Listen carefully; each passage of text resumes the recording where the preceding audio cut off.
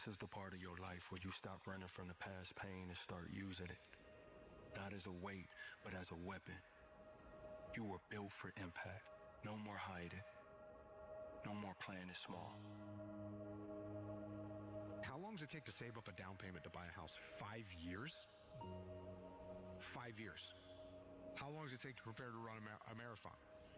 6 months? So let me ask you this. I mean, does one day really matter? You're good. It doesn't really matter. It's so far away. And you're going to rationalize and all that stuff. But you lose track. Your lizard brain says, it's easier just to not do that thing. It's easier to scroll Instagram, so I'll just keep doing that. So you have to figure out what your motive is, and you got to remind your lizard brain and slap it upside the head. And say, the reason why I'm doing this is because one day I'm going to own my own house. One day I'm going to get promoted. I'm going to be in good shape. All those things, your lizard brain doesn't give any about that at all.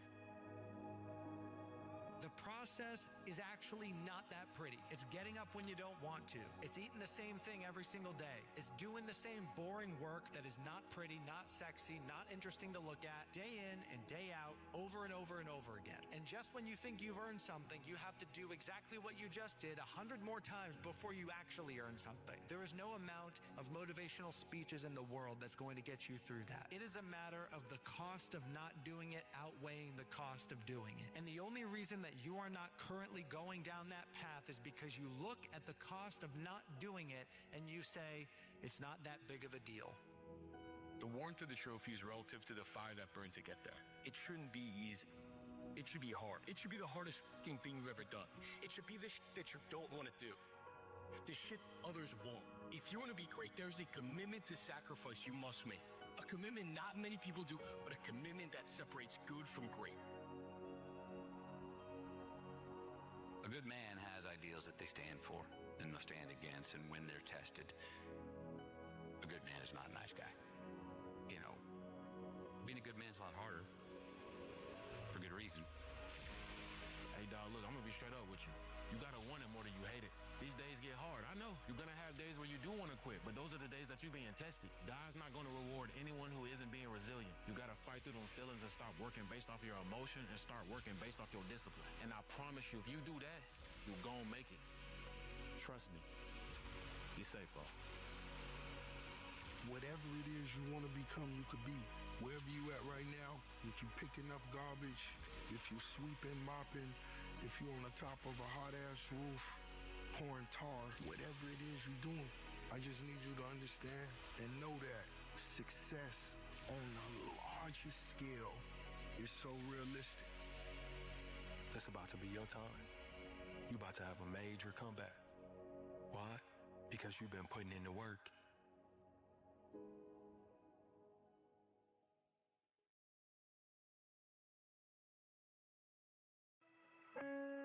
Betray your destiny and see how long it takes you to be drowning in a storm. It will happen immediately, and of course it will, because what's calling you to be your best is exactly the thing that's pushing you forward to manifest yourself most fully in the world.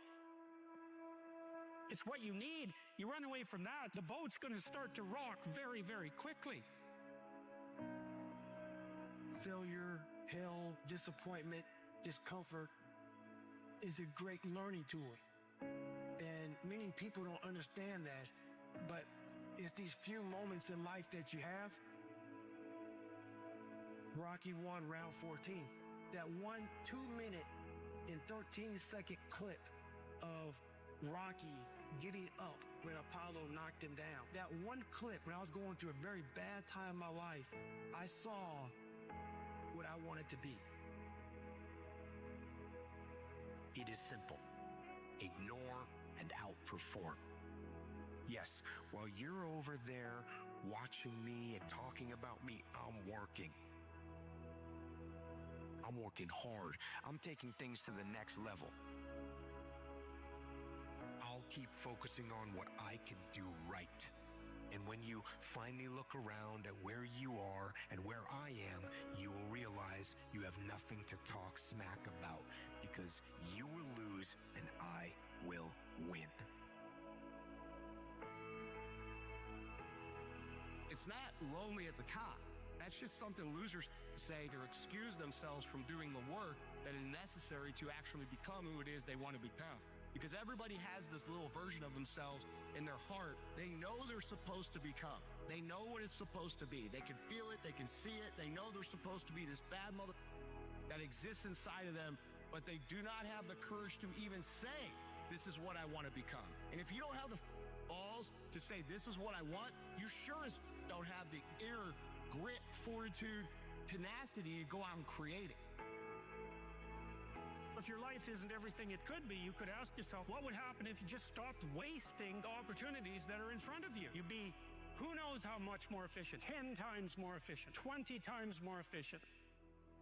You have no idea how efficient people get. It's off the charts. If we all got our act together collectively and stop making things worse, because that's another thing people do all the time. Not only do they not do what they should to make things better, they actively attempt to make things worse because they're spiteful or resentful or arrogant or deceit. All of those things all bundled together in an absolutely pathological packet. If people stop really, really trying just to make things worse, we have no idea how much better they would get just because of that. Outwork and outperform every last one of them.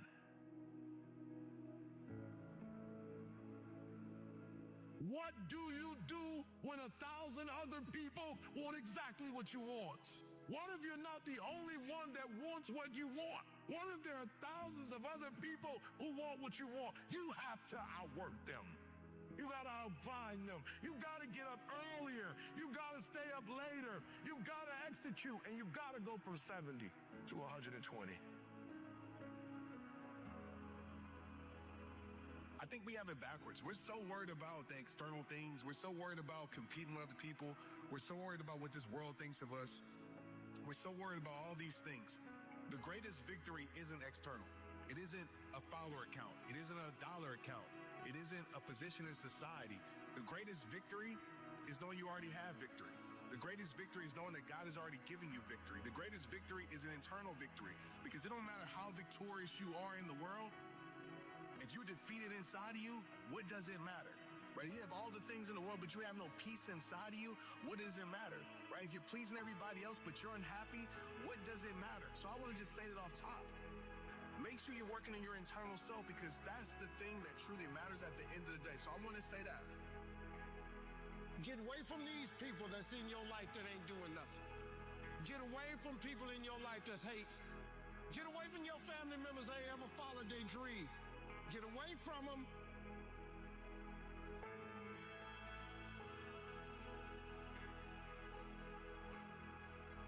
I have given every single thing, every ounce of my life to this craft, to perfecting my craft, and I continue to do so. And in the process, I have lost my mind, but in a good way. See, dirt is necessary for growth and development. Dirt builds character. Dirt gives you the push-through factor. Dirt makes you come with it when you don't feel like coming with it no more. Is somebody talking about you down on your job? Is somebody accusing you of something that you didn't do? Is somebody telling you you ain't gonna make it? See, that dirt builds character in you. When they talking about you, it teaches you to withstand it. 95% of our decisions are made by how you feel in the moment. And that is the problem. I don't care how good you are in anything, you don't have discipline, you ain't nobody. You're nothing without discipline. Because you give up on the slightest struggle without discipline. Discipline is doing what you hate to do, but do it like you love it. So when you accept yourself and you accept fear as a fact, that means that it's something that happens. It's something that you're going to experience, but it is not a force to hold you back. It doesn't have any special power other than that you give it. So you accept the fact that you are afraid, and then you move on anyhow.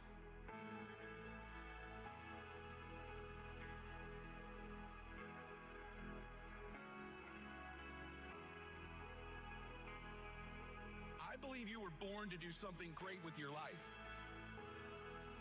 But the first first thing is this, either a reminder or an introduction to you, which is that you were born to do something great with your life. You were. We think we're disqualified. Oftentimes, the smallest things when we're doing them end up having the biggest ripple effects that change people's lives. But if we don't walk around knowing we were born to do something great, we may miss the very opportunities to do it. And I want you to think about your goals and dreams, and I want you to expand them. Why? Because it has been said that most people fail in life not because they aim too high and miss. No, most people fail in life, they aim too low and hit. And many never aim at all. Not at all. They just go through life surviving. These notions that you can be whatever you want to be as long as you want it bad enough are not true. They're fairy tales. We all have limitations. But what does that mean?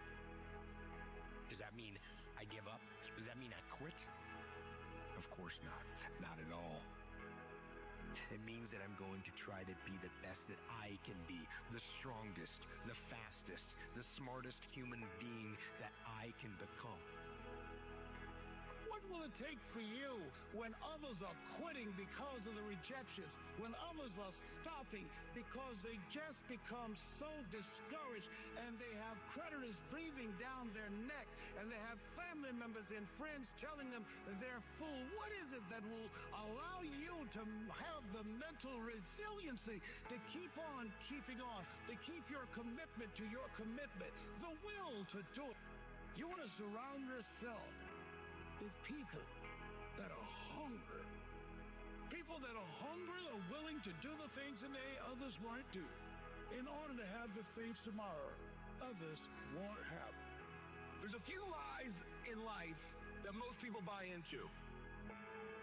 Number one, most people think they're disqualified from becoming mega successful. Let me tell you what they do. They think their past disqualifies them. So what you do regularly is you disqualify yourself. What I'm saying to you, what if the truth was that your greatest mistakes are the very things that do qualify you to change people's lives? What if that's the case? Your success every day. Success is a daily thing, not a destination thing. Because so many times people have a tendency to devalue the moment today. What they do is they greatly value the destination. And so they kind of talk about, well, when I get there, or if I arrive there, or when I do that, or when I accomplish this. And they don't understand that success is a daily thing. And I'm here to share with you that the secret of success is determined by your daily agenda. All those excuses you got, they're just fear. They are just fear. That the only thing that is keeping you from identifying the things that aren't working and doing the work to move your life into alignment with who you're meant to be and the things that truly make you come alive. The only thing that's preventing you from doing that is you and your fears. Whether you're like any excuse that you have is just fear. You're afraid to try, you're afraid to fail, you're afraid you're too late, you're afraid of this, you're afraid of that. Now's not the right time, I don't have this, I don't have that, this person would be upset with me. All of it is fear. Fear of rejection, fear of it not working out, fear of being disappointed, fear of disappointing others. That's what an excuse is. You're just managing fear. That is what I'm going to go for. And it doesn't matter, but I will not be better than others when I compare myself to them. No. I will look at others who do achieve greatness in a category, and I will say, look at what is possible. How close can I get to that greatness? How close can I get to that glory? But my glory doesn't happen in front of a crowd. It doesn't happen in a stadium or on a stage. There are no medals handed out. It happens in the darkness of the early morning. My number one competition is me. It's always you versus you. You got to be the one to get up every morning, be disciplined, put in the consistent daily hard work, because that gains success. No coach, no trainer, No mentor, no boss can do it. You versus you. You can do what you put your mind to. And if you continue to put your mind to it, the game opens up new levels.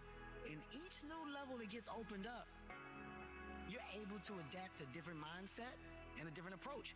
You can stop at that level, or you can go, I want more levels.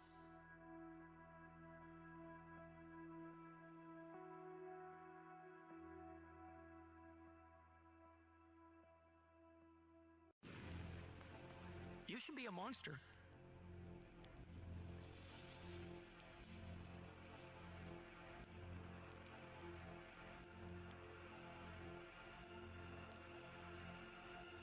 You know, because everyone says, well, you should be harmless, virtuous. You shouldn't do anyone any harm. You should sheath your competitive instinct. You shouldn't try to win. You don't want to be too aggressive. You don't want to be too assertive. You want to take a back seat and all of that. It's like wrong. You should be a monster, an absolute monster, and then you should learn how to control it. It's better to be a warrior in a garden than a gardener in a wool. It's like, is there something wrong with being competitive? There's nothing wrong with it. There's something wrong with cheating. There's something wrong with being a tyrant. There's something wrong with winning unfairly. All of those things are bad. But you don't want people to win? What's the difference between trying to win and striving? You want to Olympic striving? Other than death. All failure is psychological. This failure, this upset, this catastrophe. If you aren't dead, then it's just psychological. Now, this does not mean that you won't lose some battles, because you will. We all will. Every transformation always gets worse before it gets better. It's supposed to be that way. It's not an easy path. It's not for the ill-hearted or the weak-natured. It's for the strong people. Before you embark on this journey, mentally, you have to prepare yourself for it.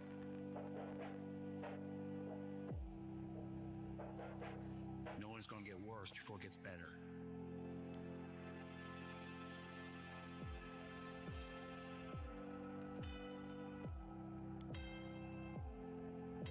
When you embark this journey, you must know that it's going to go down before it comes up. But when it comes up, it's going to go so much higher than you've ever been. Sacrificing today for tomorrow's betterment. Unless you're dead, you are not defeated. And you have not failed. What you've done is you've learned. You've gained experience. And you're still alive. And you have memories to make. So get up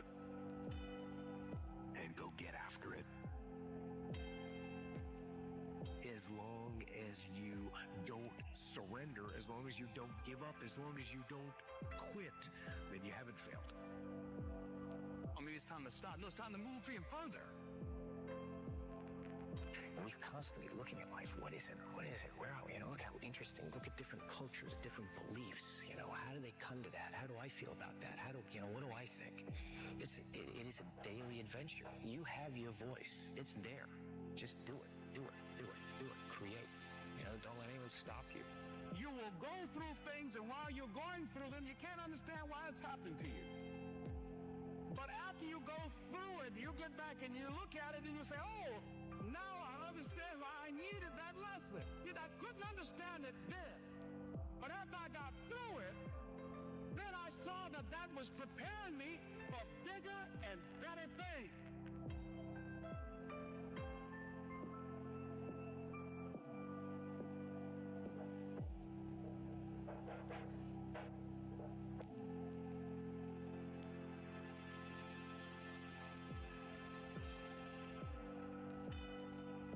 You have to be equipped mentally to endure this process. What am I going to do today to change what I see in this mirror? How you address it is you face it. You face it every day. You face it every single day of your life. The things that, how people look, how people act, how smart someone is. This is a race that you run completely alone. If you're all by yourself, Growth only comes to pain. That which you do not hate, you will eventually tolerate. And I think that identifies most people's lives. In other words, average becomes sort of like this slow asphyxiation. It's almost like an anesthetic. And that over time we become kind of immune and dulled to the average that we're becoming. Your life doesn't have meaning without aspiration or an aim. Okay, so you need a hierarchy of values. There's got to be something at the top. It's got to be something important. If you don't have that, your life doesn't have any meaning. So if you criticize the hierarchy, or even the idea of hierarchy, you destroy the idea of aspiration, and then people have nothing. This is, I believe, the single biggest factor for most people that robs them of success. That you use what other people might say or think or be disappointed by as an excuse to not fully be yourself, to not fully go after what you want. You're going to get out of your life what you'll accept. That's really difficult for people, I think, to understand is, look, what you think you're worth and what you're going to tolerate is absolutely what you're going to bring into your life and what the outward part of your life is going to look like. No, there's two motivators, right? There's the gaining of pleasure, right? Wanting to go get something, chasing the dream. But then there's the avoidance of pain.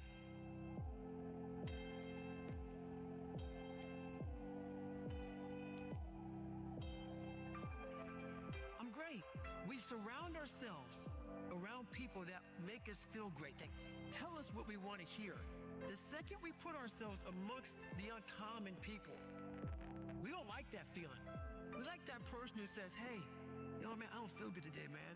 And they say, oh, it's okay, brother. We don't want that in our lives. We don't want that person who's constantly challenging our weaknesses. We want that person who's constantly, making us feel nice and good and secure in ours. That's the mediocrity of life. We want to be the best amongst the average people. If you don't develop your capabilities and realize your potential, you may be successful externally, but you will be deeply unhappy because you're not fulfilling your gifts, your nature. And so the way that's done is bottom up. Each person discovering their gift, turning it into valued skills, and then using it to succeed by contributing. But one's career is infinite. There's no end. It's like our lives are finite, but life is infinite. People come and people go, but life continues. They spend their whole life working for one goal, though most will never get it. The few that do don't know what to do next because their goals were finite. Their goals were finite. Right? And so there are finite components to your career, but your career should be infinite. So yes, of course you have to win the finite game. You have to get the part. But immediately when you get the part, now you convert to infinite. So the monkey mind is jumping from branch to branch. It doesn't want to focus on the root of the issue. It wants to find the next banana. It wants to find the next excuse. It wants to find the next instant gratification, right? That's the monkey mind.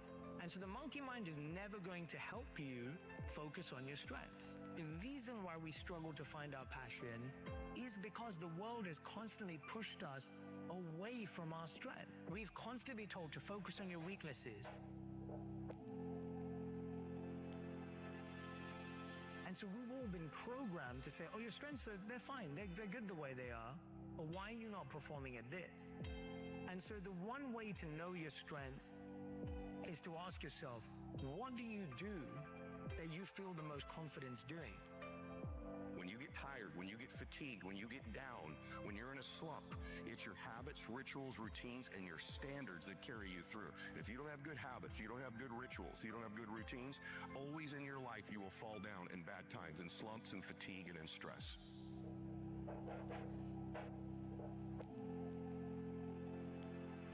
So you want to be normal.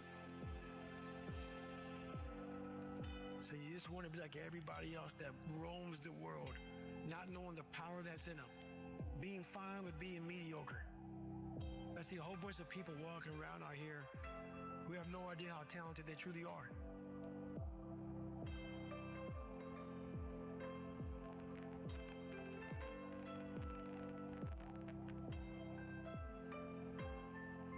You wrote, deep is the hunger, the voice of the genuine, the centering moment.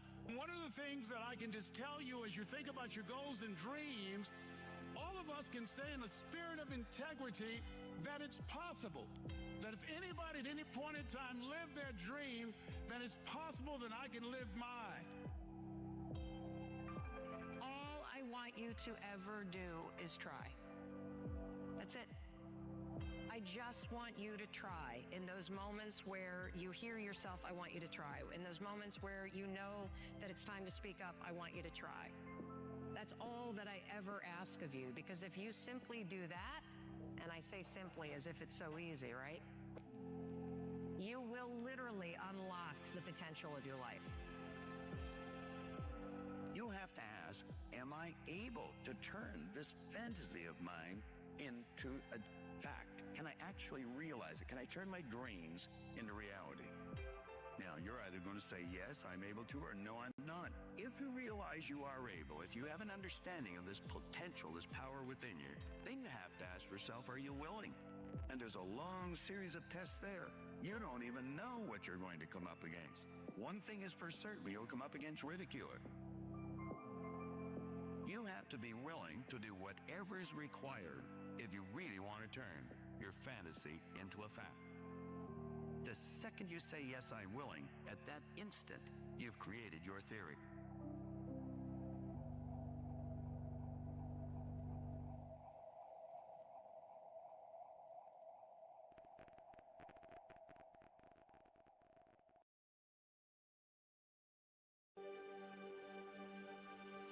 What if? Body's broken, mind's broken, spirit's broken. I started to say, what if I can pull this off? If the what if I can pull off a miracle? What if I can become someone that no one thinks I can be? Everyone knows. If you wake up at 3 in the morning, when you've let your life go off the rails, The decisions you make right now is up to you. You crying about something that happened to you when you was a kid. You ain't even no kid no more.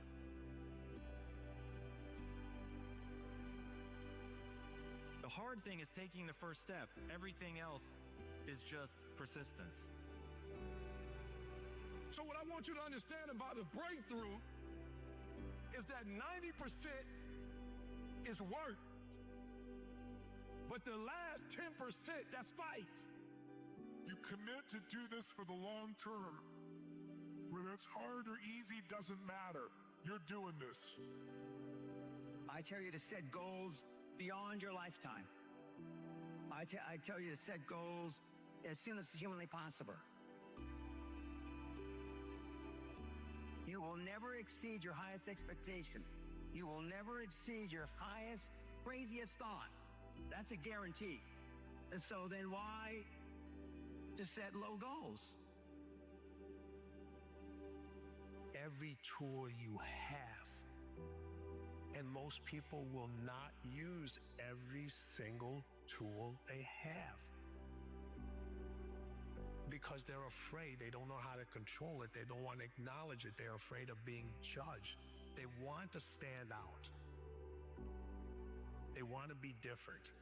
They want willing to acknowledge them. But they have so much doubt of what greatness and the unforgiving race actually requires to win over and over again. We all have fear. We all have fear, but these individuals have so much doubt. Think about the times where everything was going wrong. Nothing was going right. What kept you going? What kept you going? You were in that place. What kept you going? That was your dark energy. When does a new day start? At midnight. If a new day starts in the dark, why are you afraid to use your dark side for your new beginnings?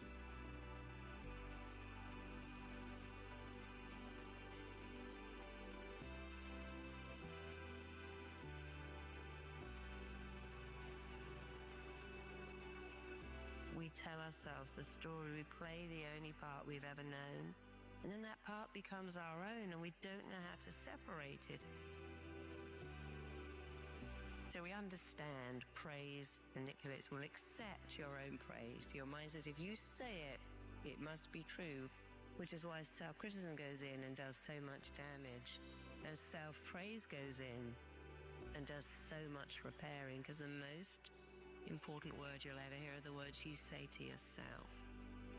You have too many individuals out there that are not writing their own story. They're letting other people write those stories for them.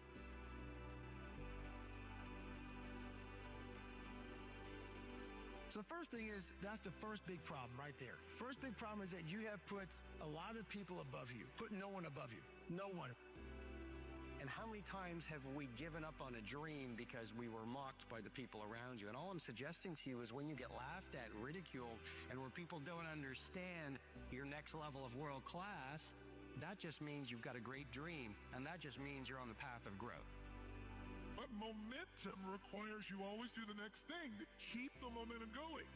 And the reason you get yourself in a passionate place is so that you change your life, and the only thing that changes your life is making a decision.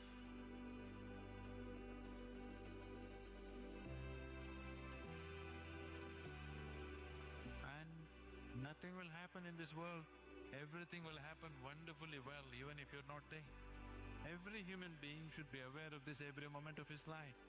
It does not matter what the whole world says about it. It does not matter how significant a work you're doing. You must understand that tomorrow morning the world will go on fine without you, whoever you may be. If you constantly remind yourself of this, you'll have no reason to be serious. Everything I didn't want to do is what got me to where I'm at today. Every single thing. So where we find comfort, that's where I started getting scared. When I started saying, oh, it's raining, I'm not going out there. No, you cannot say that. You cannot do that. You have got to do this. So while you're in this passionate state, that's where you make decisions. If you make a decision in a state without momentum, if you make a decision in place where there's no passion, you are not going to get momentum. It'll kill momentum. It's decide, commit, and resolve. Truly, that you make things happen so that the person you are starting tomorrow is more of who you know you truly are.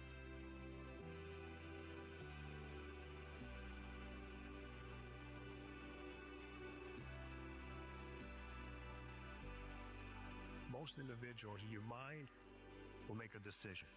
Say, we're going to do this. The feelings always make suggestions. When you fail, your feelings give you excuses. Your mind makes you more resilient. There are things that you know that you must focus on, but it scares you. I want you to look at where in your life that story is robbing you of your dreams, and where it is giving you an excuse to avoid the things that you know you need to do. People will point out your weaknesses, but there's a big difference between your weaknesses and your flaws. Your flaws are your gifts, and people are so busy trying to deal with their flaws and change their flaws when their flaws are actually allows them to stay in that race. Everyone's good at something. You know, you're not meant to be good at everything. It's no good being a jack of all trades and a master of none. So be really good at what you're good at, and don't worry about what you're not good at, because we're not all supposed to be good at the same thing.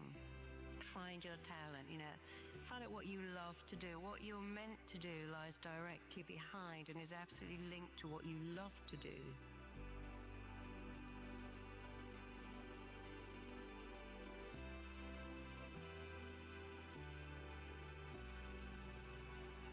I tell all the people that I love, you gotta want the best out of your life for you, because we only have a moment on this earth. And it's going to be people that look you in the face and tell you that they believe in you, They're going to tell you from their lips they believe in you. But when you look them in their eyes, you're going to know that they're not telling the truth. That's the hardest thing for a man to take. Because belief is what excels and pushes people through the stratosphere.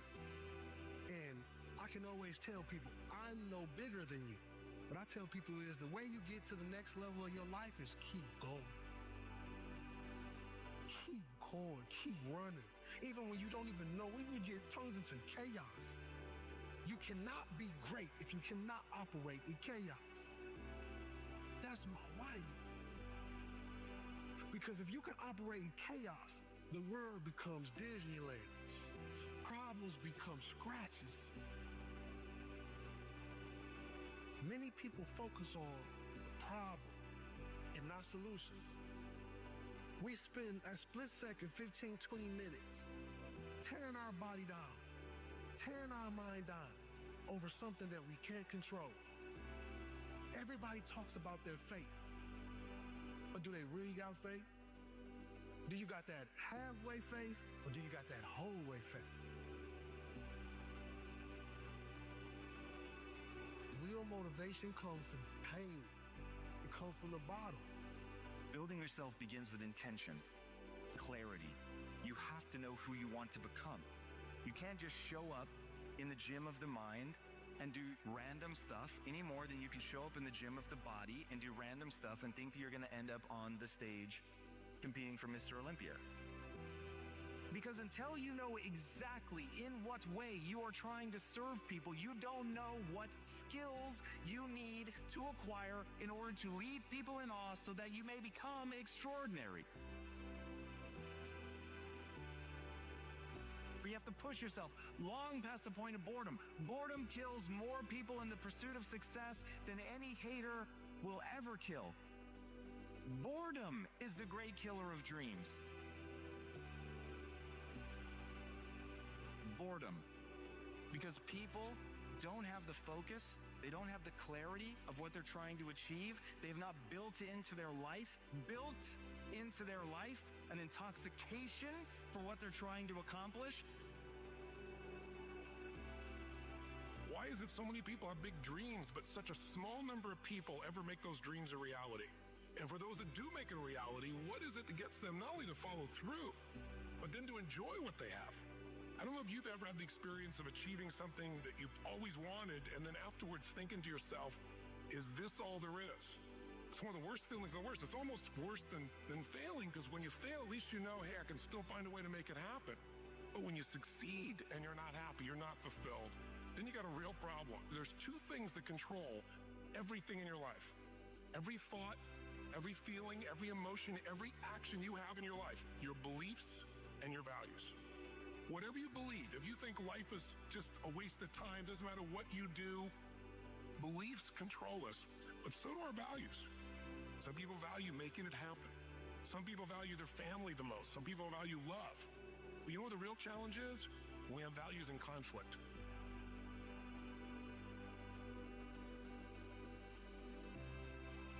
When we have conflicts between what we want and what we think we can have, or you have a goal of what you really want to make happen, but then you have this other belief inside that says, this damn stuff never does work. But then there's a time in which people begin to question. They begin to look at their life and they begin to say, is this really what I want? Have you found yourself with that at any time? And then they do one of two things. They either recommit and they go for another 7 years and they take it to another level, or they make a strategic decision that shifts the direction of their life. Either way, your decisions control your destiny. And if you don't choose, that's a choice as well. Some people just kind of stay in the middle of that lukewarm place, not sure what they really want. Maybe the question to ask is, where do I want my life to be today? And where am I really going? What is my destiny? What's going to fill me up? What's going to give me the meaning for my life? That's going to give me joy in my life, not just achievement, but real enjoyment, a sense of meaning and aliveness. Every human being on this earth has their own journey. And when you don't focus on yours, you will not bring the great gifts and things that you were supposed to bring to the world. Like the best gift come from the bottom. Like only in the womb of a woman can a man breathe underwater. Like God leaves your gift at the bottom of the stairs, and it's up to you to climb up those stairs and get your gift. You get to build yourself in any direction you want, in any way, to become anything you want.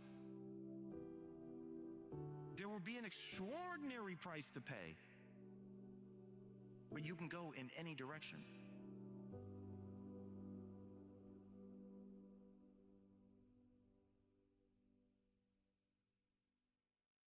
Life is always giving you a test, trying to give you a way out, trying to give you an excuse not to show up.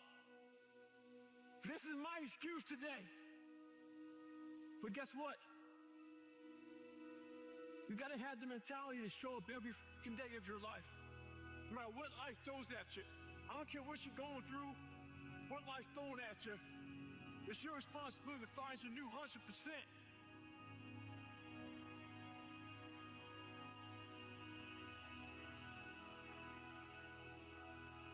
Everything that's happening to you as God is processing.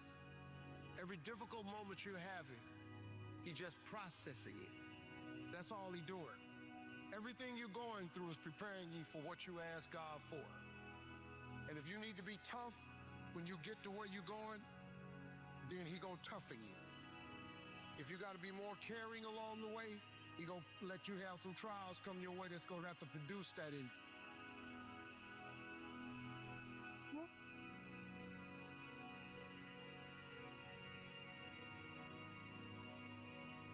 When you are on the path, you want to stay on the path.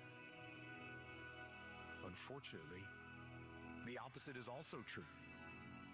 Once you step off the path, you tend to stray far. When you don't prepare what you need to do the next day, when you sleep in and then skip your workout, and you don't start attacking the tasks that you have because you didn't write them down the night before, that is when you make bad decisions. That is when your will and discipline fail. Stop telling your visions to other people because they're not going to see it. Because God is talking to you. He's showing you something that He has for you.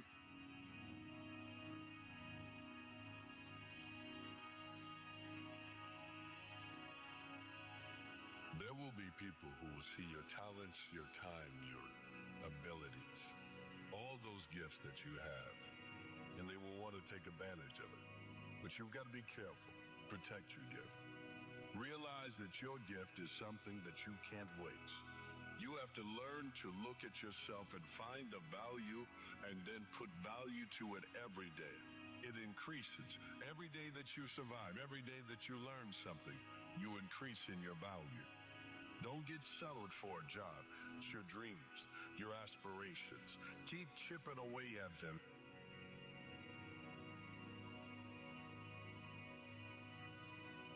And by parent yourself, I mean it's your job to make yourself do the crap you don't want to do so you can be everything that you're supposed to be. And you're so damn busy waiting to feel like it. And you're never going to. You could change, you should change, you won't change. That's called accumulated disaster. Could, should, and will. You can start this whole process, and if you will, then put it into action. The miracle belongs to you.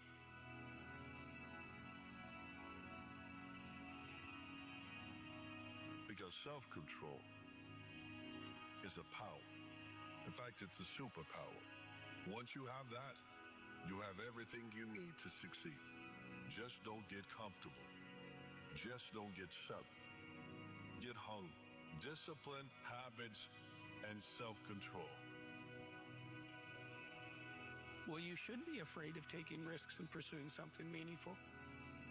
But you should be more afraid of staying where you are if it's making you miserable. You're paying a price by sitting there being miserable. You might say, well, the devil I know is better than the one I don't. It's like, don't be so sure of that. The clock is ticking. Yeah. And if you're miserable in your job now and you change nothing, in 5 years, you'll be much more miserable and you'll be a lot older. Get on the path of discipline and stay on the path. Discipline begets discipline. Will propagates more will.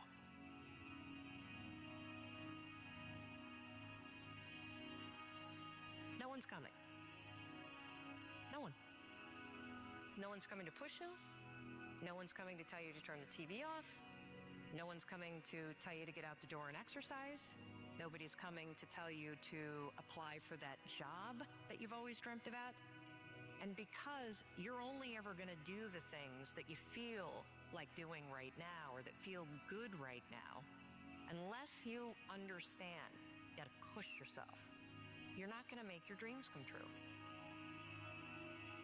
That as you go through the challenges of life and you look at it and embrace whatever comes to you, don't run from it. Step toward it. Don't try and duck it like most people do. See, most people want it easy. See, if you easy come, easy what? Easy go. See, but when you go at what you're going to deal with and you deal with the difficulties of it, when you handle those hard things close at hand, making those hard decisions right now that you don't want to make, learning those things that you don't like to do, but you know that in order for you to get where you want to go, this is one of the hoops that you have to flip through. And I'm saying to you, whatever you got to do it, because if you don't, life is going to whoop you until you surrender. Think strategic all the time. Before any action or any inaction, ask yourself this question: is this action going to make me stronger or weaker? Will this action move me toward the strategic long-term goals I am trying to achieve in my life? And do not lie to yourself. You have to tell yourself the truth. And the truth is, you have time.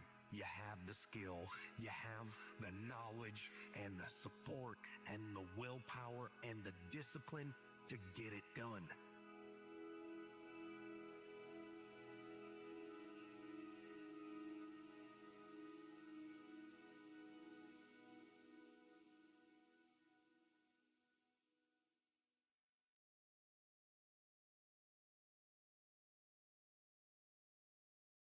Today, I'm going to tell you two stories that both have very unexpected killers.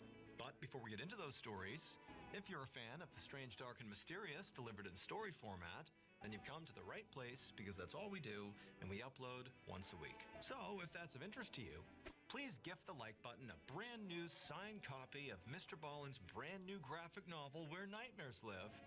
But make sure you first rip out one page from each story. Also, please subscribe to our channel and turn on all notifications so you don't miss any of our weekly uploads. Okay, let's get into today's stories.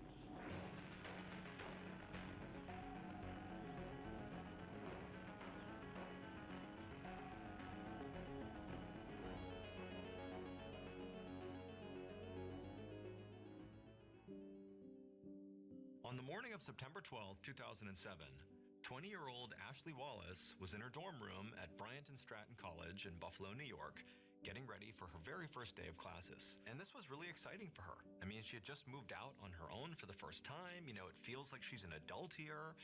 And so today was a big day. You know, she looked herself in the mirror and made sure her look was just right. She gathered up all her books and her journals and all the stuff she would need. And then once she was ready, she began heading towards the door. But before she got there, she heard a knock on her door. And Ashley felt sort of confused, like she hadn't lived here long enough for people to actually know she lived here, so who would be coming to visit her? And she certainly didn't have any plans to see anybody today. And so she's thinking, like, I have no idea who could be at my door right now. So she walks to the door, she opens it up, and she is truly shocked now to see who's standing there. But her shock quickly turns into fear. So there were two police officers standing in the hallway looking right at Ashley, and the looks on their faces were very serious. Now, Ashley, the reason she felt so scared when she saw these police officers was not because she had, done something wrong. It was because in her life, before she got to college, she had experienced some pretty severe trauma. So her father had passed away when she was 13, a sudden heart attack, and it had been very traumatic for her. It sort of threw the family for a loop. And then her mother had remarried, and her stepfather, who had, raised her from that point on, he had sort of struggled with depression on and off, and it seemed like he was doing okay, but not long after her biological father had suddenly died, her stepfather took his own life. And so once again, Ashley and her family's lives were turned upside down. And so in many ways, Ashley had not really recovered from those two losses. Those happened not that long ago. And now she was out here on her own trying to be an adult, trying her best to stay composed.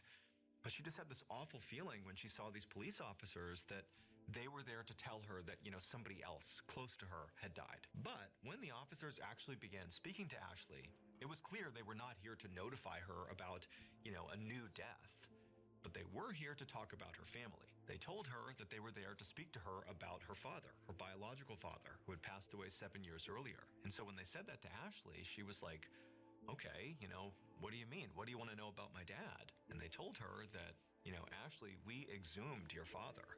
And it turns out he very likely did not die of a heart attack. We think he was murdered. About 30 minutes later, when these officers had finally left Ashley's room, Ashley was left feeling completely distraught. I mean, number one, she's just found out that there is suspicion that her father was killed by somebody. But worse than that was these two officers who had been here were not here to console Ashley. They were here to effectively interrogate her. They were looking into the family to see if, Ashley was involved in what happened to her father. And so for Ashley, this had really caught her off guard. She felt like she was stammering and confused in all of her answers, which only made her seem more suspicious. And it was like every little misstep she had, the police would dial in and ask even more pointed questions. And by the end of it, she was just sobbing and telling them, like, I didn't do this. I didn't hurt my dad. I have no idea who would do that. And so eventually, the police had gotten up and left. But they told Ashley they were going to be in touch, and then they were gone. And so Ashley's just left there in her room, wondering what she's supposed to do now. She thought about, sucking it up and just going to class, but she's thinking, like, how can I possibly focus on class right now when I've just learned what I've learned and had this horrible experience with the police? And so Ashley ended up calling her mother, and her mother was obviously very upset when she picked up, even before Ashley said anything. And Ashley quickly learned that her mother also had a sort of similar experience with police that day. That she had also been told that, her husband apparently had been killed, and they were now investigating her to see if maybe she had something to do with it. And so the two women just sort of cried on the phone, and they began saying, like, I just don't understand. Like, who would want to hurt him? It just doesn't make any sense. Like, they've got to be wrong. Like, none of this makes any sense. And so eventually, Ashley's mother, whose name was Stacy, just told her daughter to come home, forget about classes, we can deal with that stuff later. Just come home, be with your family. Ashley agreed that was the most reasonable thing to do here, and so she grabbed her stuff, she left the dorm, hopped in her car, and she drove the hour back to her mom's place. And when she gets there and she goes inside, the first person she sees is actually her younger sister, Bree, who was 16 years old. And Bree's eyes were red. She obviously had been crying. And, in the first couple of seconds they spoke, it was clear that Bree, too, had had a sort of rough interaction with police as well that day. And so it's like the whole family has been thrust into this chaotic moment that none of them can make any sense of. On the one hand, it's like, who would want to hurt dad? But on the other, it's like, did this really happen? Is this a mistake? Like, why did they exhume his body in the first place? Like, what's going on here? There was just so much unknown. And so that afternoon, Ashley, her sister Bree, and their mom just retreated to their mother's kitchen. And there they mostly cried together and just sort of talked through this horrible situation. But eventually, later in the day, when the tears had sort of stopped flowing and reality had set in, that this was now a very complicated situation, if nothing else. I mean, basically, they were all under investigation for the potential murder of their father/husband, and they sort of didn't know what was going to happen next. But there was a lot of stress around, the next couple of days. They didn't know. And so under all this stress, Stacy, the mom, was like, you know what? I'm getting a drink. Do any of you guys want a drink? And Bree was only 16, and she declined. But Ashley said sure. She was 20, not 21 yet, but she was drinking at this point, and so she said, yep, I'll take a drink. And so Stacy mixed some drinks for her and Ashley, as well as a non-alcoholic drink for Bree. And so for the rest of the night, the girls just sat in the kitchen, having their drinks, and trying hard not to let this horrible situation totally wreck them. The next morning, when Ashley woke up inside of her mother's house, she found found she was really hungover. Now, she obviously had had some drinks the night before with her mom and her sister, but she was thinking to herself, like, the level of hungover she was feeling felt disproportionate. Like, she was really hungover despite a relatively small amount of alcohol. But Ashley was wondering if maybe part of the reason she felt so bad was not just a hangover.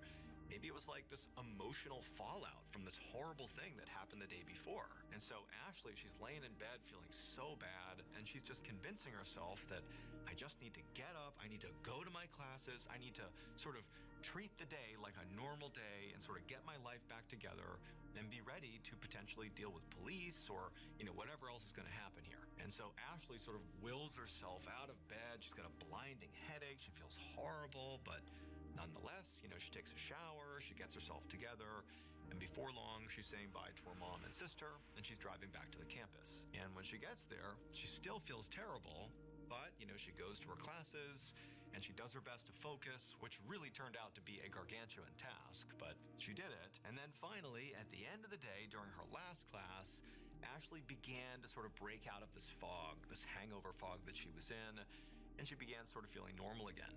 And so by the time she left the lecture hall and was done for the day, she actually felt good enough that she hopped right back in her car and drove right back to her mother's house. And that night, again, just like the night before, she, her sister, and her mom just sat in the kitchen, just sort of having this cathartic moment together, crying together, talking about their dad, sharing memories, sharing theories, and also having a few drinks.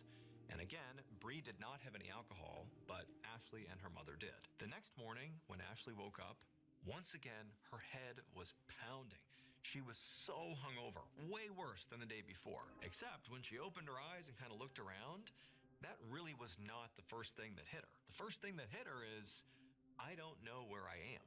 The room looked different. And as she kind of adjusted and looked around, she realized she was in a hospital room. And so Ashley began to panic and began looking around for her family or anybody she recognized, but nobody that she knew was in there. There were just these two police officers sitting against the wall in her room.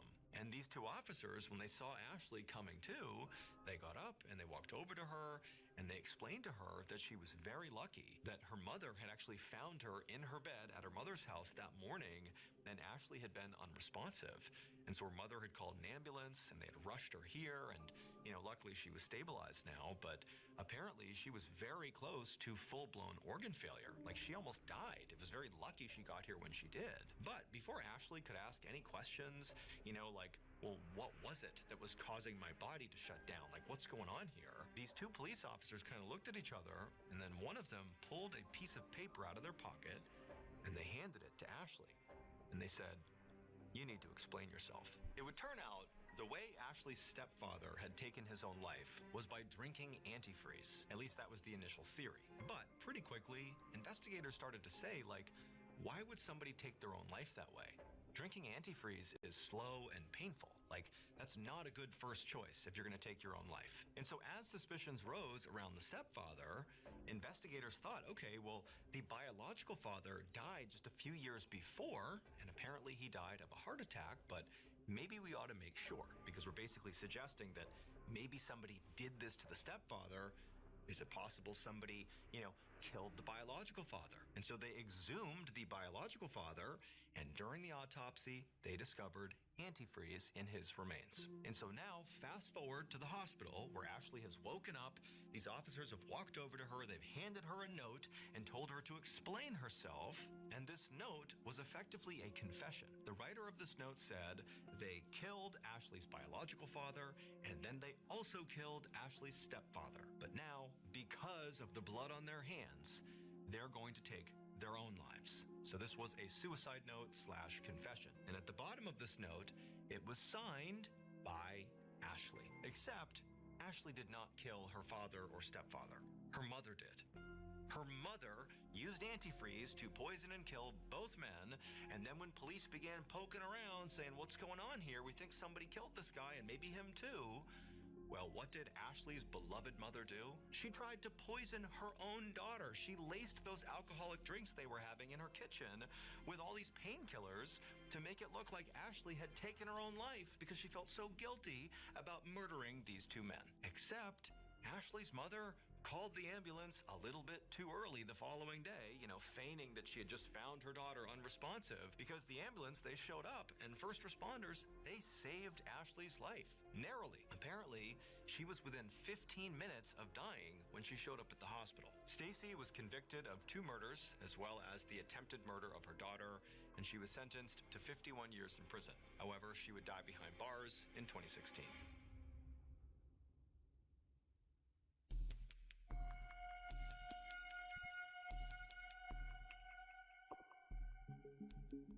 Around lunchtime on March 31st, 2010, a man in his mid-50s named John Schmeier was sitting at a table with a bunch of his friends inside of a Hooters restaurant in the small city of York, Pennsylvania. So John was a retired eye doctor. He'd had a very successful career, made a bunch of money, and his friends that were at this table with him were also, pretty successful guys, sort of like mid to upper tier professionals with very successful careers too. But what they were doing today had nothing to do with career. This was pure pleasure. This group of guys, this specific group of friends who were very, very close, they would meet up, a couple times a month at this particular Hooters. They would sit at the same table. They would order the same things.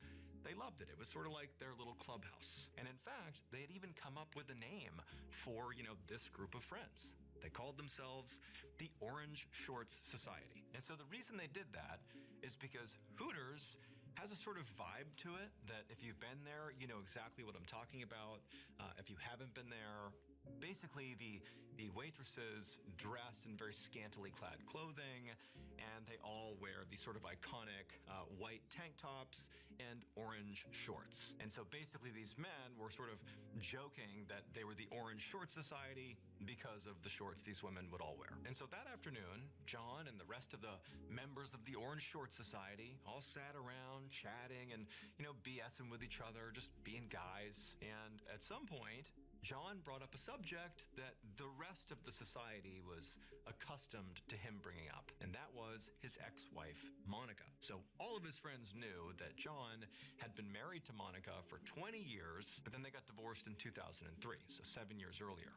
But still, Monica was a thorn in John's side because he had to pay her alimony. And, he understood that that comes with the territory of divorce. It is what it is. But Monica had made the way John paid her the alimony really cumbersome. And John was convinced, as he would tell his buddies in the Orange Short Society, that it was totally intentional, that she had made it cumbersome. She wanted it to be hard. She didn't like John, and she was punishing him. And so what Monica did is she made John literally each week take cash out of an ATM, put it in an envelope, and then physically drive it to her house and drop it off. She would not accept payment any other way, and the reason she was able to do that is because she claimed she did not have a bank account, and she couldn't be forced to make a bank account. And so either John made these cumbersome payments in cash, or he risked not making the payment at all, and then she could come after him legally. And so he was sort of trapped, making this trek once a week to hand over cash to his ex-wife, who he really couldn't stand. Now, their divorce was not super contentious. The two of them just sort of drifted apart. They stopped seeing eye to eye.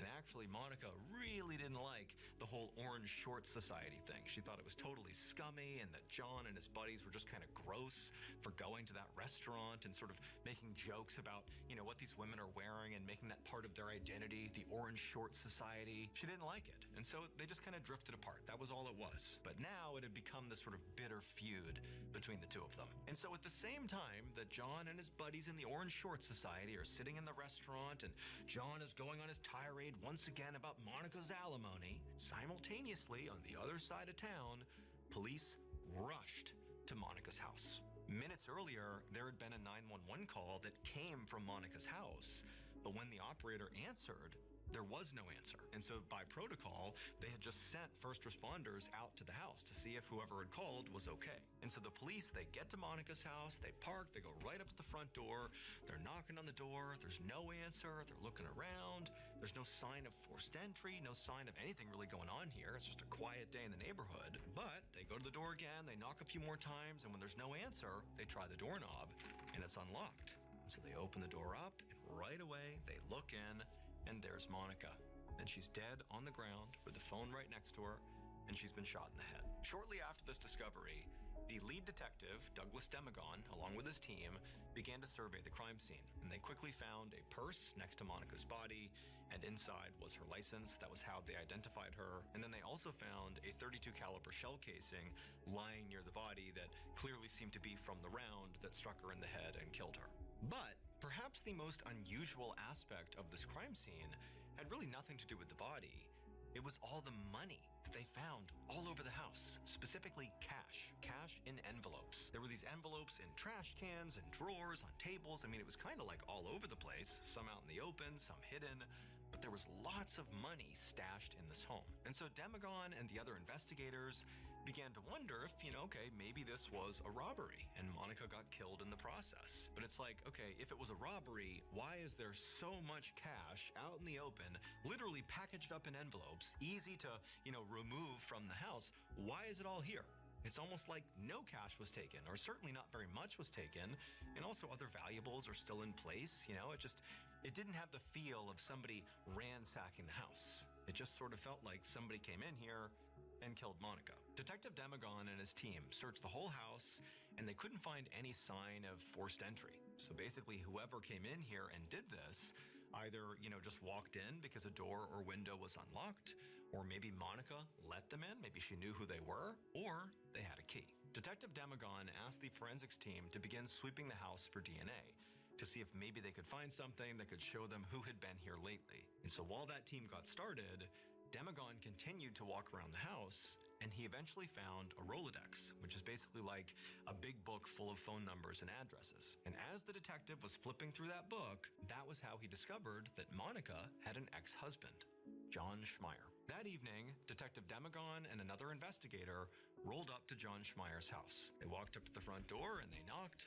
and then a moment later, the door opened, and John was standing there looking very surprised. So in homicide cases, generally speaking, the spouse or ex-spouse is always suspect number one. And so even though Demagon didn't really have any evidence linking John to the crime, he did have the fact that this was her ex-spouse, and so therefore, he is suspicious. Before John could ask any questions, Demagon and his partner introduced themselves and said they'd like to come in and speak to John. So John said, okay, come on in. So they walked inside, they sat down, and then once they were seated, Detective Demagon watched John very closely as he told him why they were there.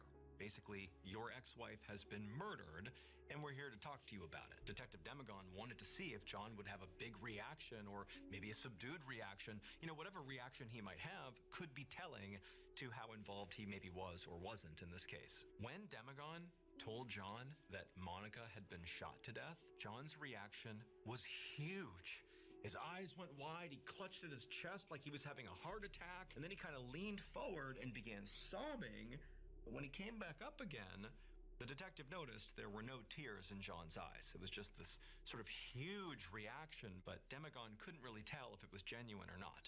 He also didn't have a baseline for John. He didn't know if this was normal, but this seemed really dramatic, almost like he might be acting. So instead of trying to console John, Demagon just asked point blank, where were you earlier this afternoon at the time of the shooting? And when he asked this, John, who still was sort of rocking back and forth and grabbing his chest and acting very upset, he suddenly stopped, put his hands by his side, and just said, oh, I was at Hooters with my friends. A few days later, Detective Demagon went to the Hooters, where John and his friends would always meet up, and he asked the manager to see the security footage from the previous Wednesday, the day of the shooting. So by this point, Demagon had actually already interviewed all of the friends who had been at the Hooters with John, the so-called Orange Shorts Society, and he had asked them all about John. Like, had he really been there? What was he doing? What was he saying? And they all said John absolutely was there the whole time. Like, there's no way he could have left and done anything to Monica. He was here with us. I promise you he was here. Now, they would admit to the detective that, John did speak disparagingly about Monica. He would talk about how mad he was about her alimony, and he definitely didn't like her very much. But that was it. That was the extent of his hatred. Now, despite how convincingly these friends said John was there the whole time, he couldn't have done this, Demagon still needed proof. He needed to really see that John had been here when he said he was here. So John went to the manager, they pulled up the security footage from the previous Wednesday, and wouldn't you know it, there's John. He comes in, he sits down, he's with his buddies, and he is there the whole time. during the time that Monica was killed. And so at this point, Demagon did feel like it sort of was impossible that John actually went and killed Monica. But given the contention between them, I mean, John apparently really doesn't like Monica. He hates making these payments to her. Like, there's obvious friction that comes up at these Orange Short Society meetings all the time. You know, maybe it was possible that John, who was pretty well off, had a bunch of money, you know, maybe he hired somebody to do his dirty work for him. Maybe he hired a hitman. And so over the next week or so, Demagon and his team began exploring this hitman lead. And they found that John had been taking out a whole bunch of cash over the last several weeks. But it sort of lined up with how much cash he owed Monica in the form of alimony. And they knew he had to, per Monica's orders, deliver this alimony payment in cash to her in these envelopes. And they found all those envelopes of cash at Monica's house. And so it seemed like that was all he was doing, taking money out to give to Monica. And so John was basically Demagon's only suspect at this point, and there was basically no evidence against him. And so Demagon knew he really needed to look into other leads here, like the John lead kind of going nowhere. And so he and his team began looking into local gang activity and, you know, crimes in the area. Could this have just been random or something completely unrelated? But after 3 months of looking for any connection anywhere in the area, there wasn't one, and the case kind of came to a stall. And so at this point, Demagon decided that the only thing he could do realistically was just kind of start over, go back to square one, and basically re-examine all the evidence all over again. And that included going back and looking at the security footage from the Hooters on that Wednesday when the Orange Short Society was there. And so Demagon, he sat down, he starts watching this tape over and over and over again. It's like the 1,000th time he's looked at this grainy footage, and suddenly something stands out to him. Something he missed all the other times he looked. And as he replayed the footage over and over again, he realized he now knew almost certainly what happened to Monica. It would turn out the footage of the Orange Short Society meeting did hold the secret to Monica's murder. John Schmeier did not kill his ex-wife, nor did he hire a hitman to do it. He really had nothing to do with her death. The only thing he did do is, you know, at these Orange Short Society meetups, he would talk openly about how he didn't really like Monica. In particular, he resented the fact that she was making him deliver all this cash to her to pay his alimony payments. It just felt totally cumbersome. But that meant John, on a regular basis, was telling these men in the Orange Short Society that Monica was flush with cash. He was giving her tons of cash every single week. This woman has so much cash at her house. And eventually, one of the Orange Short Society members, a man named Tim Jacoby, decided, you know what? I'm going to go to Monica's house and I'm going to take that cash. Demagon had been operating under the assumption that all the men who were present on that Wednesday meetup at Hooters, the Orange Short Society, that was the totality of the group. Those were all the members. Because the way the men talked about their group was they all meet up every single time. Same group, same seats, same restaurant. And so Demagon assumed, okay, then it's the same people. This is it. This is the totality of the group. Everybody is accounted for. But no. On the day of the murder, one regular member of the Orange Short Society was not present. Tim Jacoby. And that is the discrepancy that Demagon caught when he watched that footage for the 1,000th time. He realized, wait a minute, there's another guy. I heard another guy's name, Tim Jacoby. He's not here. Police would later tie Tim to the crime scene with DNA evidence. They determined that Tim went to her house with the intention of robbing her, but when Monica fought back, he shot and killed her and then fled without taking any money. Tim was convicted of first-degree murder and sentenced to death. He is currently on death row in Pennsylvania.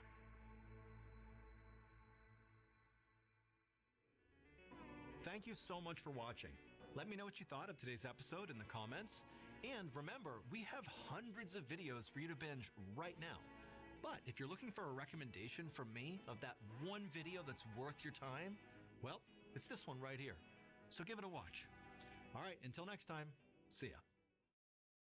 A massive creature slithers through the Amazon. In New Mexico, something humanoid but not quite human is caught on camera creeping around at night. Then there's the thing crawling across someone's backyard on all fours, pale, thin, and twitchy. This next clip is one of those what the hell am I looking at moments. It was filmed in Santa Fe, New Mexico sometime last summer, but that's about all we know. I really don't know how to explain what this thing is. Doesn't appear to be fully human, but I mean, maybe it is. I don't know. Now, New Mexico is no stranger to strange sightings. It's got a long history of chupacabra reports, the goat-sucking cryptid that's said to drain livestock. Sightings of these creatures pop up all across the Southwest, into Mexico, and even parts of South America. So naturally, people are wondering if this thing caught on camera could be a chupacabra. Others think it looks like a skinwalker caught mid-transformation. Whatever it is, though, I can say for sure that I don't like it, and if I were living out there in Santa Fe and saw something like this slinking around, I'd be rethinking my zip code real fast. But what do you think?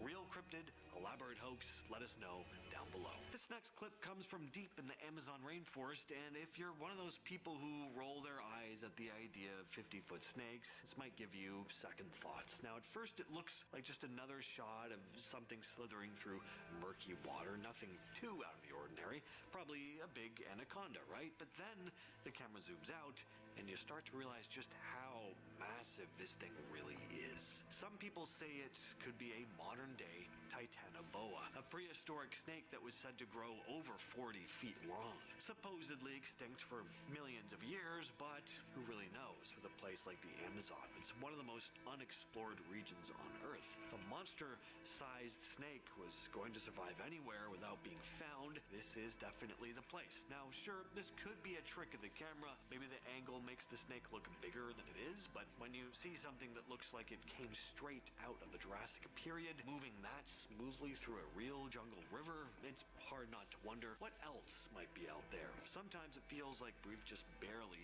scratched the surface. How would you like to see this thing creeping through your backyard? In this video shared by TikTok user CryptTalker, a weird pale creature is caught crawling through someone's backyard in the middle of the night. It's moving on all fours and it looks way too thin to be a normal person. Its limbs are long and kind of jerky, and there's something really off about how it moves. A lot of people instantly compared it to the Rake, the creepy internet legend that's been floating around since the early 2000s, and this thing definitely has a similar vibe. The creature in the video doesn't really do much, just crawling along, but man, does it give me the creeps. Looks like it shouldn't exist. Too thin and lanky to be a person, but unlike any animal I've ever seen. Back in 2012, a trail cam on Whiteman Hill in Wetzel County, West Virginia picked up something very strange. A woman named Kelly Morgan submitted photos from her brother's deer camera that seemed to show a pale ghost-like figure wandering through the woods at night. According to Morgan, there's an old local legend about a young bride who was killed on her wedding day and that her spirit is said to roam the woods. She said her aunt told her the story, but it's mostly passed around as hearsay. Still, digging into the area's ghost tales, Morgan found a disturbing version of the story. Around 1882, 3 men allegedly took a young girl to a remote spot near Whiteman Hill, and after tormenting her, they hanged her. There is a small cemetery nearby that some think might be connected as well. The idea of a ghost bride fits into a much bigger pattern in folklore. Susan Dahl, co-author of Haunted Tales from the Holler, hadn't heard this exact story, but she did note how common ghost bride tales are, saying they are so common you could call them a bona fide subcategory. This has become a pretty famous image, right up there with the infamous Nessie photograph. This is supposedly photographic evidence of a creature called Champ that lives in Lake Champlain. There have been over 300 reported sightings of the creature over the years, but in 1977, amateur photographer Sandra Mansi spotted something sticking its head out of the water and snapped the now famous photo. Some describe Champ or Champy as a snake-like creature. Others say it's like an aquatic dinosaur, something like a plesiosaur. Champ has become a full-on local celebrity, though. In Port Henry, New York, they built a giant statue of it. There's even a Champ Day festival every year. Businesses in the area, car washes, diners, gift shops, slap Champ on their logos.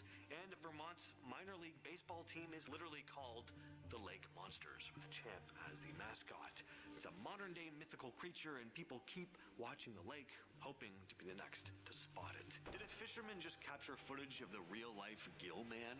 Apparently, a guy was fishing near Barnegat Bay in eastern New Jersey when he saw something poke its head out of the water. He had had no idea what he was looking at.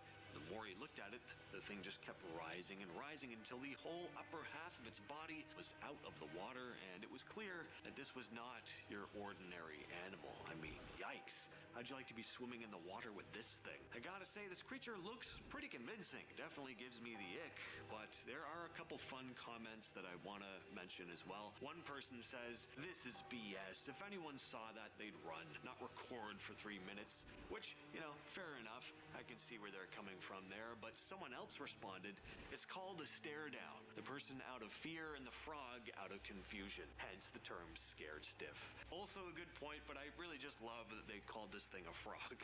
And also someone else commented, "This is what happens when people stop eating frog legs." People just love calling this guy a frog. I don't know what frogs you people are looking at, but anyway. This next clip was shared by Sunny Vader on YouTube. The footage was captured by campers in Clearwater County, Alberta last month. The uploader had been tearing down their camp when they spotted this large, dark figure lurking in the trees nearby. He managed to quietly capture the thing on camera before it made its way back into the woods. They probably thought it was a bear at first, but after zooming in on the thing with the camera, they probably immediately changed their mind. It seems to be standing upright. Not that bears can't do that, but they usually won't for very long. It looks to me like this is a massive, hairy ape man spying on a couple hikers in the woods. On March 21st, something strange was spotted floating low over the rooftops in Saladin, Iraq. And yes, there's video of it. So as you can see, this strange object has a very odd shape. It looks like you took a flying saucer and then made it vertical. It almost looks like Boba Fett's Slave One from Star Wars. It also looks like it has these long, trailing tendrils like a jellyfish, not like any drone I've ever seen. The object drifted smoothly over the buildings, and a local managed to capture it on camera. The clip quickly spread online. Just another piece of video to add to the growing list of UFO sightings this year. People who saw it described it as otherworldly and eerily silent. Some think it might be high-tech military equipment. Others think this may actually be proof of something not from this world. But what do you all think? Now, stepping away from frogmen, aliens, and Sasquatch for a moment, let's talk about some mysterious jellyfish that were spotted just a few months back. The video shows two types of jellyfish that no one's ever seen before.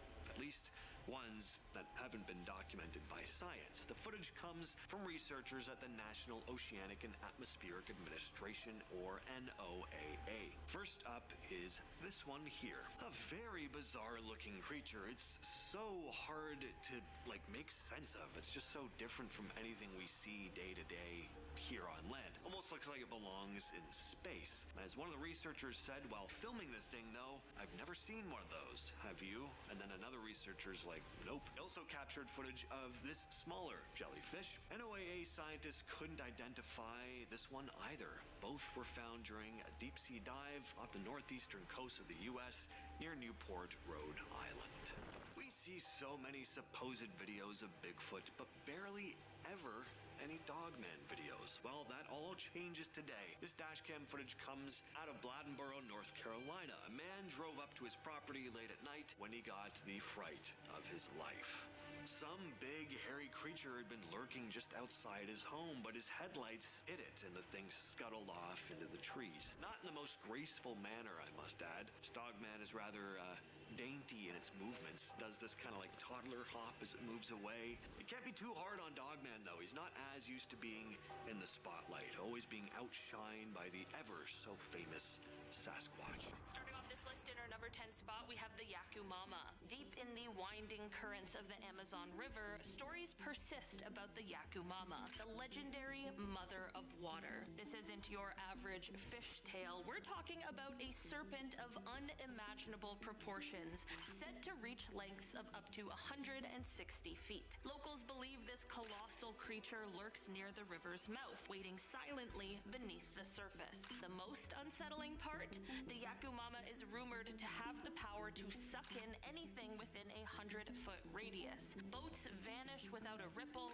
and unsuspecting victims are pulled under, leaving nothing but questions behind. Some think it's the river's way of protecting itself, a guardian ensuring that only the respectful may pass. Is there a mammoth serpent hiding in those depths, or are these stories meant to keep thrill seekers at bay? In our number 9 spot today, we have El Tunchi. Walking through the dense Amazon rainforest, travelers might hear a haunting whistle that seems to come from all directions at once. This is El Tunchi, a malevolent spirit said to manifest as an eerie sound echoing through the jungle. Locals warn that the whistle isn't just unsettling, it's a lure.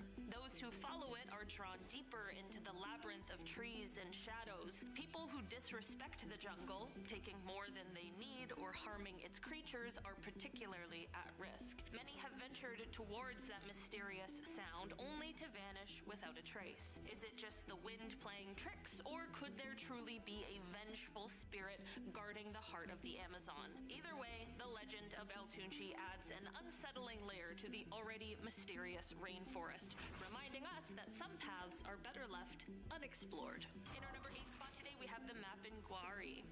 Deep within the untamed depths of the Amazon rainforest, locals speak in hushed tones about the Mapinguari, a creature that challenges the boundaries between myth and reality. This towering figure is described as a giant, covered in thick, matted hair that conceals most of its grotesque features. But the most unsettling detail, a gaping mouth right in the middle of its stomach, lined with sharp teeth ready to devour anything or anyone that crosses its path. With claws long enough to carve through tree trunks, the Mapinguari is said to roam the jungle with a fierce sense of territory. Those who've caught a whiff of its presence describe an overpowering stench so vile it can bring a grown person to their knees. Stories tell of unfortunate souls who ventured too far and encountered this beast, never to return. Could this be a surviving remnant of prehistoric times? Perhaps a giant ground sloth that evaded extinction?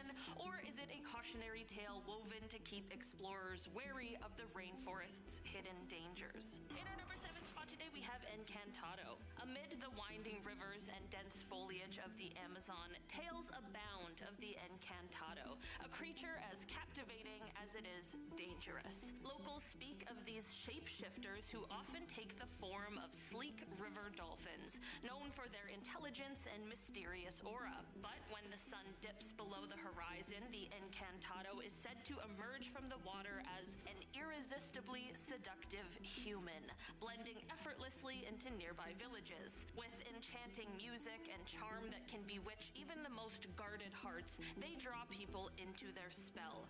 The real peril begins when an Encantado fixates on someone, leading them to the river's edge. Victims are either pulled into the depths, never to surface again, or left with a haunting madness that defies explanation. Stories circulate of festival nights where a stranger's captivating gaze led to a person's disappearance by morning. Could these beings be spirits guarding the secrets of the river, or are they something far more sinister? The legend of the Encantado adds an alluring yet ominous chapter to the rich folklore of the Amazon, reminding us that not all that glitters under the moonlight is benign. In our number 6 spot today, we have the Chulachaki. Stories circulate among Amazonian villages about the Chulachaki, a mysterious entity said to roam the depths of the rainforest. This dwarf-like being has a chilling talent. It can perfectly mimic the appearance and voice of a loved one. People recount instances where they heard a familiar call from the tree line, only to see a friend or family member beckoning them deeper into the woods. Something feels slightly off.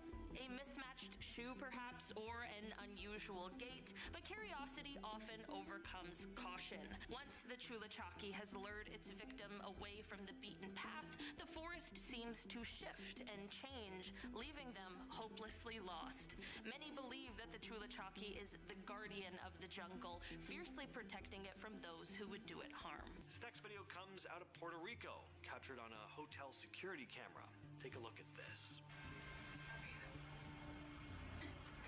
That was was kind of nuts. Definitely not a gust of wind. Something very clearly tugged at her hair. We just can't see what it was. Now, this hotel was built over one that had burnt down in 1986, and it's become kind of infamous for its paranormal activity. Guests and staff will say they hear disembodied voices and footsteps or see weird shadows moving about, the usual ghostly flair. But this isn't just spooky, it's rude and incredibly annoying. Whoever this ghost is, they deserved to die in that fire if that's how they go around behaving. This next photo comes from Reddit user Dan_Kukes, who writes, "My brothers and I went hammock backpacking in Pennsylvania last weekend. I was going through photos from the trip and started editing this one for an Instagram post. It wasn't long until I realized there was this incredibly human-like apparition/figure behind the campfire smoke just watching us. We never saw anything the whole day and night we were there, and we were 5 miles or so deep in the woods with no one around. It was a mile or so away from a small overgrown trail, so we were confident we'd be left alone. We don't know what to think of this and are pretty shook up over it." This eerie image was posted online by Reddit user Druzy. Looking closely, you can see a pale face with its mouth wide open, peering out the bottom of the window. Now, on its own, the image isn't all that amazing, but if the story attached to it is to be believed, it definitely makes for a creepy post. Druzy wrote, "I took this picture sometime in 2013. We'd always experienced things in this apartment. Footsteps, doors closing, lights on and off, blinds always falling off the window, but we never actually saw anything. I was on my way to work one day when I noticed the blinds in my room pressed against the window as if someone was spreading them apart. I snapped a picture to show my mom later, like, hey, look, the blinds were weird, like someone was pressing against them. Never been able to explain the face in the window, though. There was nobody home except for my dog."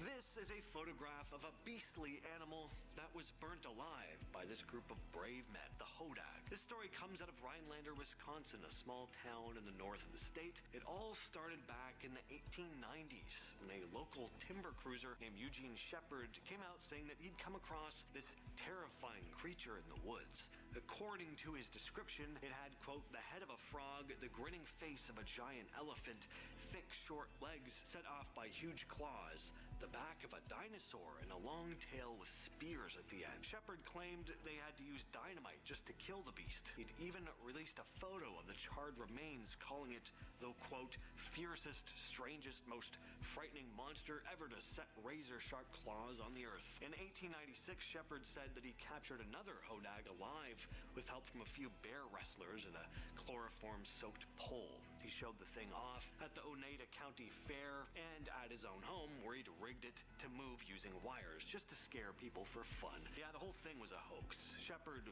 was kind of known as the town prankster, and the fun ended when scientists from the Smithsonian said they were coming to investigate. At that point, Shepard finally admitted he'd made the whole thing up. But by then, the Hodag had already become a local legend. I just had to include this one.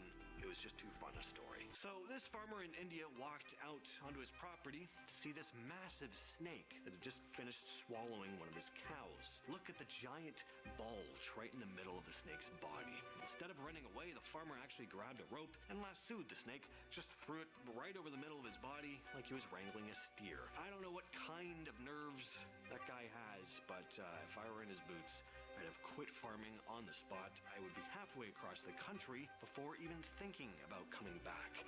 The clip's been shared around a lot online, and people are still debating what kind of snake this was. Some say it might have been a green anaconda, which do get very big. Others think it was something even bigger, though. Maybe something not officially documented. Certainly looks like it to me, but thankfully I do not live in a country where there are massive poisonous snakes stalking the forests, so I'm not too familiar. What would you do if you were out on the water and you saw this?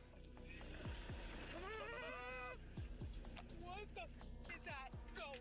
I don't know what that is, Dave. This video was uploaded to the Residual Payments YouTube channel back in 2013, and what's freaky about this one is that you see all this movement on the water on the left side of the screen, and then boom, we get something breaching the water much further away. So was this a pair of creatures, or more horrifyingly, just one big animal? Another thing I love about the video is the audible sounds of fear and panic coming from the couple filming. They sound genuinely shocked and freaked out. The story behind this one is that a woman named Patricia and her fiance Dave had been fishing in Sanibel, Florida on October 6th, 2013, when they spotted something in the water. It was a serpentine creature longer than their boat, about 20 feet or about 6 meters. They watched as the thing sped through the water before splashing up, looking like it had wrapped itself around something before descending back down into the water. The pair had also lived in Florida all their lives and had seen plenty of dolphins and manatees over the years, stressing that what they encountered here was not a manatee or a dolphin. Just what in the 7 levels of hell is this thing? Not a whole lot of information on this video. All we know is it was shot in Santa Fe, New Mexico back in the summer. Sightings of chupacabra-like creatures have been reported all over New Mexico and by extension the rest of the southwestern United States, Mexico, and parts of South America. So could this thing be a goat-sucking monster or something else? Some say it looks like a skinwalker mid-transformation or just a very unhealthy looking person. Whatever it is though, if I lived in New Mexico, I'd probably be switching states. I just don't need something like that around me. What do you all think of this one? Genuine? Hoax? Share your thoughts down below. What you're looking at here is known as the Gable film, a piece of footage supposedly capturing a dogman creature on camera. It's a pretty creepy piece of footage. That old film grain quality gives it this very visceral, uneasy feeling about it. There's a lot of mystery behind this one, but the film was supposedly shot in Michigan at some point in the 70s. A man is being filmed on a snowmobile when the camera cuts to a hill.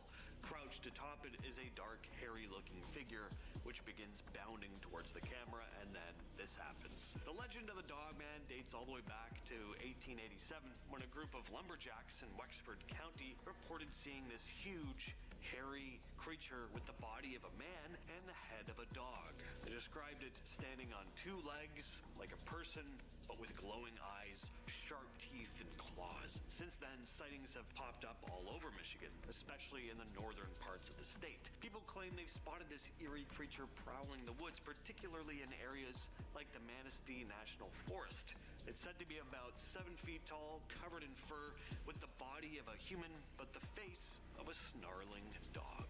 This footage here was supposedly taken at the Roswell crash site. Again, we have a nice, creepy, grainy piece of footage here. Now, if this footage is indeed real, it would have been kept under wraps for a very long time. There was a ton of secrecy surrounding Roswell, but is it possible this footage came from a whistleblower? I definitely love to believe it, but I have my doubts. I've always been fascinated by the Roswell case itself, though. We all know the story. In 1947, a mysterious object crashed near Roswell, New Mexico. It was described as a flying disc, but then almost overnight, the story changed and authorities said it wasn't a flying saucer and that it was a weather balloon. But in the decades since, whistleblowers have come forward saying they know the real story, saying they saw alien bodies being recovered from the crash site. Alien bodies that have been described pretty much exactly like the ones seen in this clip. Now, what exactly are these things? Walking pairs of pants? Well, they've been dubbed the Fresno Nightcrawlers, and they've been captured on camera more than once. The clip here was taken in Yosemite National Park.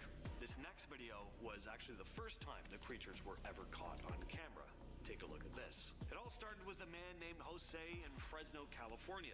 He had a security camera set up outside his house, mostly to keep an eye on his lawn. One night, he was woken up by his dogs barking. He checked the camera footage, and that's when he saw this strange, white, almost ghostly figure walking across his lawn. It was tall, thin, and had long, spindly legs that seemed to glide over the grass. Jose was freaked out and woke up his brother to show him the footage.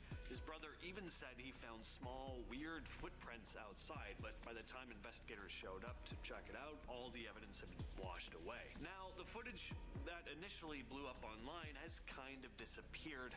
The only remaining video is this grainy clip taken from a monitor. There was another sighting in 2020 in Billings, Montana, on a home surveillance system, which also caught footage of these mysterious night crawlers. This one's a lot harder to see, but pay close attention to the dark, right-hand corner of the screen. So what are these things? They don't really resemble any known animal, and they definitely don't fit your typical cryptid profile like Bigfoot or Mothman. Some people think they could be extraterrestrial beings or interdimensional creatures, or maybe more ghostly apparitions. But skeptics also say they could just be the result of weird camera glitches or that low quality playing tricks on our eyes. In our number 5 spot today, we have the Maracoxy, a mysterious group of large, hairy, ape-like humanoids that bear a striking resemblance to the legendary Bigfoot. Standing taller than any known primate, these creatures are said to be covered in thick fur with eyes that pierce through the dense jungle foliage. Locals speak of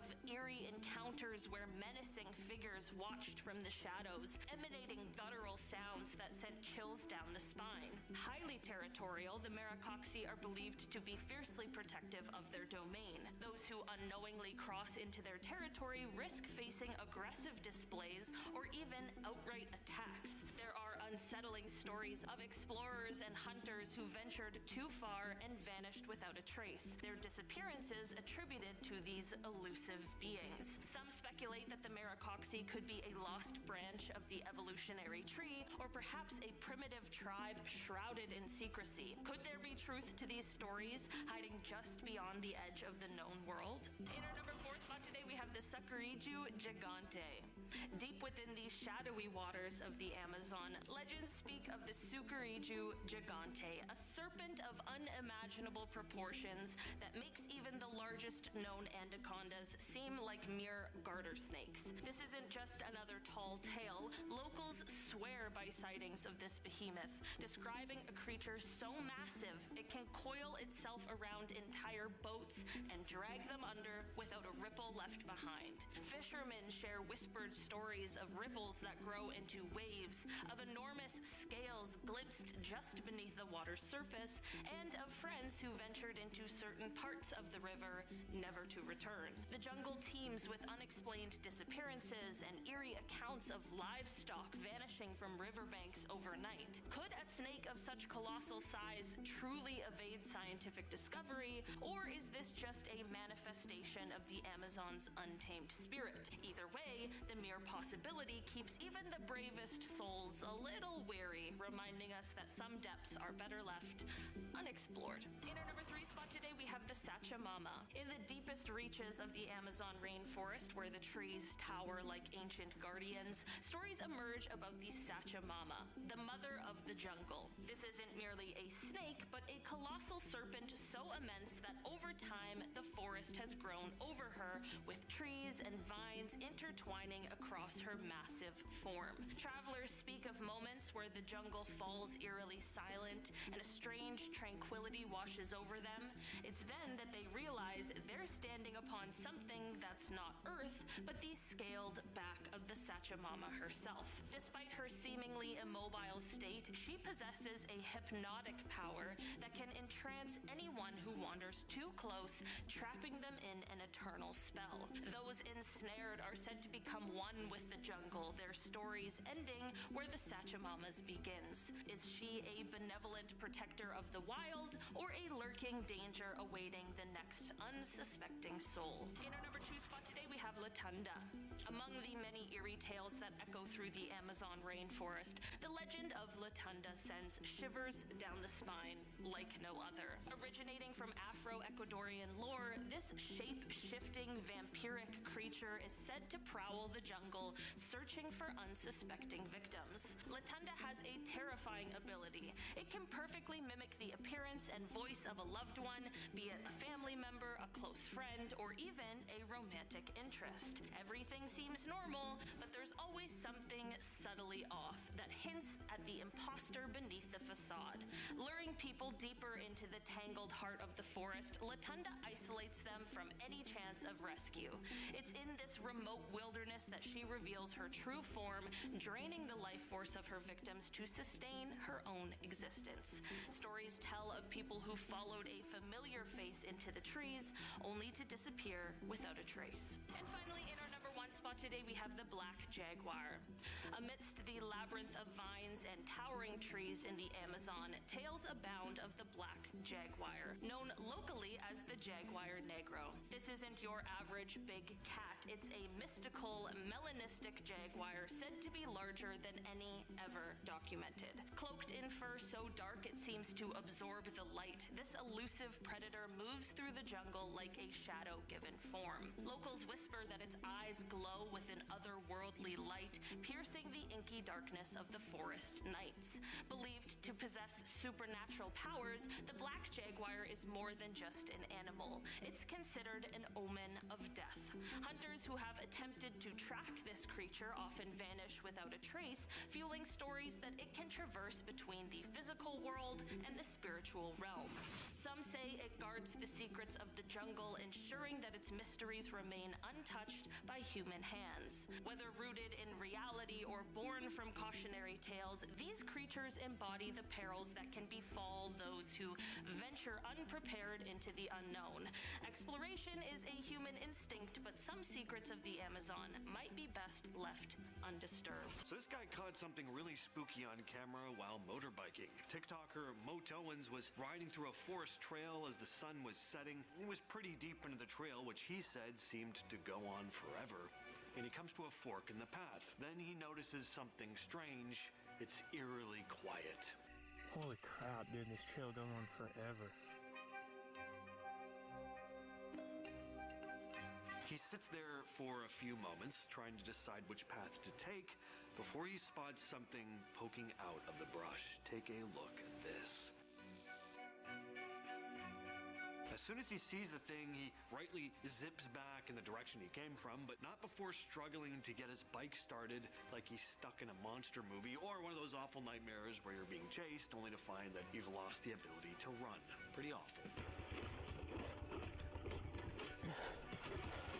A man named Jose in Fresno, California had a security camera outside his home, mainly to keep an eye on people messing with his front lawn. Well, one night his dog started barking like crazy, so he went to check the camera footage, and what he saw completely threw him. It was a thin, pale white figure with long legs gliding across the lawn. It had no arms, no real body. It was just the two long, tube-like legs and something small connecting them at the top. It didn't move like a person or an animal, mainly because it didn't look like a person or an animal. Jose was freaked out and immediately woke up his brother. According to Jose, his brother went outside and found weird little footprints in the dirt. But when investigators finally got there, it had rained and whatever physical evidence was there was now gone.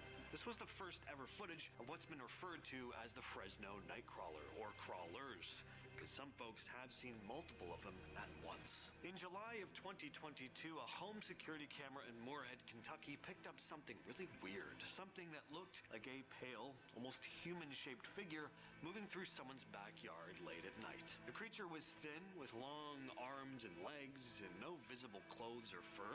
It didn't run or walk like a person. It just kind of crept through the yard in this slow, eerie motion. The homeowner released the clip online, and it was shared around everywhere, even news sites. A lot of people said it looked like some kind of a rake. Others say this one has a bit of an alien vibe to it. The video was picked up by local news, including the Tribune, which simply labeled it as a bizarre backyard sighting. Nobody came forward with any clear explanation, and wildlife officials didn't release any statements about what it could have been. Internet theories went all over the place with this one, from a deformed deer walking upright, which is a bit of a stretch, to a sick person wandering around naked. That's much more plausible. Or maybe something straight out of The Descent. In October of 2023, two passengers were riding the Durango and Silverton narrow gauge railroad, a scenic train that runs through the Colorado wilderness, when one of them spotted something strange walking along a hillside. They pulled out their phone and started recording. What they caught was this figure walking upright across the slope. It wasn't a person in hiking gear. It was tall, bulky, covered in what looked like brown fur, turning at one point to look back toward the train. Some commenters pointed out that the remote location made this very unlikely that anyone would be out there pulling a prank. Others just said, well, it kind of just does look like a costume. But the video made national news and reopened the Bigfoot debate once again. A lot of folks also pointed out how well this thing moved on such steep terrain. For believers, this is one of the better modern Bigfoot sightings. Clear daylight, open view, but like always, what do you all think? In 2019, near Sioux Lookout in Ontario, Canada, Gino Mikas, an experienced hunter, was with his wife and grandson grouse hunting when they heard this eerie howl coming from deep in the trees. Take a listen to this. Now, thinking it might be a moose, Mikas started recording with his phone, but as the howls continued, and they do go on throughout the entire clip, growing louder and more aggressive, it was very clear that this wasn't anything he'd heard before. Now, keep this in mind, guys. He's been hunting all his life, and he said the sound didn't match anything native to the area. Could this be a legit recording of Bigfoot? Two friends were hiking in British Columbia when they captured something they couldn't quite explain. They spotted this figure walking upright across a snowy ridge. It's distant, but the people behind the camera say they had a much clearer view in person, and what they saw didn't make any sense. See, the terrain was tough, deep snow, steep drop-offs, no obvious trail, but the figure was moving so smoothly and quickly, without snowshoes, without a backpack, and seemingly wearing all one color. Now, anyone who has ever tried to walk through that kind of snow knows that it's nearly impossible without gear. They said the thing was bipedal, fast, and didn't look like a bear. They admitted the most logical explanation might be it was just some lone, seriously hardcore hiker, but what if that wasn't the case? The closest route down the mountain was a 300-meter sheer drop, and they didn't have climbing gear to follow it. So whether it was a Sasquatch, a fearless snow hiker, or something else, it left them unsettled enough to post online. And a number of people have commented about how much distance this thing manages to cover on such harsh terrain in such a short span of time. This dude just happened to spot a prehistoric wolf in his yard. Yeah, once it runs up to the normal-sized dog, we really get the full scope of this thing's size. The thing looks like a dire wolf. Now, this is actually a timber wolf, a huge timber wolf, but a timber wolf all the same. The video was shot in Saskatchewan, and the man who shot it said, "I work as a fishing guide in northern Saskatchewan, and I shot this video on one of our trails around the lodge. We get a lot of bears that come around the lodge, but this year we had a black wolf that started to come around for a few days. We spotted the wolf through the window of the kitchen in the lodge, and I made my way outside with the camera. When I started to take pictures, the wolf left, then returned a few minutes later, and that's when Trigger, his dog, took after the wolf. The wolf waited for Trigger to turn away from him, and that's when he grabbed the dog in the back and threw her up in the air right in front of me. Dan fired into the air, and that broke the fight up. The wolf turned and left. We followed the wolf into the bush and shot again to scare him off. The wolf came back 2 more times that day, looking for the dog, we think. Trigger had a few good wounds and cuts, but she's fine now. This next video is captured in Russia. Take a look at this.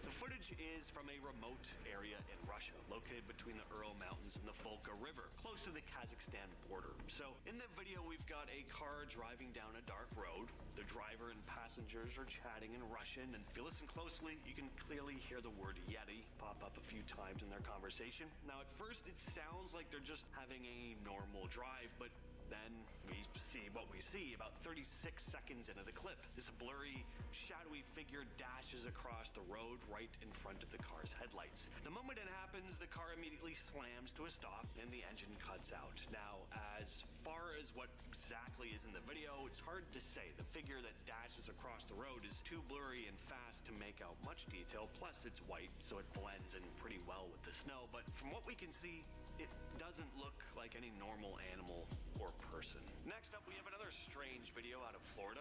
Take a look at this one. The video was shot in Edgewater, Florida. Joe Tiller and his wife April were out on the water near Menard May Park when they recorded a massive creature around 12 to 15 feet long. Now, at first, Joe thought that it was just a big manatee, but something was off about it. He described it saying it had huge muscles like shoulders on a bull. It was as if it was rolling its shoulders like a bear underwater. He also pointed out that they didn't see any fur, head, or limbs though. Tiller, who's lived in the area for 5 years working on boats, said he's never seen anything like this. The creature was even grunting, which freaked him out enough to steer clear when started heading toward a nearby channel. After sharing the video online, it quickly went viral, but no one can agree on what this thing is. Some think it could be a manatee struggling at low tide. Others have even said it could be a black bear crossing the river, but Tiller went on to say, "I can't find any video online that shows manatees to look like this with rolling shoulders." Wow, this is nightmare fuel. I hate how large whatever this thing is, the fact that it looks slightly human, the glowing eyes, all of it is just the last thing I'd ever want to see walking through the forest at night. Not sure where this one comes from originally. If anyone has any more info on it, let me know down in the comments. All right, I'm gonna finish off with a fun one. In the Mount Rushmore of cryptids, the Loch Ness Monster is right up there with Bigfoot and whoever else you'd want to put on the list. I imagine Mothman would be on there. Anyway, take a look at this. I can't tell you how much I want this to be real. I don't know where this footage comes from originally. All I know is that it looks pretty convincing, but obviously someone made this with some very skillful CGI or AI or whoever knows what eye these days. But I can say this, out of some of the crazier cryptids like the Loveland Frog and the Flatwoods Monster, the idea of a surviving plesiosaur lurking somewhere out there in the vastness of Earth's waters isn't all that hard to believe. I mean, not only did these things actually exist at one point in time, but there's a lot of unexplored water. Who knows what could be out there, really? I highly doubt there's a surviving dinosaur swimming around in Loch Ness, but in other parts of the world where there's more marine life to feast on, sure, maybe. Well, you wanted clear footage of a cryptid. Here it is. It's not often we get supposed Sasquatch footage this clear and up close. Usually these videos are shot from a distance and the creature is almost impossible to make out. I know I say this almost every time I show a Bigfoot video, but understand that I sift through a lot of garbage and I just don't bother putting most of these videos on lists like this because these videos aren't meant to put you to sleep. Although if you use them for that, I'm not offended. Close your eyes, go back to bed. Is this video genuine though? I mean, how can I say for sure? I do like it, I'll say that. There's more going on here than a monkey suit from Party City. This thing looks to have some bulk to it. There's color variation in the fur.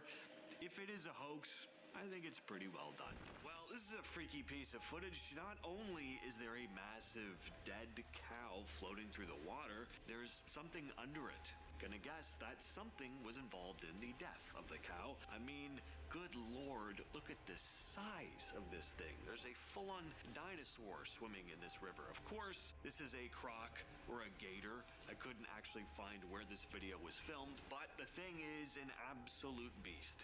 I know, very insightful of me.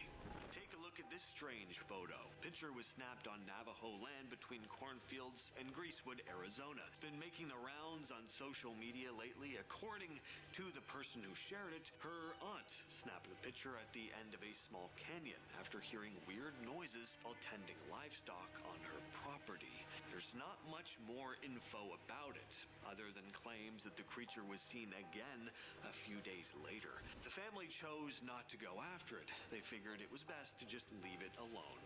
Wise. Apparently stories about creatures like this have been told in the area for generations though. What do you think of this one? The only explanation that I have outside of this being a genuine Sasquatch, of course, is a black bear. There are black bears in Arizona. I'm not sure if they frequent this specific area. If anyone from Arizona can enlighten me in the comments, that would be great. A video from Buenos Aires this week has gotten people talking about possible demons or something strange. Very strange.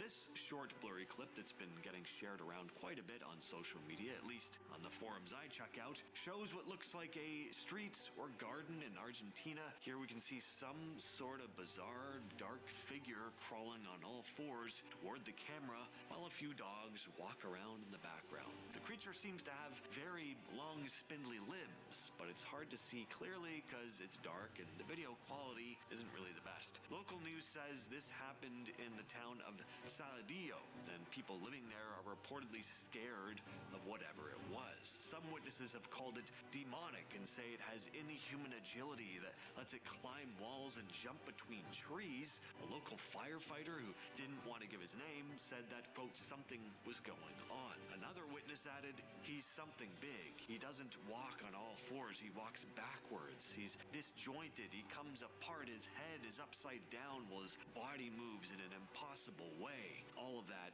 said in Spanish. Of course, this series of photos were posted to Reddit a couple weeks back by SnakeTree1911, who wrote, "I work as a land steward in the northeastern part of the US. Part of my job is reviewing images taken by our game cams. We recently pulled a cam from a fairly remote area, which hasn't been checked in a long time. These images caught my eye. None of the naturalists on our staff could ID this thing. I'm not sure if I believe in cryptids or whatever, but I don't know what this thing is. It's not a deer, certainly isn't a bobcat, and if it's a black bear, it's the biggest one I've ever seen." I included a daytime photo so you can see that it's not just some weird-shaped rock or whatever. I don't know. Let me know what you think. And I will pose that same question to all you fine people watching. What do you think?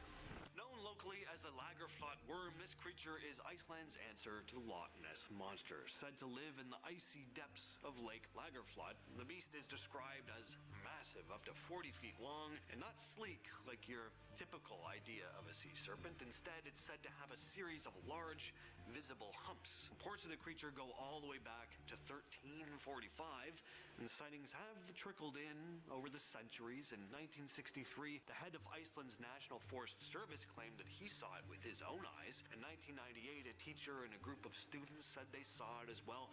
The most interesting incident might have happened in 1983 when a group of workers were laying a telephone cable near the eastern shore of the lake, and during their depth measurements, they detected this massive moving object deep beneath the surface. When they later retrieved the cable, it was snapped, and right at the spot where it had rested on whatever that thing was. Then in 2012, the story blew up again when a 67-year-old farmer recorded this video of something snake-like twisting and swimming in a river which flows directly into the lake. Next up is this clip here, the Harley Hoffman Bigfoot footage. I remember seeing this clip years ago. It was edited into an interview with Hoffman himself, who's a well-known Bigfoot enthusiast. Now, for a while, I couldn't find the footage again, but recently it did pop back up. This is actual footage he claims to have shot, and honestly, it is pretty solid. You get a decent look at the creature. It doesn't come across like some dude stumbling around in a Party City gorilla suit. There's what looks like actual muscle definition under the fur, kind of like what you see in the famous Patterson-Gimlin footage. Now, yeah, the camera is a little shaky, but I mean, come on, if you suddenly ran into this thing in the woods, are you really gonna whip out this perfect, smooth, Kubrick-style tracking shot? I doubt it. The shakiness actually makes it feel more real, like something someone would capture in the middle of a, legit, what the hell am I looking at moment. Now let's talk about the 1992 Grassman sighting. Grassman is the name Ohio locals have given to this big, ape-like creature that's supposedly been spotted all over the state. This particular video was taken in eastern Ohio by a guy named Don Keating, who managed to capture what looked like a large, hairy figure walking into the forest. The footage is, of course, super grainy, and he's pretty far away, so no, it's not crystal clear or anything, but there's definitely something moving through the trees. It's not the strongest video evidence out there. It's hard to tell exactly what you're looking at, but this video was passed around a lot back then, and there was a ton of debate surrounding it. That always makes things interesting. Plus, I just have a fondness for old VHS footage like this. It's just got this creepy, it adds something to it. I don't know. Now, what's interesting is that Keating said he was a skeptic before shooting this, but after the encounter, he changed his tune. And finally, we've got the Salt Fork Creature, another supposed clip of the Ohio Grassman. This video was uploaded to the YouTube channel We Do It Outdoors, and even though it's only about 10 minutes long, it is packed with material. So two guys were exploring Salt Fork State Park, also in eastern Ohio, when they started hearing weird noises, and that's when they caught footage of something big and hairy moving around in the trees. They follow this thing for a while and get some pretty cool footage, more than you usually get with videos like this. Now, if this is a costume, it's a pretty good one. The creature looks bulky. It's not like one of those flimsy, off-the-shelf gorilla suits. And what really makes this one stand out is that the footage is clear. There's no camera shaking or very little. There's no ridiculous filter to make it harder to see what's going on. You even hear some strange vocalizations in the background, which just adds to the whole thing. Whether it's real or not, this one is definitely worth a watch. Coming at number 10 is the Wendigo. A Wendigo originates from a folklore of Plains and Great Lakes natives, as well as some First Nations. It's based in and around the East Coast forests of Canada, the Great Plains region of the United States, and the Great Lakes region of both the United States and Canada. Now, sometimes Wendigos are described as exceptionally thin, with the skull and skeleton pushing through its ash-colored mummy-like skin.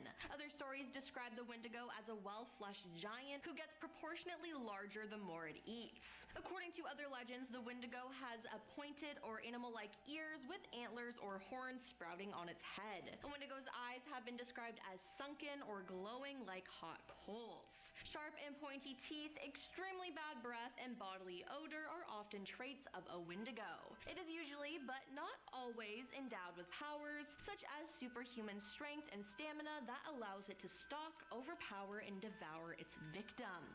Wendigos are usually credited with exceptional eyesight, hearing, and sense of smell. They're said to move with the speed of the wind and have the ability to walk across deep snow or even over open water without sinking. Now, it's said to invoke feelings of insatiable greed and hunger, and the desire to eat other humans, and propensity to end people's lives in those who fall under its influence. Number 9.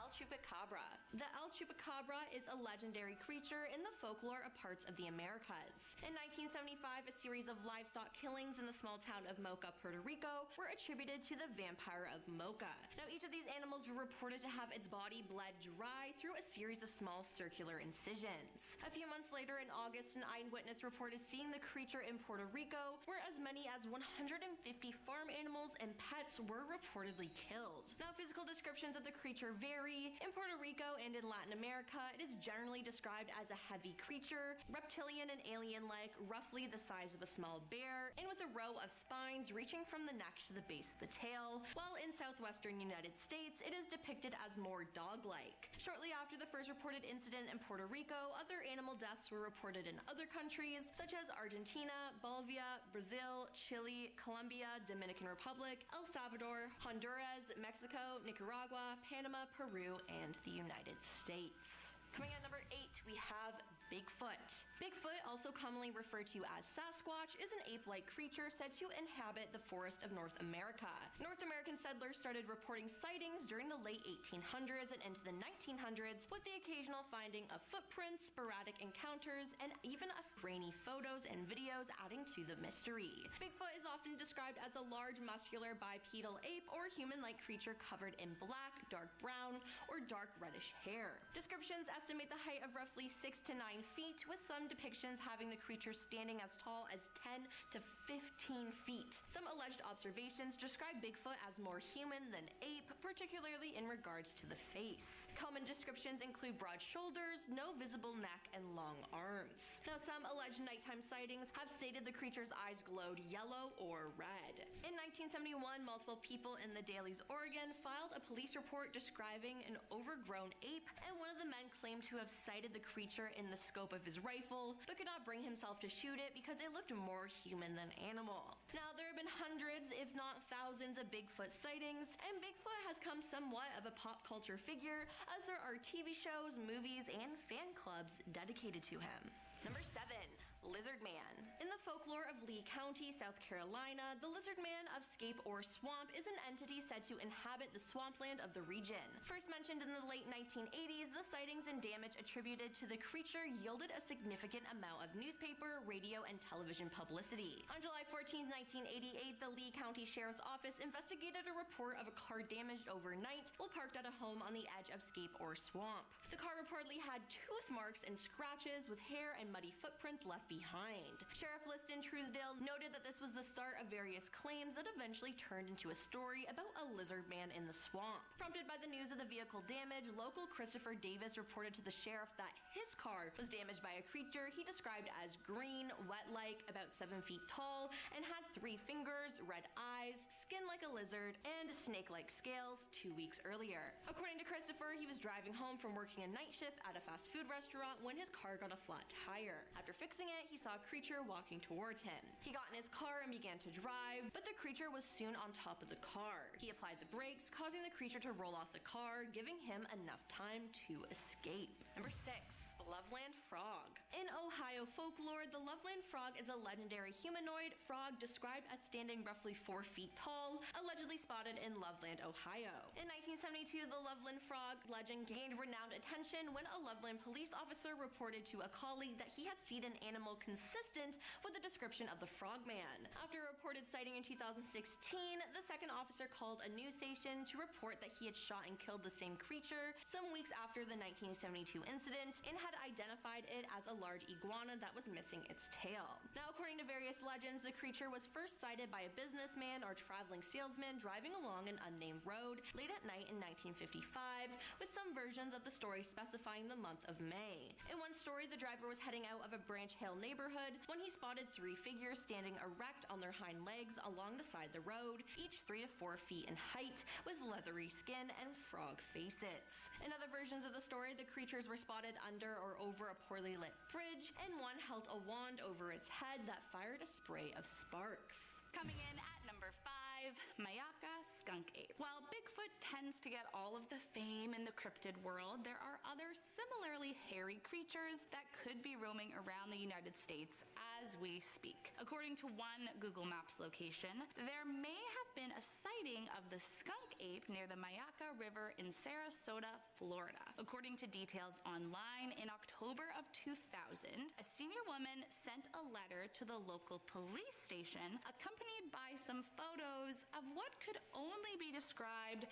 as a large ape. In her letter, she reportedly claimed that the skunk ape was 6 or 7 feet tall, but would crouch over, had an ungodly smell, and would sneak into her property to steal her apples. However, her true fear was that the cryptid could have some kind of disease that could spread to her family, as she routinely had her grandkids over to play in the backyard. Unfortunately, police were not able to deny or confirm the existence of the mysterious creature, but that hasn't stopped locals from trying to unravel the mystery to this day. Coming in at number 4, a giant fly. As far as terrifying creatures go, flies are not generally the first thing that comes to mind. That being said, this story might have changed my mind. One alleged witness contacted someone through the website The Cryptid Wiki, claiming they'd seen an insect that looked like a horsefly that was almost 2 feet from head to tail. They say they were in the garden in Serbia in 2015 when they heard a horrible, loud buzzing and briefly saw a huge horsefly pass them in the middle of the night, which sounds like something from my nightmares. According to the witness, quote, I saw it probably for 6 seconds after it flew past me, and it disappeared when it flew behind my garden fence. I checked and nothing was there. The bug was big and black, and I couldn't see it very well, but it made a loud buzzing noise. The weather was cloudy and it was night. My mother and sister were there too, and they saw it and were shocked. Now, if what they saw was real, then it could be so dangerous. I mean, the bite from a regular horsefly is bad enough. Imagine how bad it could be if the thing was 2 feet long. Coming in at number 3, Bigfoot. Out of any of the cryptids out there, I would venture to say that the hairy Sasquatch is likely the one that most people claim to have witnessed. I mean, practically everyone and their neighbor claim to have seen the creature walking through the woods of North America.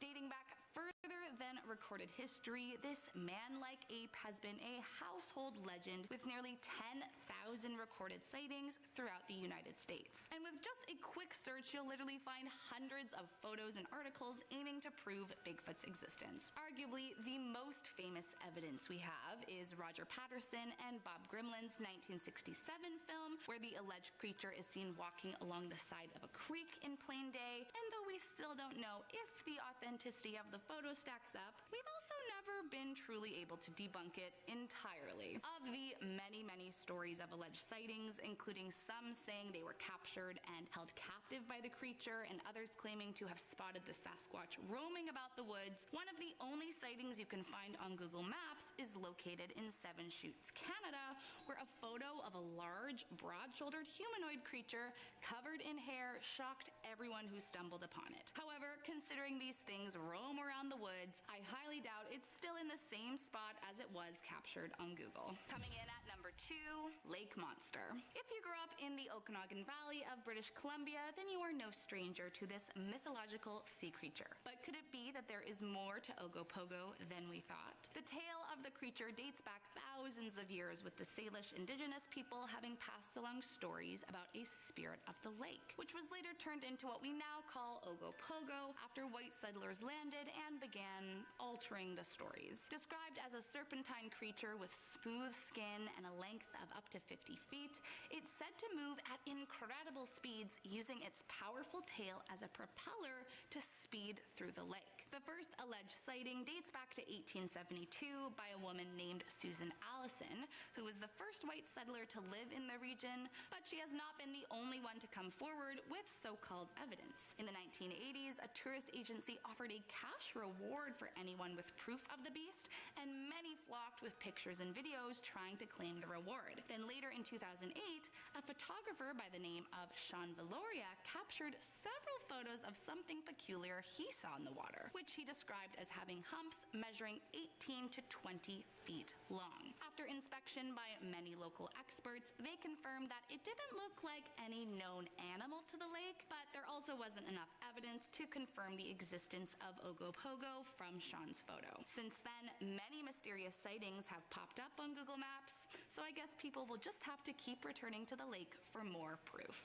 And last up in our number 1 spot, the Ottawa Angel. This next one comes from a blog post, and I'm just gonna let this man tell you his story firsthand, cause man, oh man, it is wild. Quote, I lived right beside the highway on-ramp and was on my way rather quickly on that sunny yet windy fall day. As usual, I put some good music on and proceeded to enjoy the approximately 1 hour-long scenic drive to Ottawa. I rather liked and traveled this route quite often. It was an uneventful trip which had passed rather quickly as I began to approach the Ottawa city limits at about 12:20 p.m. At this point, in broad daylight, without a cloud in the sky, I caught my eye up ahead in the distance on what at first came to mind as a very large seagull due to its white and gray appearance. But he soon realized it was something much stranger than a seagull. Quote, I then noticed what looked like outstretched arms connected to a human-looking torso with a head and what I call legs, but which in fact more closely resembled a long serpent-looking tail flowing behind this winged being at the time. I do realize how strange this may sound, but I assure you that it is unfortunately all too real. He did not appear friendly or welcoming, and I will never forget the last seconds that I could see him and his ominous glare. So what could this thing have been? Some kind of angel or some kind of demon perhaps? I guess we'll never know. But if it ever does return, we know where to find it. Number 10, Hombre Caiman. Originating from Colombia, El Hombre Caiman's legend is one that's a little weird. See, Saul Montenegro was a bit of a peeping Tom, and his favorite spots to do so was the Magdalena River. Fearing being revealed, he visited a witch and bought a potion that would allow him to turn into an alligator. Given 2 potions, the first was to turn him into his newly bescaled form, while the second was to turn him back to his usual pervy self. His system continued to his pleasure for a while, with a friend carrying the second potion and distributing it at Montenegro's leisure. However, one day, the friend made a mistake, frightened by the alligator form, and dropped the reversal potion into the water. Now, some of it did land on Montenegro, just enough to turn his torso back into the form of a man, but his legs remained those of the alligator, and so he remained, eternally hunted like the freak he was. Number 9, Encantado. A strange group of pink dolphins that is said to be located within the Amazon, these little weirdos are generally helpful to fishermen, with some claiming they even hold power over local weather. They're even professed to aid people that are drowning, but for all their good deeds, they do hold a pretty nasty little secret. See, the Encantado are professed to be capable of changing their form, turning into men once a year at Festa Junina. Wearing hats to conceal their blowholes, these handsome gentlemen join the festival where they seduce local women, and then proceed to leave them with a child that they won't be planning to raise. Ew. Number 8. El Cuero. A cousin of the similarly shaped Weke Weke, this horrible monstrosity is professed to hide in lakes, floating on the water's surface. With a spotted hide, it's generally easy to mistake this creature for a discarded cow's hide, but it's best not to be fooled. Concealed beneath the skin are a collection of teeth, stalked eyes, claws that line the edges of the hide, and a mouth that can extend to better consume its prey. There are even some reports that claim El Cuero can use weaponry, mostly knives and anything else its quarry might have been carrying. Supposedly, El Cuero is particularly fond of drinking blood, a number of its teeth being fangs. With all of that in mind, it's pretty safe to say that if you see a cowhide floating on a lake, you should just leave it alone. Even better, just leave. Number 7, Maricoxi. You know, with every culture in the world having some kind of variation on the Bigfoot legend, maybe it's time we started taking them a little bit seriously. However, the Maricoxi aren't just content to blurrily walk in front of cameras. Supposedly found by Percy Fawcett in an expedition to the Amazon in 1914, the Maricoxi were reported to live near the Muxubi tribe. Upon sighting Fawcett, they reportedly made overtures of diplomacy, but negotiations crumbled as Fawcett claimed to have been threatened with a bow. They opened fire on the Maricoxi, who responded in kind. Probably would have just been better to leave them alone, you feel? Number 6, Tapir Iwara. Occasionally referred to as water jaguars, these strange creatures appear to be hybrids between tapirs and jaguars. Roughly the size of a cow, they're estimated to be carnivores, though attacks on humans are rare. Social creatures, the Tapir Iwara defend each other when threatened. Sometimes they're hunted due to being viewed as pests, though this is dangerous as one of their strangest defensive abilities is their ability to steal the soul of any who approach them. Reportedly, victims have developed mental illness and symptoms of malaria after just simply seeing or smelling the Tapir Iwara. The soul can be returned so long as a professional shaman does it, but some claim that smelling salts can be enough to get the job done. Number 5. Bat Squatch. The Bat Squatch is a flying cryptid that was allegedly seen near Mount St. Helens in the 1980s. This creature is said to have yellow eyes, a dog-like muzzle, blue fur, sharp teeth, bird-like feet, and a leathery bat-like wings that span up to 50 feet. In addition, Bat Squatch is said to be 9 feet tall and has the ability to affect car engines. In April 1994, Brian Canfield was driving in Washington's Pierce County when his truck suddenly died. He said a large creature landed in front of him that was human-like, 9 feet tall, with bat-like wings and a coat of blue fur. A possible second sighting was reported in 2009 near Mount Shasta in California. Several hikers witnessed a huge creature with leathery wings spanning 50 feet fly out of a crevice in the mountain. At first, an eyewitness described the creature as having a head similar to a pterodactyl. However, upon reconsideration, the witness claimed that it was more akin to a flying fox bat. Then, in June 2011, a man was in his yard walking his dog and said, "I saw something flying in the sky. It had bat wings, blue fur, and had a face similar to eyes growing red. It was about 9 feet tall at the least, and I watched it just fly away." Number 4. Jersey Devil. The Jersey Devil is a legendary creature said to inhabit the forests of the Pine Barrens in South Jersey. This creature is often described as a flying biped with hooves, but there are many variations. The common description is that of a bipedal kangaroo or wyvern-like creature with a horse or goat-like head, leathery bat-like wings, horns, small arms with clawed hands, legs with cloven hooves, and a forked or pointed tail. It has been reported to move quickly and is often described as emitting a high-pitched blood-curdling scream. According According to popular folklore, the Jersey Devil originated with a Pine Barrens resident named Jade Leeds, also known as Mother Leeds. The legend states that Mother Leeds had 12 children, and after discovering she was pregnant for the 13th time, she cursed the child in frustration, declaring that the child would be the devil. Born as a normal child, the 13th child transformed into the creature with hooves, a goat's head, bat wings, and a forked tail. Growling and screaming, the child beat everyone with its tail before flying up the chimney and heading into the pines. It was in some versions of the tale that Mother Leeds was supposedly a witch, and the child's father was the devil himself.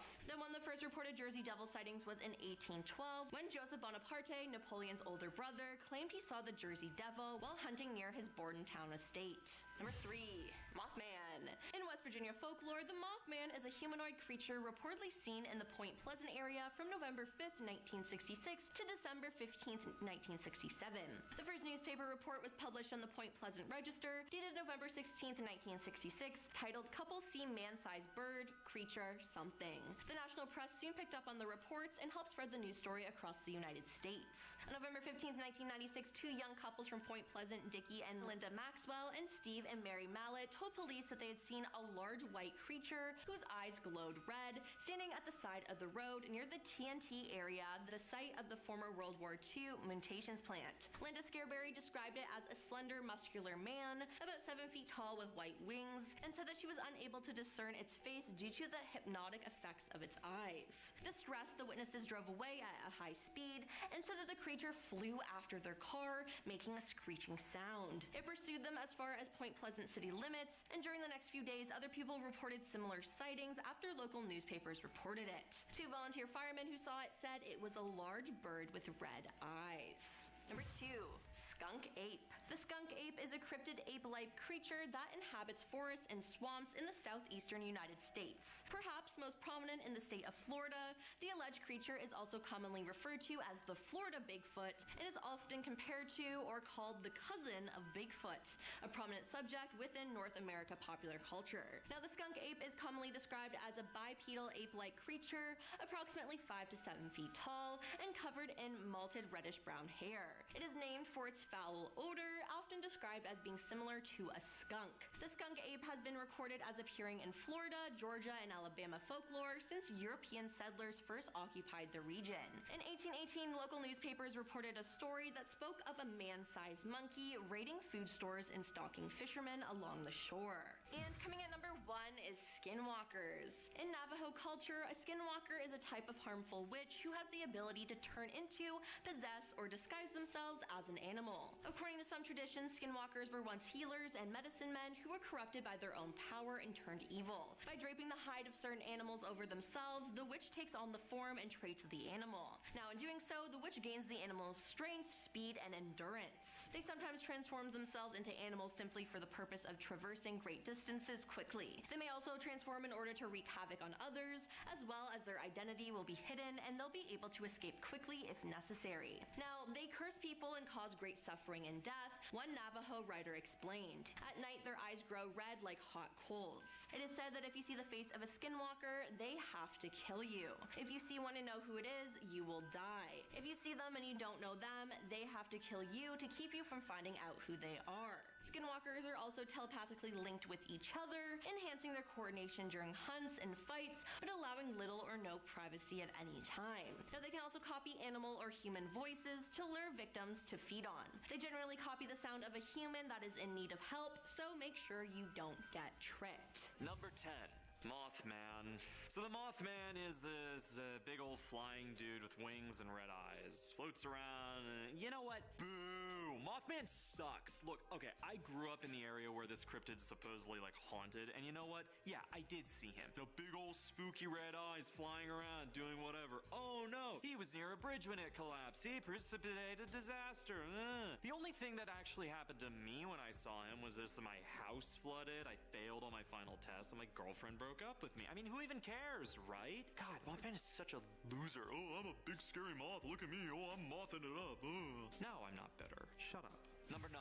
Demon Cat. Good old Demon Cat. Making its home in Washington, D.C., this fiendish feline is known to stalk the White House and the United States Capitol building. Supposedly in the 1800s, cats were brought to the Capitol building as a means of combating the rat problem. And while they couldn't get all the politicians, some legends claim that one cat remained stalking the basements. It can only be seen prior to elections and other tragedies in Washington, supposedly having been seen before the assassinations of JFK and Lincoln. Why has this kitty stuck itself in the minds of those who have seen it? Well, apparently, when spotted, this cat actually grows to massive proportions, leaping at its viewer before just vanishing. Now, some blame the Capitol Police Force's poor screening for alcoholics at the source of this misunderstanding, as when viewed from the floor, anything might appear large. But as one guard was apparently taken by a heart attack upon seeing the categorical size of such the beast, who can really say for sure? Number 8, sewer alligators. Taking a big old bite out of the big old apple are our guys in green, the sewer gators. According to the New York Times, there's actually a massive problem with folks trying to keep alligators as pets within the city. But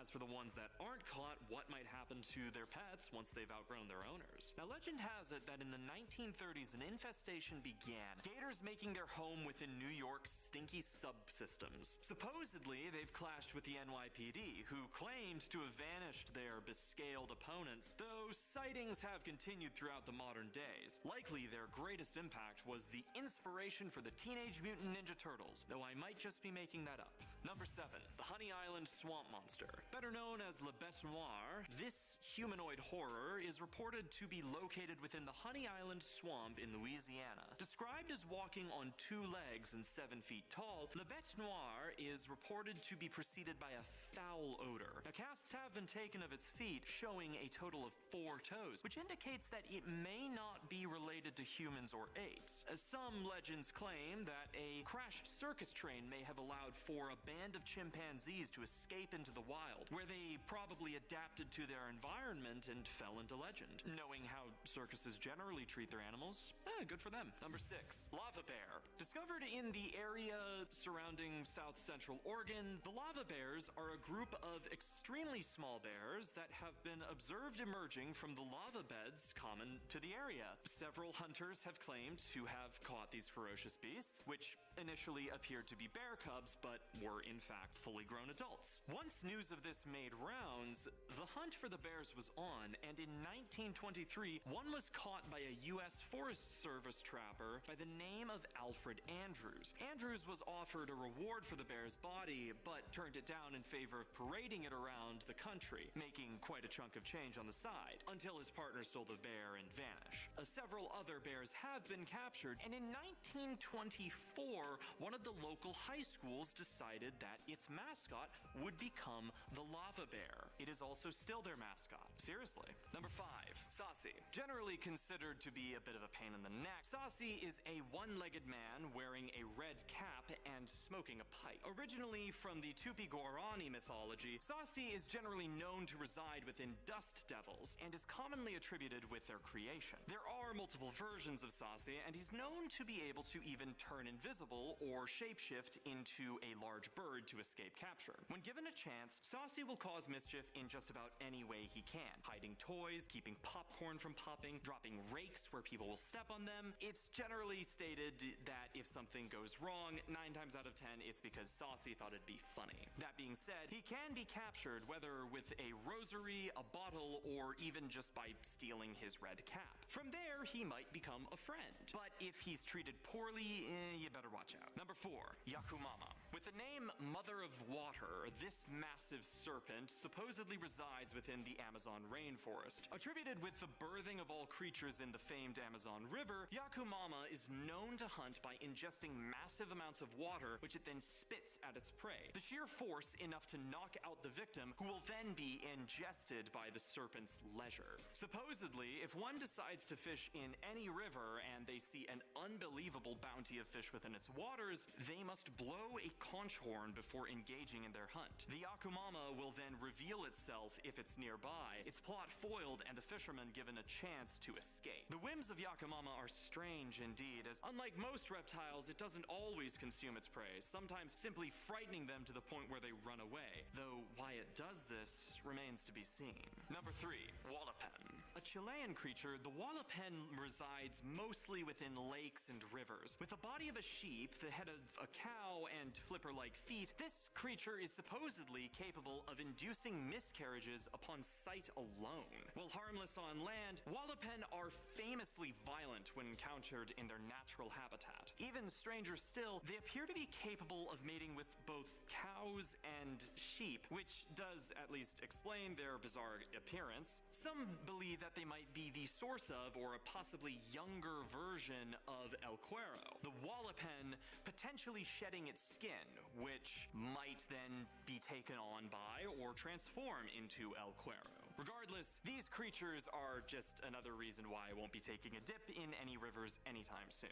Number 2, the headless mule. We don't need a headless horseman, we've got a headless horse, man. Supposedly a curse inflicted upon a sinning woman, this creature only appears between the evenings of Thursday and the mornings of Friday. It sprints between parishes, spewing flames from its neck and stopping for almost nothing as its path eventually leads to the location where its sin was committed. Supposedly, pricking the mules with a needle can temporarily stop the curse, as can tying her to a cross, but the only way to remove the curse for good is for someone to marry her. All one needs to do to avoid being trampled is to lie down and cover oneself with nails, teeth, or anything else that might shine. This will render the victim mostly invisible to the mule, who may then leave peacefully. Number 1, Patasola. Appearing as a one-legged woman, the similarities with Saucy end just about there. Her origins can vary, but usually relate to some infidelity or act of cruelty committed before her death. When resurrected, a Patasola will begin her hunt and is deeply protective of nature and those within. While she is known for generally just causing mischief, her grievances are more squarely aimed at hunters and loggers, interfering with their work the most. Luring her prey into the forest, Patasola then drains them of their blood, and is known to be able to shapeshift into a dog or a cow. She's also famed for singing from the treetops when she's completed a hunt.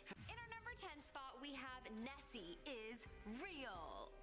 Okay, guys, the Loch Ness Monster is real. At least that's what I think after watching this recent video shot from the air, looking down upon the water. There is literally a long neck-looking dinosaur in the water, and it has to be Nessie himself. Herself? Is Nessie a girl? This is definitely some footage that has been buried deep by the governments of the world, including the FBI. And why, you may ask? Damn, I don't know. Perhaps the discovery of this ancient creature could mean that there's more magical creatures out there. It could mean that there is a portal to a new world in the lake. Or perhaps it means that the wizarding world of Harry Potter is real. Anyways, this video, I think, is substantial proof that the cryptid that is known as the Loch Ness Monster is in fact real. If you're enjoying this video, don't forget to smash that like button, as it really helps us out. In our number 9 spot, we have the Deep Sea Cryptid. Okay, this footage blew my mind when I saw it. I personally think this is proof of yet another mythical ocean creature slash cryptid that we are unaware of yet. The ocean is so big and mysterious, I bet you even mermaids exist. In August of 2018, the Japan Agency of Marine Earth Science and Technology, when they found something in the waters of Sagami Bay near Tokyo. A big creature with big glowing eyes and a gaping mouth. Now at first it appears to move, but as the camera gets closer, it appears to freeze in place. And so, since we don't see it move much, some people say that it's an illusion of a creature and that it's really just a rock that looks like it has eyes, as humans have a tendency to see faces in inanimate objects. But what if it's a creature that became aware of the fact that it was being watched, and so it froze to look like a rock? This creature legit looks like it stepped right out of Monsters, Inc. I don't know. Anyways, this footage could be nothing, or it could be everything, and that's why it's possible that it's being marketed as possibly nothing. In our number 8 spot, we have the Hide Behind. I had no idea what this was before I researched this video, but apparently there is an ancient creature known as a hide behind. And these creatures used to hide in forests and were nocturnal, and they would prey upon humans that wander the woods, such as lumberjacks. They are said to be able to conceal themselves. The creature quickly hides behind an object so it's not directly seen. This is how it's able to attack human prey, by stalking them from afar and not be seen. seen. Anyways, now that you know what a hide behind is, this video that was captured by a grandmother certainly shows a creature that looks just like a hide behind. A shadow, if you will. If this video was not staged, and it is real, like they claim, then I definitely think this is proof of some kind of hide behind or mythical creature. Perhaps it's Bigfoot, but certainly this shadowy figure doesn't seem completely normal. In our number 7 spot, we have the Kraken. The giant squid known around the world as the Kraken is an enormous squid-like sea monster originally from Scandinavian folklore. People believe tales of the creature were created after fishermen spotted giant squid out on the water. Anyways, recently something very mysterious was discovered when zooming into the middle of the sea on Google Earth. A strange, large creature that appears to light up and looks to be very large and is creating a wake. Google Earth's measuring tool has shown that the wake is over 250 meters wide. This picture has surely had the FBI concerned, as the internet has been going crazy trying to figure out if that's a kraken, an ancient dinosaur-like fish, or an alien craft that perhaps crashed into the water or is in the water. Without a doubt, though, there's something mysterious going on there. Where is the light coming from, my friends? My vote is for alien craft. That makes more sense in terms of where the light is coming from. In our number 6 spot, we have the alien sea creature. This may be our biggest piece of proof that aliens might live underneath us or in the water. This video captured from a Brazilian beach was buried deep online, probably by the FBI because of its mysteriousness. It showcases a very strange looking creature in the water that looks just like every picture of an alien that I've ever seen. Ever think about where we originally got our idea for how aliens look? Yeah, well, probably from meeting them, or possibly from seeing creatures like this. This creature looks like it has arms and legs and is just walking around the shore and isn't seemingly looking threatening, just going about and doing its thing. It was described as a jellyfish-like monster. If that isn't an alien, then please explain to us what that is. Conclusion? It's an alien sea creature. Number 5, the black dog. Yeah, I put this in here to contrast the demon cat because I, think they should be friends. The black dog is a demonic creature originating in Europe, most famously in the story The Hound of the Baskervilles, but it's also been cited in the States. A beast with burning red eyes, W.H.C. Pynchon wrote, "If you meet the black dog once, it shall be for joy. If twice, it shall be for sorrow, and the third time shall bring death." Demonic dogs have been spotted in Connecticut and Massachusetts, and truckers have a saying where if you see one, it's time to pull over or a crash will be the least of your concerns. Number 4, Ludwig the Bloodsucker. Back to New York, and it turns out that gators aren't the only things looking to take a bite out of streetwalkers. Described as a 3-foot-tall German man, Ludwig the Bloodsucker is reported to be a local vampire. Now, legends claim that he was too minute to take down a German man and too ugly to seduce a German woman, so he just booked it over to the States for easier pickings. Haunting the Bowery Street, several victims were left alive but incessantly mocked by the vampire, usually for their drunken stupor. Local newspapers reported about the man's habits, locating him as a German tailor by day. There are apparently even interviews where he goes on record to claim that blood is healthy and good eating. Mixed with the way that immigrants were treated at the time, I doubt that went over well. Number 3, Two-Toed Tom. Listen, there's a lot of gators in the States, but Two-Toed Tom might be the most famous. The story goes that this 14-foot alligator could be identified for having lost all but 2 toes to a trap and would eat farmers and their livestock. Now, fed up with the beast, many brave men would band together to hunt the reptile, but whether it was ex-military marksmen or dynamite-brandishing pharmacists, none could destroy this devil. Bored with Alabama, the gator was reported to have left its hunting grounds, apparently settling for Florida, where there would be more failed attempts to take down Two-Toes. 50 years later, a series of two-toed tracks were discovered near his old hunting ground, and the legend of Two-Toed Tom marches on.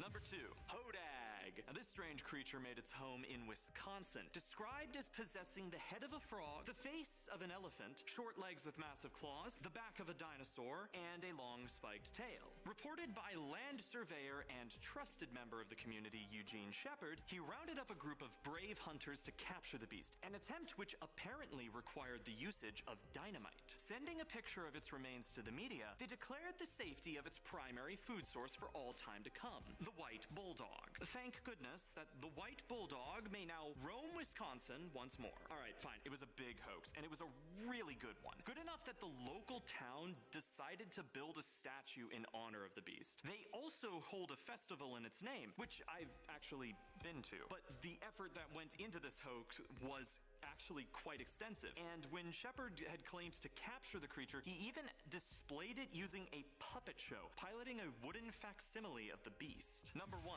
the Jersey Devil. Here's a real classic, the Jersey Devil, known for living in Jersey.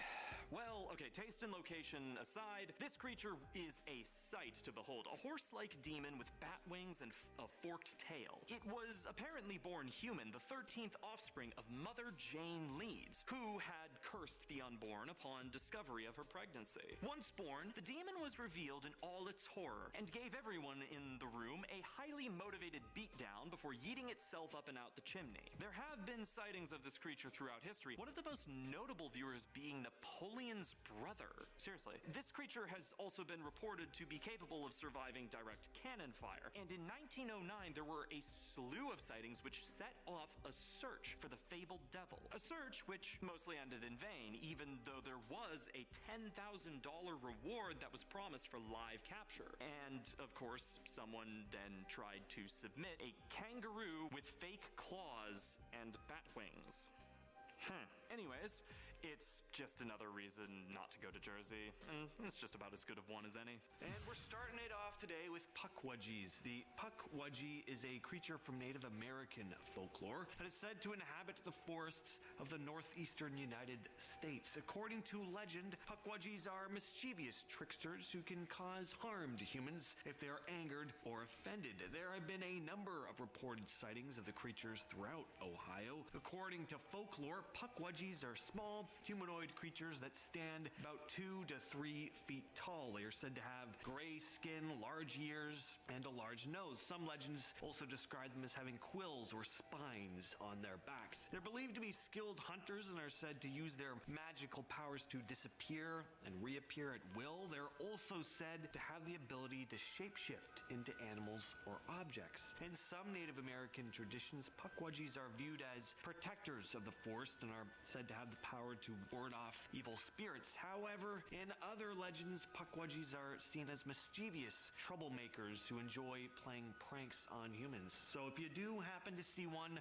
prepare to be clowned. Next on the list, we have the cedar bog monster. Now, this is one of those cryptids that could very well be a Sasquatch, or of course, a grassman as it's known locally in Ohio. It's more of a name given to the specific place this creature was seen, though. When Cedar Bog opened as a nature preserve in 1942, people immediately began flocking to the area to witness the various species of birds, the fish and plants, and just soak in the nature. But what they didn't expect or want to see was a large, hairy, humanoid creature. But many did report seeing the big ape-like creature strolling along Woodburn Road, which runs right beside the bog. They reported that whatever the thing was too large to be a man. I'm also sure the fur and gorilla-like face kinda gave that away too, possibly. There was also an incident where 3 teenagers went missing in the park while on a camping trip. Apparently, there were reports of loud screams coming from Cedar Bog. And number 8, we have the Charles Mills Lake Monster. Now, there's only one reported encounter with this creature, but it's a pretty eerie story. On the night of March 28th, 1959, 1959 is going to come up a lot on this list, by the way. I don't know what it was about that year, but there was some stuff going on in Ohio. Anyway, 3 teenage boys had been hanging out around the Charles Mill Reservoir when they suddenly saw something forming out of the dark water before them. It was a 7-foot-tall humanoid that began moving towards them. It was described as having no arms, bright glowing green eyes, eyes and webbed feet. The teens obviously booked it out of there and reported what they saw to authorities who made their way to the area, where they came across footprints, if you could even describe whatever made the tracks as feet. They were large indents that appeared as if they were made by webbed feet. Who knows what this thing was? Even if it was real or just a hoax, there was indeed a large fishy monster skulking around the lake. I'm guessing it must have smelt like a sewer. Number 7, alien big cats. Alien big cats are a very real thing. These are big cats like panthers or leopards found outside of their natural environments. The alien part doesn't mean that these cats are from outer space, but then again, who knows how they got there, right? In 2011, there were several sightings of supposed alien big cats in and around Dayton, Ohio. A private zoo owner by the name of Terry Thompson had released upwards of 50 animals into the wild before, unfortunately, taking his own life in October of 2011, which resulted in, of course, several reports of large cats spotted throughout the area. 48 of them were either put under by police or sent off to Columbus Zoo. There had been reports of alien big cat sightings before these animals were known to be released, though, which is strange. Multiple sightings of black panthers dating back to April of 2011, and police would continue investigating sightings until around April of 2012. Phantom kangaroos. All right, so we have big cats being reported in Ohio, so now we're moving on to kangaroos. Ohio is just full of dangerous wildlife, apparently. The phantom kangaroo is a cryptid that is said to resemble a kangaroo or wallaby and is believed to inhabit various parts of the world, including the United States. Basically, again, these are kangaroos showing up in places they shouldn't be, like Ohio. Except the stranger part is that these phantom kangaroos have been spotted where no escaped kangaroos have been reported. The creature is known for its elusive nature, as well as its ability to seemingly disappear without a trace and leave no evidence behind, almost like a ghost. A phantom kangaroo, if you will. Some experts believe that these sightings may be the result of misidentifications, of course, of other animals like large domestic dogs or coyotes, but I don't know, maybe there's some kangies running around in Ohio. This video was uploaded to YouTube by Paranormal Planet, who'd been exploring an ice cave in Hallstatt, Austria. Most of the video is just pretty standard touristy type footage of the cave until we get to the end and see whatever this is. That is a pretty freaky looking creature. Now, my first thought was like, I don't know, maybe it's a frog or something, but according to the uploader, this thing was the size of a large man, and they were also standing far enough away that they wouldn't have picked it up in this kind of detail if it was something as small as a frog. So if that's to be believed, then this is a pretty strange piece of footage. And honestly, the more I do look at it, the less frog-like this thing really looks. I mean, frogs don't really articulate like this, and they don't usually chill in ice caves either. And the way it bends its limbs almost looks like how a human would climb, except it's way too long and spindly to be a person. So I don't know what this is. Let me know your thoughts down below. This next video was posted to Facebook by a man named Clay Shiner. He was filming the woods one evening because he spotted something moving just behind the tree line. Turns out it was not a bear. The thing that really struck me about this video is how long this thing's arms are. At first it just looks like, you know, a typical formless black shape hiding in the trees like so many Sasquatch videos you see. But when it steps forward a bit and stretches its arms out to the sides, it's like, damn, those are long, very ape-like, and very creepy. Reddit user Adjacent Gunman posted this image with the caption, "Over a year ago, this picture was taken by a trail cam back on my property. This version has been lightened. It's something holding a dead coyote by the throat, and it stands about 7.5 to 8 feet tall." He also posted an unedited version of the image. He said he based the thing's height off of where its eyes are compared to his cabin. Now, this thing is hard to make out, but there's definitely something there. Could it be a bear standing on its hind legs? Possibly. But the way it's holding its prey, it looks almost humanoid. But I don't know, maybe that's just my wishful thinking. I wholeheartedly want Bigfoot to be real. Uploaded to the YouTube channel Hola Bible in 2011, this video really creeped a lot of people out. The uploader said he'd been hearing some strange sounds coming from the forest behind his home in Oregon. Keep in mind, he lived 6 miles from the nearest city. He went out to investigate with a night vision camera. Well, he didn't get very far before he came across the source of these strange noises. Crouching in some brush was some sort of odd-looking, hairless creature. He zooms into the thing a bit, trying to make out what the hell it is, and then this happens. So it looks like Gollum was lurking around this guy's woods, or an alien, or a rake.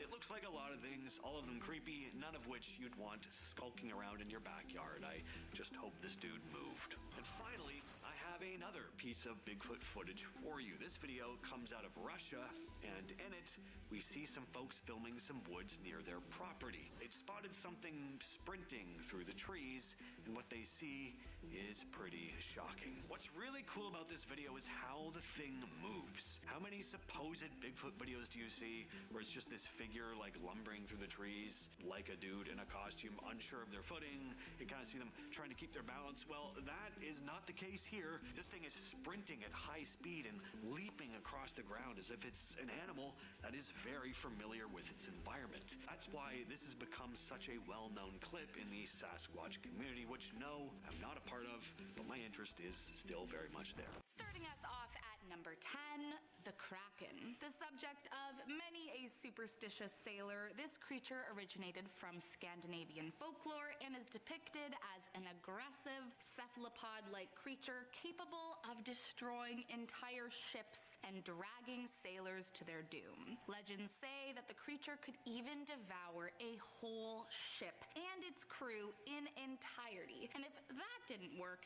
it would swim around the ship in circles to create a whirlpool, sucking the ship down into the deep, dark depths of the sea. Though it seems like a death sentence, many sailors would take the risk and approach the beast, as it said huge schools of fish would surround the creature, and I guess they wanted to take their chances. And now, one Reddit user, Brave and Butter, believes they saw one on Google Maps. Their post says, quote, "I'm sure I'm not the first to find this, but it seems to be some sort of kraken. The spot in question is near a place called Deception Island in the Antarctic region, and they theorize that the dark spot on the bottom left is actually the giant squid-like creature from a sailor's nightmare." I mean, to be fair, we do know of actual giant cephalopods that have been caught, though not the size told in tales of the Kraken, but still, there could be some truth here. What do you think? Next up at number 9, Kentucky Beast. Off Highway 119 in Bell County, Kentucky, a few friends posted online saying they saw an inhuman creature right where, quote, "the Christmas store used to sit on 119 outside of Callaway on the right side of the road in the field with all the white cows," which sounds like a very specific location. According to the Google Maps details, the cryptid was some kind of large gray creature with the head of a man and unusually sized paws that left huge prints in the area. So, yeah, not something you plan to see on the highway. According to the description, some people think they could have seen some kind of dog man, but honestly, who knows? From the sounds of it, it doesn't seem like they stuck around long enough to get a good look at this mysterious beast, and you know what?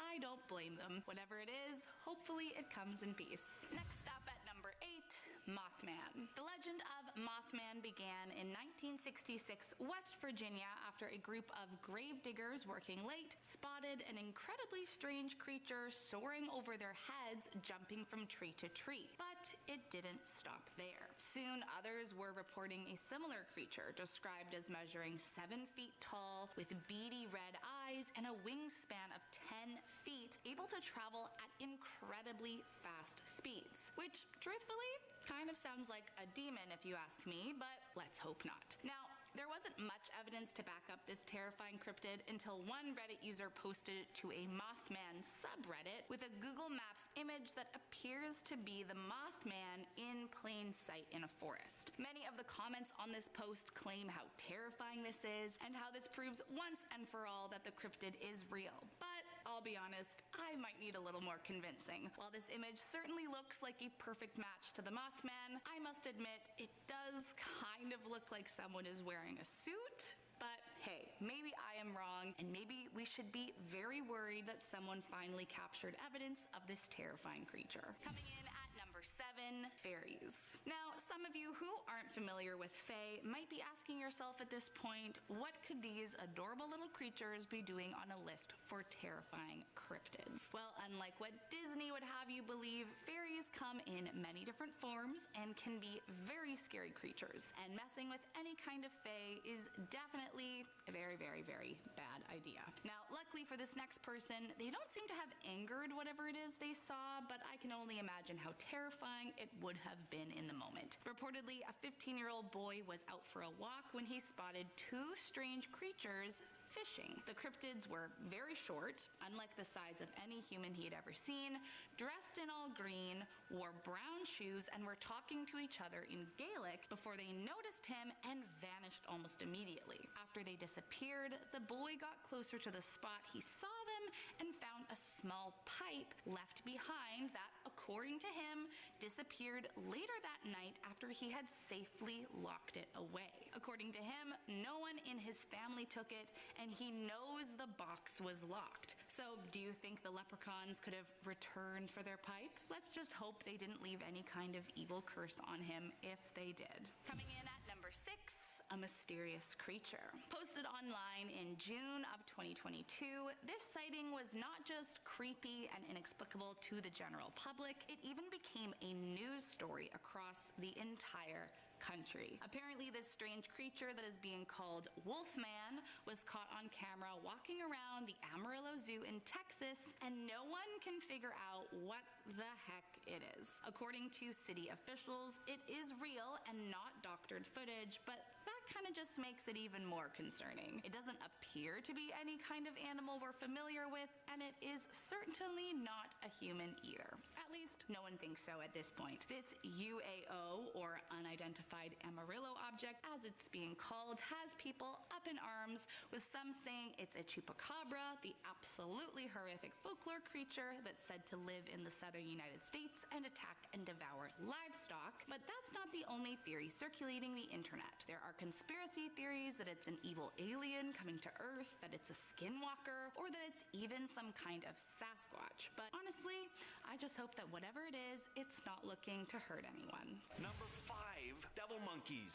So yeah, it seems like there are all kinds of hairy apes and monkeys in Ohio as well. Who would have guessed? You got Grassman, who may or may not be Bigfoot, the hairy orange-eyed creature we talked about in part 1, and now this baboon-looking beast. The devil monkey is a cryptid that is believed to inhabit the forests and rural areas of North America, described as a large, aggressive primate-like creature with gray or black fur and red eyes. The devil monkey is known for its terrifying appearance and alleged attacks on humans and domestic animals. There have been numerous reports of sightings of the creature in Ohio and other parts of the U.S. Witnesses have described encountering a large bipedal creature that stands on 2 legs and resembles a monkey or baboon with a fierce expression and a tendency to attack without provocation. There are many folks that are convinced that the devil monkey is a real creature, and sightings continue to be reported until this day. Some cryptozoologists speculate that the devil monkey may be a new species of primate that is yet to be officially recognized,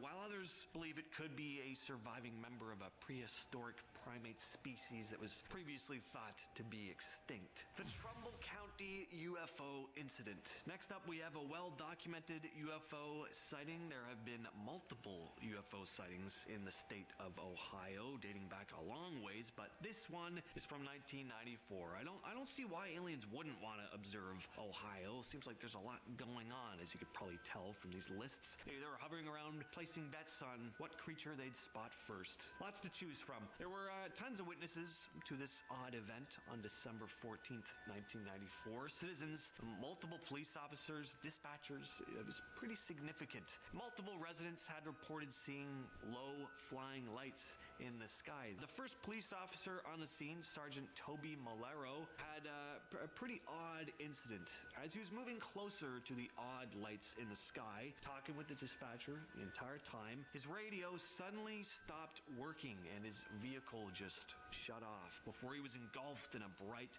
light from above. He exited his vehicle, not quite knowing how to go about this odd occurrence, and reported seeing a giant circular shaped object hovering in in the sky, which apparently made no sound. Once the object flew away, his car and radio, bam, started working again. 14 other law enforcement officers also saw these mysterious UFOs that night, with one even climbing up on a radar tower for a better view, and then claimed to have seen 3 circular flying objects that changed color in unison.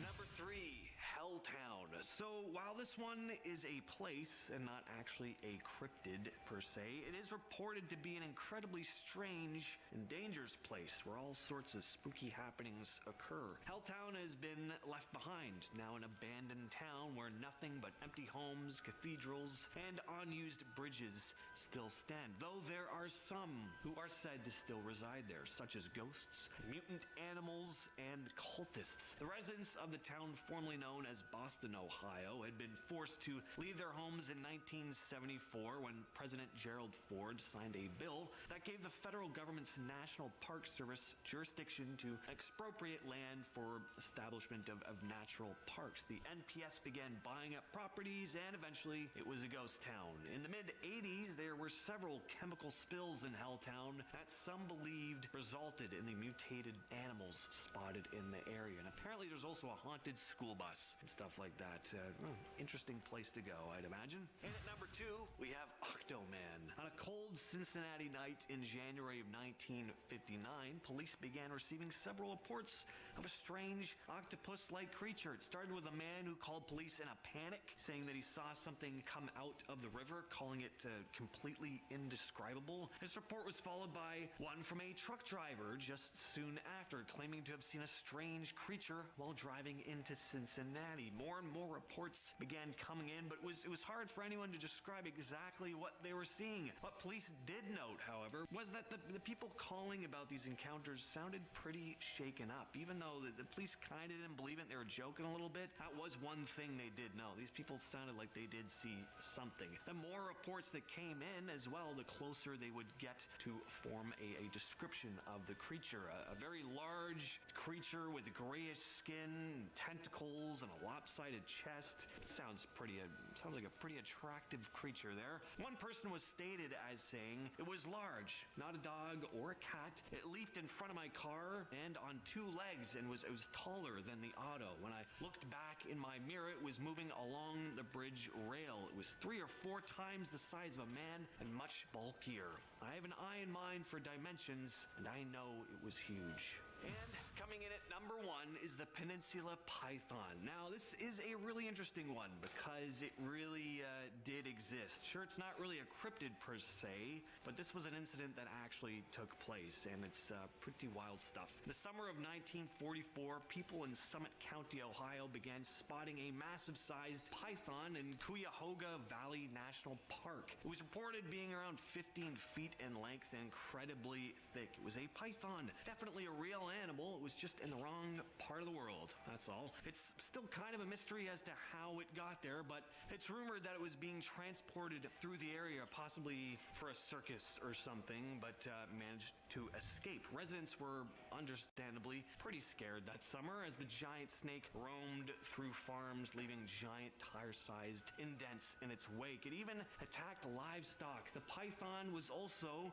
never found, just disappeared eventually. Most likely died curled up somewhere after succumbing to the Ohio winter, though. What you're looking at here may not look like much at first glance. It's a snake. I mean, big deal, right? Well, the thing is, this is an aerial photograph taken way up in a helicopter. That snake is said to have been 50 feet long.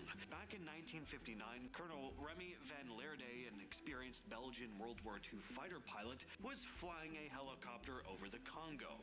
As he's flying over the jungle in the Katanga region, he spots something moving down below. He claimed it was a massive snake, and it would have had to be for it to catch his eye way up in a chopper. Then I was already flying for 25 years, so I have a very good experience of measuring things.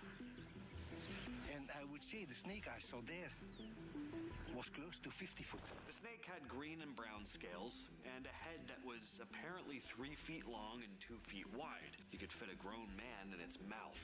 And as he flew in closer, the snake rose up off the ground about 10 feet into the air like it was trying to strike at the chopper. Van Lierde circled around a few times so someone else on board could snap a photo of it. Of course, skeptics have their doubts, but he stuck to his story up until his death in 1990.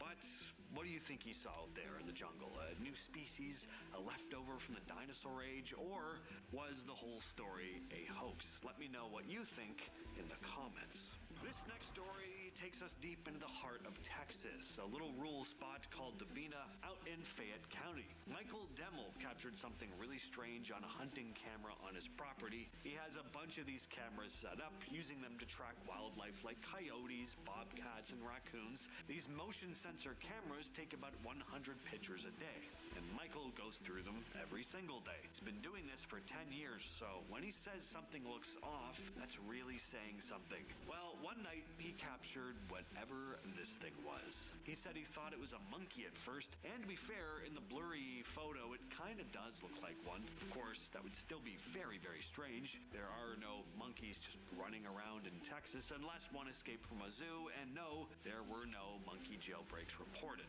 So he shows the image to some friends, tries to get some answers, and the photo eventually hits the local news. Some say the thing looks a lot like a chupacabra, the legendary cryptid that's been blamed for livestock deaths for decades. Others think it has a bit of an alien or skinwalker kind of vibe. Now, the creature's about as big as a medium-sized dog, but the body shape, the face, totally off. Michael said, "In the 10 years I've been reviewing my cameras, I have never encountered anything like it." Even the Texas Parks and Wildlife Department got involved. They looked at the photo, but ruled out any normal animal, saying it didn't look like a baby deer or anything they could easily identify. I always liked to imagine Spider-Man was real when I was a kid. Kinda always hoped I'd see him swinging around up there one day. Well, I would have been thrilled to see this next video. This footage was captured at the pedestrian bridge in Kiev. Not where you'd be expecting to spot the web slinger, but superheroes do get around. Now, clearly, this is a person crawling under the bridge, but even so,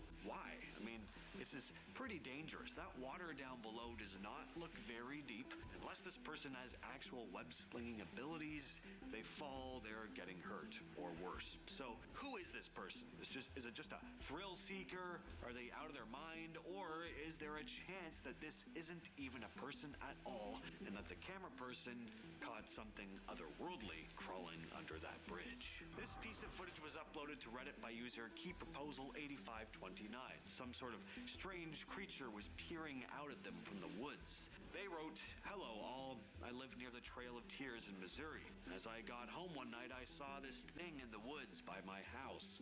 From where it was standing, it has to be tall because there's a ditch right below where it stands. Any ideas? I'm terrified. Yes, I stayed in my car until I got the balls to run inside my house." Now, I have no idea what this thing could be. It's hard to make out, but if the Redditor is telling the truth here, then this is a pretty creepy piece of footage, because they pass by this area constantly. I mean, it's right outside their home. They know when something is out of place. A Reddit user out in the Midwest has been spotting a strange creature in their neighborhood. First, they posted these images along with a caption reading, "These are photos taken in the Midwest from an iPhone at night. The cryptid in question randomly appears in the same spot. Once a person begins to approach, it will vanish. It was seen again a few weeks ago and moved at an incredible speed across a few backyards. A local dog will bark at the spot that it appears in, even when it's not there. Trail cams will be set up soon. Please give me some ideas as to what it could be." The Redditor also posted an update with a video attached. This time, we can supposedly hear whatever this strange creature is.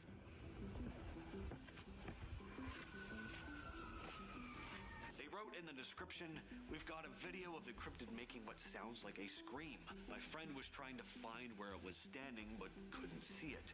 Once the video ended, it appeared again in his yard but vanished as he went to get his phone again." In our number 5 spot, we have the baby dragon. A video was shot showing a creature in a pond that literally looks exactly like the ancient Chinese dragon that we see in folklore. Or they look like Khaleesi's dragons when they were babies. Game of Thrones, anyone? Anyways, this video is wild.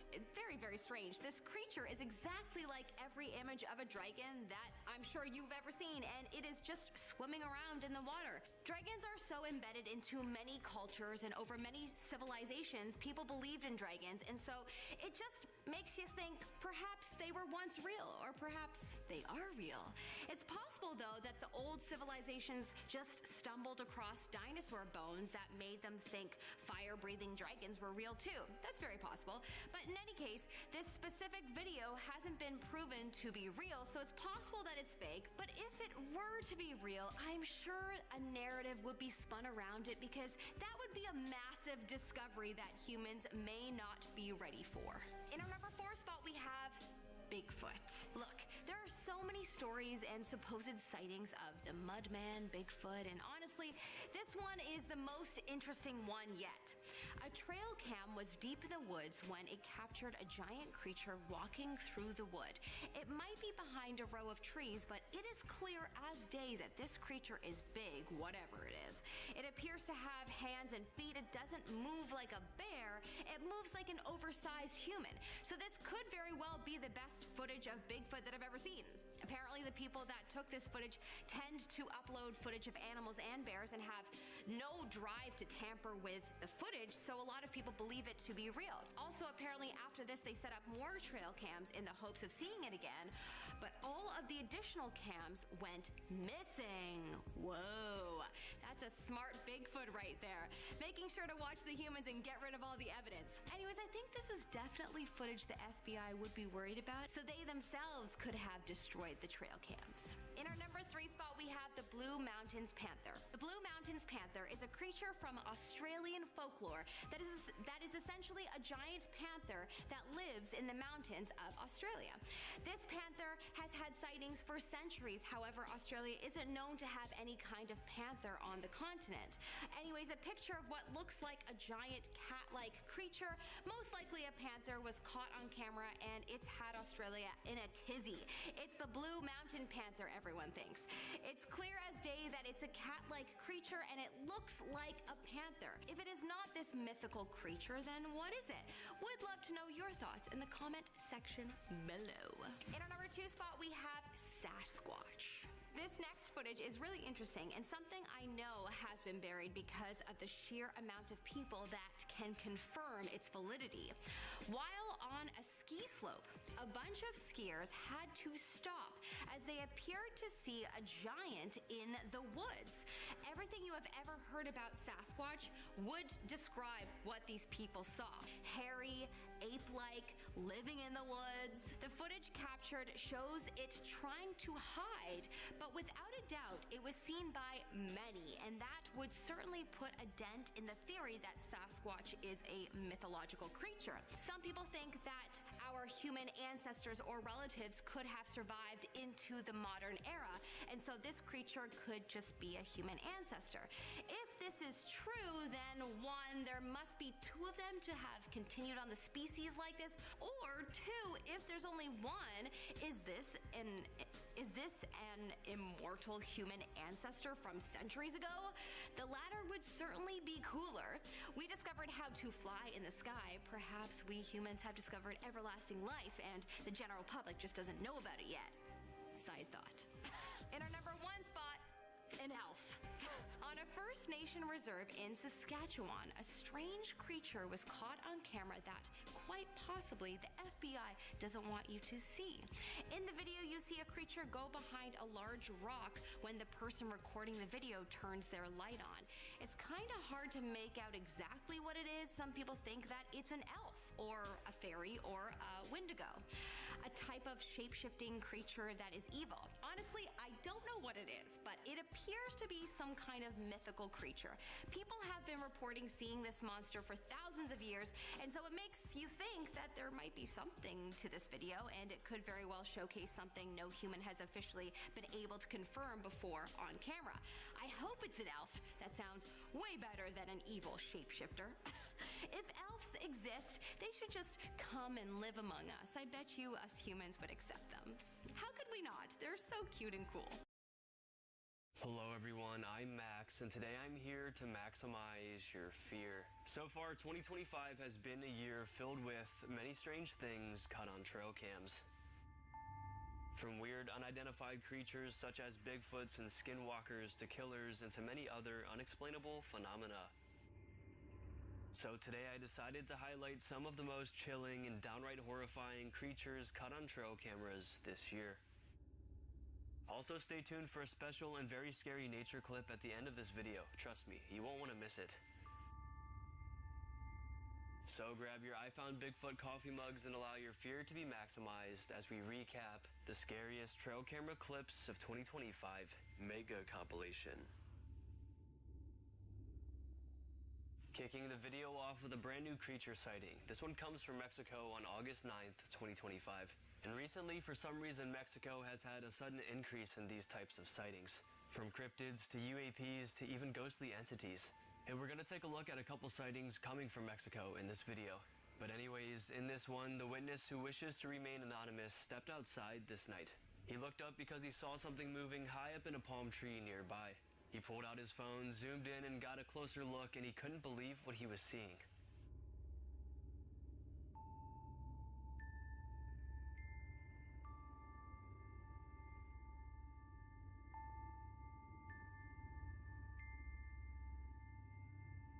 A glowing-eyed humanoid creature is hanging from the tree.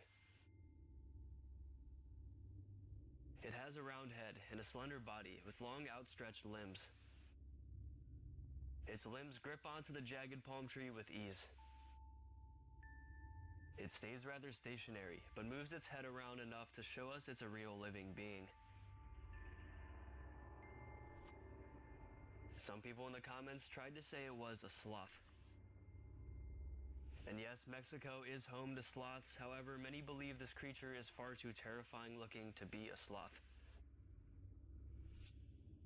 There's just something so off about it. From its glowing eyes, round head, and overall build, most are not convinced. Especially because Mexico has a rich cryptid tradition that blends indigenous legends, colonial folklore, and modern urban myths. Because the country's cultures are so diverse, you get a mix of creatures that range from terrifying supernatural predators to mysterious humanoids and shapeshifters. For instance, one of the most popular is El Chupacabra, which is often described as a reptilian, spiny-backed creature the size of a small bear, or sometimes a hairless dog-like mutant. And in this case, it fits the description. Also, they have a creature called the Nahal, a human who can shapeshift into an animal, often a coyote, jaguar, owl, or dog, using magic.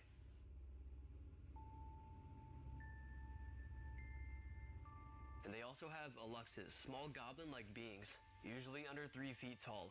All of these legends could fit the description of the creature seen in the video. So could it be one of these, or is it somehow explainable? With Mexico's recent increase in this kind of activity, most are saying it's unexplainable, something the human mind can't comprehend. On June 7th, 2025, a strange piece of video would emerge. A group of friends were out doing some late-night exploration. It appears this occurred in winter, so it's believed it was taken at least a few months prior of its release. So snow's falling down and they eventually reach what looks like an abandoned construction site. All they really see at first is just a dumpster with some wooden pallets inside and a bobcat machine sitting beside. This is when they spot something strange beneath the machine. Possible. Maybe he's camouflaging as the wood Maybe pallet. he is the wood pallet. Yeah. You never know. Here's this weird tractor. The train. What is that? Yo! Tractor, train. What is that? Yo! All we can see is a very pale round head. It pokes its head up and peers at the explorers with its dark, sunken black eyes. When it realizes it's been seen, it quickly ducks back beneath the bobcat, but it was too late. The hikers freak out, stop the recording, and run for their lives, believing they had just caught an alien, or at least some kind of extraterrestrial being on camera. It's unknown why they waited till June to post their encounter, but it's believed to be for their safety. They wanted to make sure whatever this was wouldn't hunt them down for exposing its existence. But skeptics and believers are once again torn between this one. Skeptics voice their doubtful opinions and say it could just be a person in costume. They claim the explorers are just trying to trick the internet. But believers talk about the realistic look and the movement of the creature. The explorers also claim the footage is 100% real, and that they certainly didn't fake it.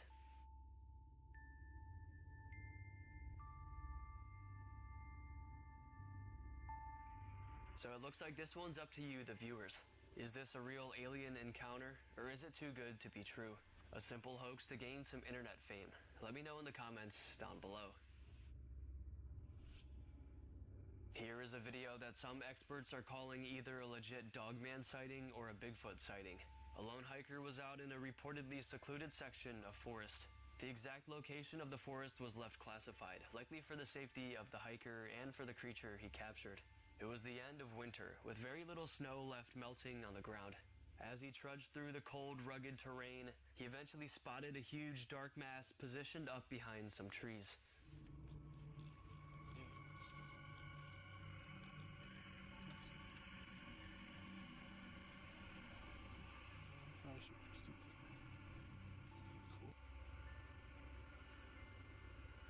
He films as what was initially a dark mass stands up and reveals its true form. It's a real living beast. It's a giant dark bipedal creature that was hunched down, hiding in the brush. As soon as it stands up all the way, this is when the hiker shuts off his camera in fear and runs for his life. Luckily, whatever it was, it reportedly didn't follow him. It just moved away in the other direction, avoiding confrontation altogether. Now, as I said earlier, some think this is a dogman, and some think it's a Bigfoot. Some think it's a dogman because of its more slender, tall build and jet black fur. And when we slow the footage down and look closer, we can see its head is a little smaller, not as dome-shaped as most Sasquatches.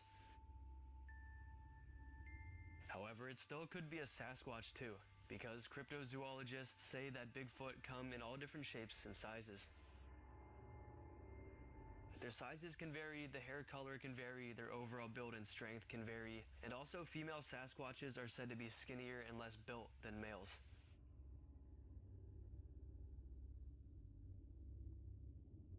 So perhaps this could even be a female. Because all we have to go by is this short video clip, it's likely we will never find any more information on this sighting.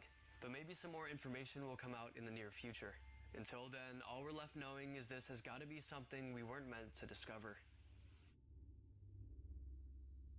So 4 days ago from the time I'm filming this, so on August 10th, 2025, a passenger on a commercial flight would capture something downright strange. Something that seemingly no one has an answer to yet.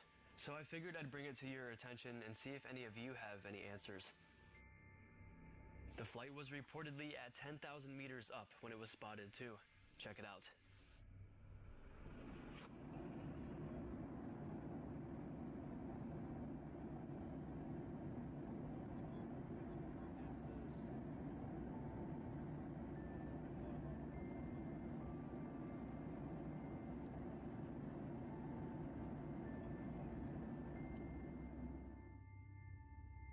We see what looks to be a dark cloud of smoke emerging in the direction of the plane.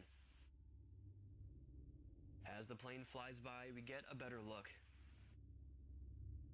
The smoke turns as it flies.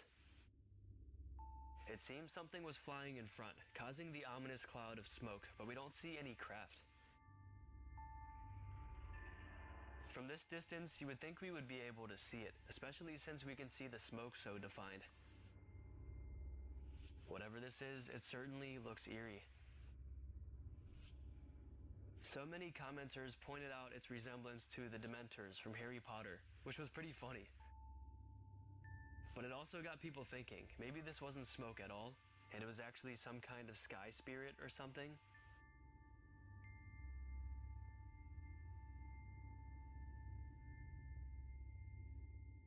Most are saying it was some kind of UFO though, rather than some kind of entity.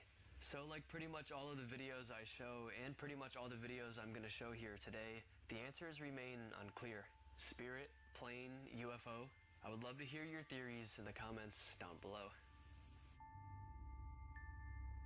The following rather clear footage shows what looks to be a dogman caught on camera. But what's crazy about this one is allegedly the man who filmed this video was mysteriously killed. That's right, the uploader claims that there were 2 men out there this day, and one of them was brutally murdered after he posted the footage. It's unverified if this is true or not, but the uploader is adamant that this happened. Take a look at their footage.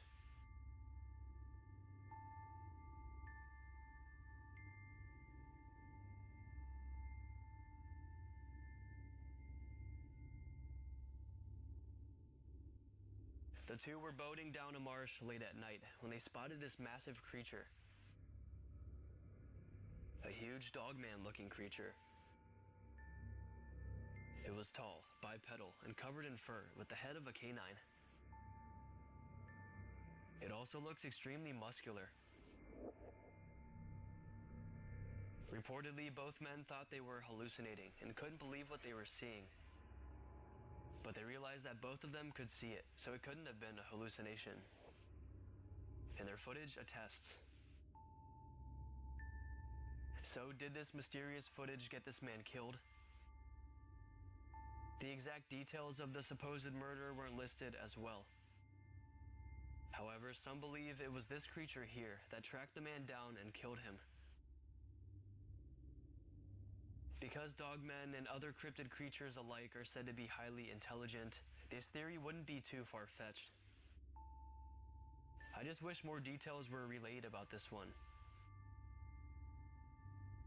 If this story is true, along with the infamous video footage, my condolences go out to the family and friends of the victim.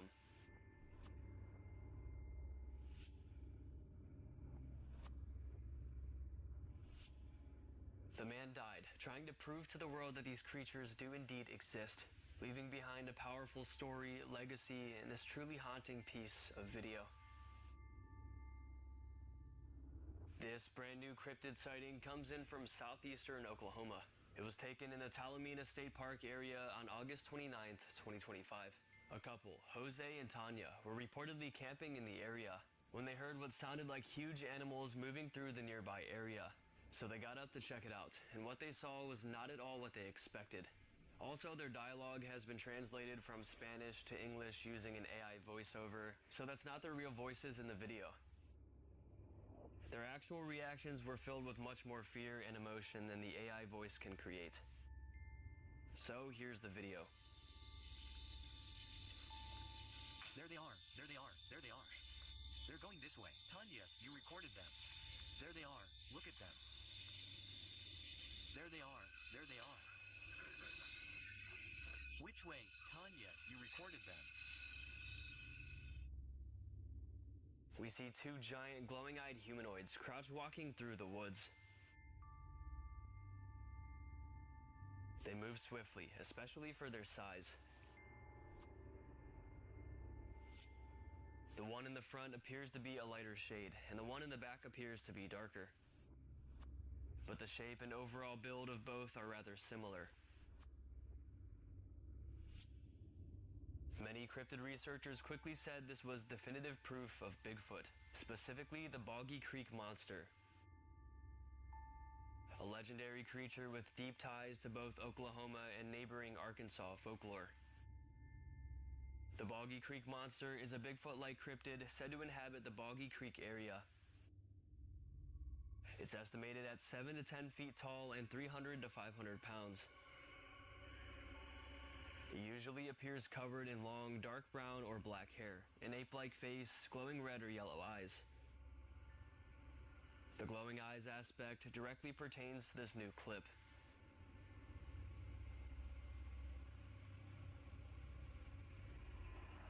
Many enthusiasts hypothesize how these creatures came to be. They believe it's simply a regional Bigfoot population adapted to the swampy environment. So was this a group of Boggy Creek monsters spotted in southeastern Oklahoma? The footage certainly looks very real, not like a person in costume from what we can see. They look like real living creatures, real terrifying living creatures that we definitely weren't supposed to see. Now this is one of the strangest and most terrifying videos I've seen in a while. According to the uploader, 2 locals were hiking somewhere in the Middle East. They were hiking specifically near some abandoned houses in a secluded area. They then started hearing some otherworldly noises, then spotted a strange and disturbing entity coming right for them.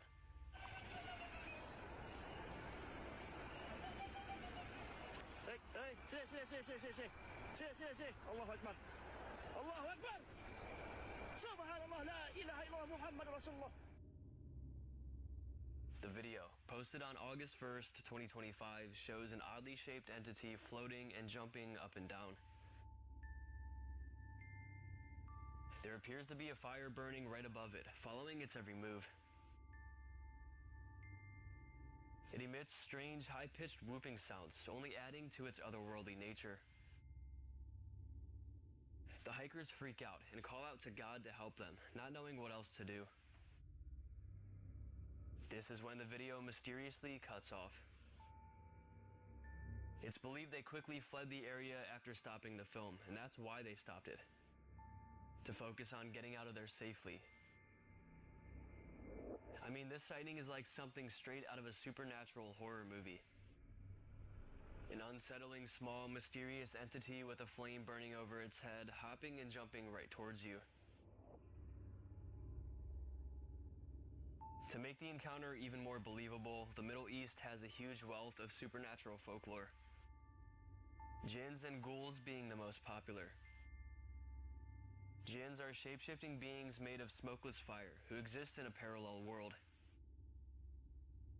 And ghouls are also shape-shifting spirits who eat the flesh of humans and lure travelers into the desert.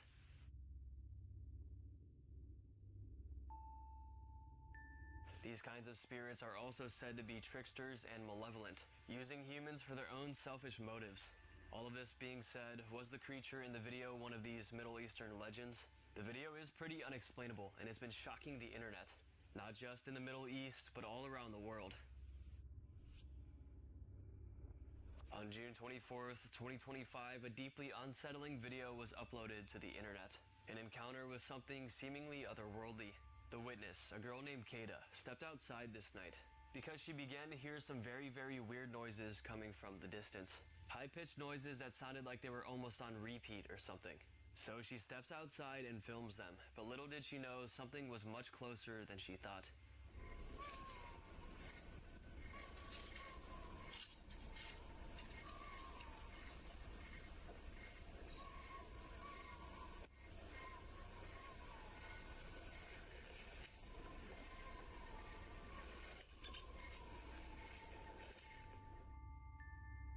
The video is rather dark, and you can't really see anything. But when we slow the footage down and up the brightness, we see it. A pale, alien-like being, watching her from the trees. She didn't really know she caught this on camera. It wasn't until the video began to go viral when people started to spot the anomaly. We see a big round head with dark black eyes, the classic alien look. The rest of its body is mostly obscured by the thick trees. Also, the noises are just really weird, and they almost sound like they're on a loop. Sounds that don't match up to any animal on this planet. Viewers quickly pointed out the creature's resemblance to a gray. Greys, or alien greys, are one of the most famous types of extraterrestrials in UFO lore. They're usually described as small, thin, humanoid beings with grayish skin, huge black almond-shaped eyes, and large, bald heads. Their image has become so iconic that they're the default alien in pop culture.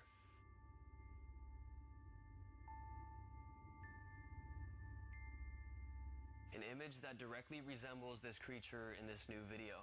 Now, most of the time with alien sightings, we usually just see UFOs or UAPs, but every once in a while we'll get an alleged video of an actual extraterrestrial being. And there's been a couple that have come out recently, so maybe we'll get some more in the near future. Here is one of the scariest trail camera videos ever. It was released in 2024, but it's remained rather exclusive. The details remain pretty mysterious though. For instance, we don't know where it comes from. All we know is it was taken by a trail camera placed in a dark and desolate area, and it caught something absolutely horrifying.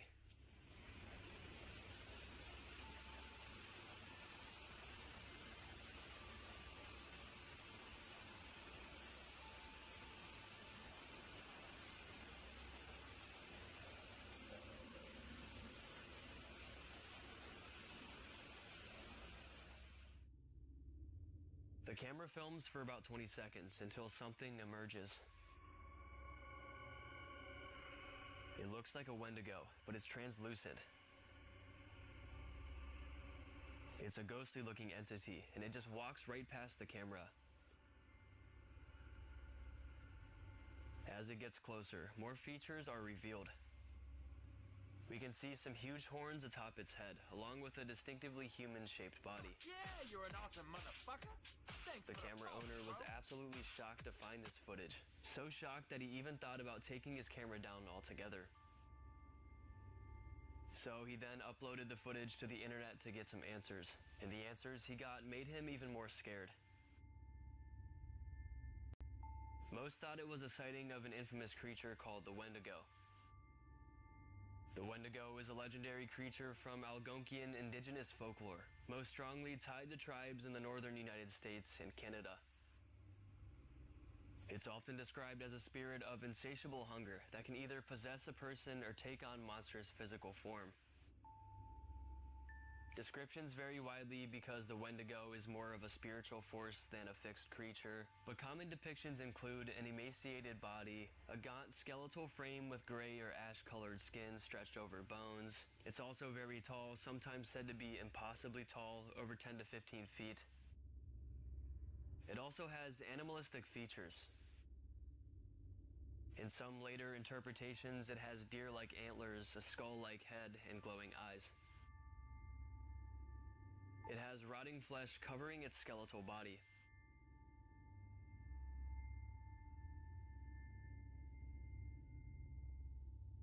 And it's also said to sometimes have a foul odor, the smell of decay or death.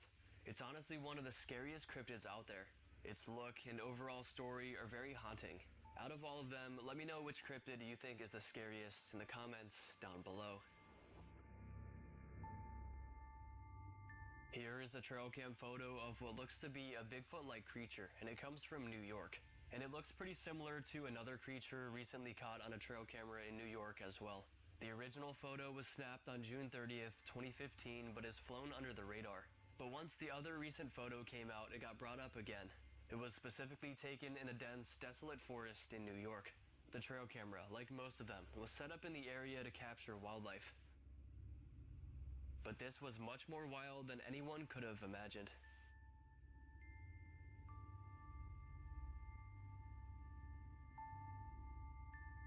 We see a small, dark, humanoid creature. It's hunched over, and we don't get a look at its head.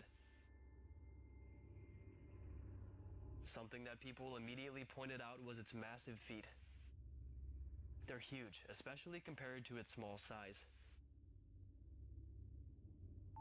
Now they say Bigfoot sizes can vary from huge to smaller, so believers guess that this one is a baby.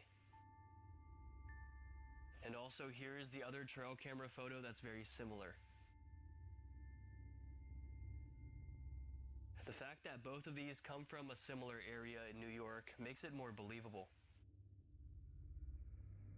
While New York isn't always the first place people think of for Bigfoot sightings, the state actually has a rich history of reports dating back centuries.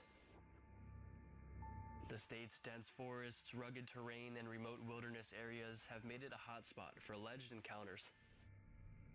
European settlers and explorers in upstate New York sometimes reported strange tracks, eerie screams in the night, and glimpses of towering, man-like shapes in the forests.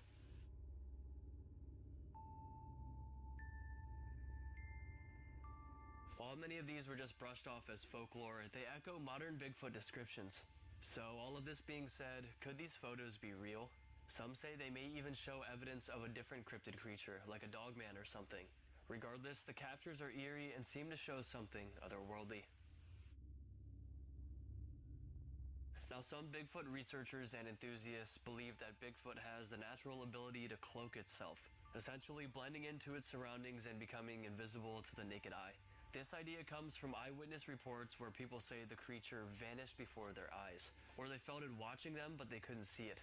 And today we have a piece of evidence that might support this theory. A man was out in a forest when he spotted something strange, so he filmed it. Over there, look, over there. Do you see that? What the hell? Hell?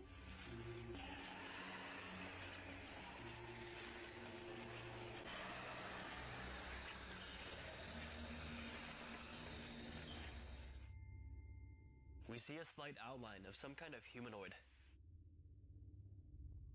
It's hard to see, but it's slightly translucent, barely visible to the naked eye. The man who filmed this really believes it was a Bigfoot using its cloaking ability. Though some said it could just be a ghostly spirit that resides in the woods. But the uploader points out the shape, especially towards the end of the clip.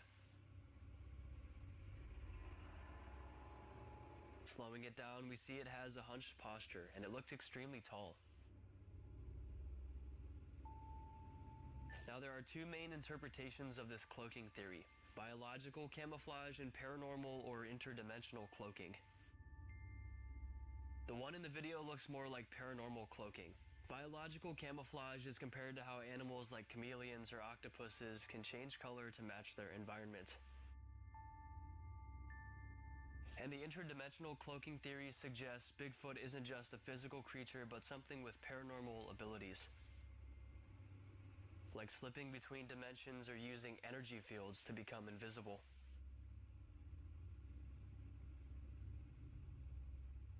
Could this possibly explain why Bigfoot is so hard to spot? I don't know. Whether the video shows a ghost, a Bigfoot, or something else, it's downright disturbing.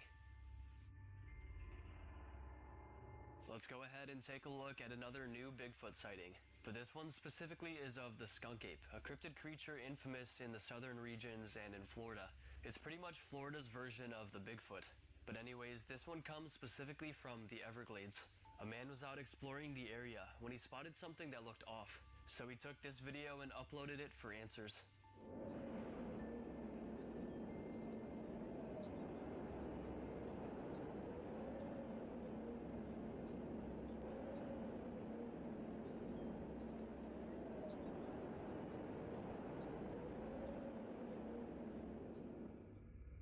We see what looks to be a giant bipedal being walking through the open field. It's dark in color and appears to have something on its back. Looking closer, it appears to have a walking stick. This is when skeptics stepped in and said this was just a hiker. A person with a walking stick and a big backpack on their back. And this very well could be the case. The video is taken from too far away to tell, so I can't tell you what it is for certain, but this does seem to be a very logical answer. However, even if this sighting is just a misidentified human, the skunk ape is seemingly not misidentified. It's often described as a smaller, scruffier version of Bigfoot, usually around 5 to 7 feet tall, covered in dark, reddish-brown hair, and infamous for its terrible smell, hence the name. Sightings go back centuries, with Native American tribes in Florida sharing legends of large, wild men living deep in the swamps. In the 20th century, reports picked up, especially in rural areas where hunters, fishermen, and locals claimed to see a fast-moving, ape-like creature darting through the sawgrass or mangroves.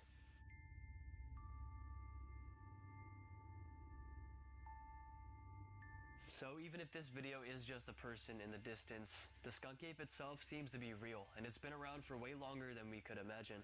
So, real skunk ape or distant backpacker? I'll let you decide in the comments. Here we have a mysterious Bigfoot photo. This lesser-known encounter reportedly took place in 1980 in the Wuhari National Forest in North Carolina. The story goes like this. Some friends were out camping in this secluded area when they woke up to strange sounds coming from outside of their tents. So they unzipped their tents and cautiously peered outside, and there it was. A tall, dark, bipedal creature resembling Bigfoot about 20 feet away.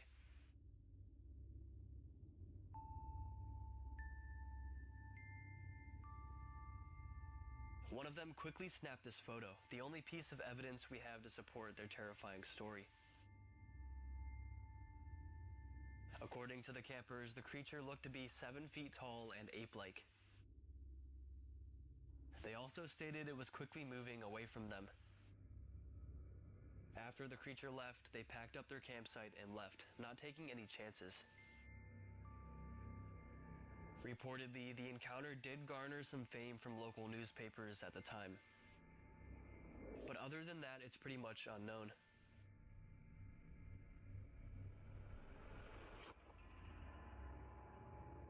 And the photo is pretty good, especially for the 80s. I mean, just look at the build of this thing. Its shoulders are broad, its back is huge, we can tell it's heavily muscled. Whatever this thing was, it was definitely dangerous and freakishly strong. I think the campers had the right idea by packing up and leaving as quickly as possible. Following today's trend of mysterious and unexplainable evidence, here is a newer trail cam photo. The caption reads, quote, "My brother captured this animal in Canada last month. It was like nothing we've ever seen. Was it related to Bigfoot? What was it?" End quote. Take a look.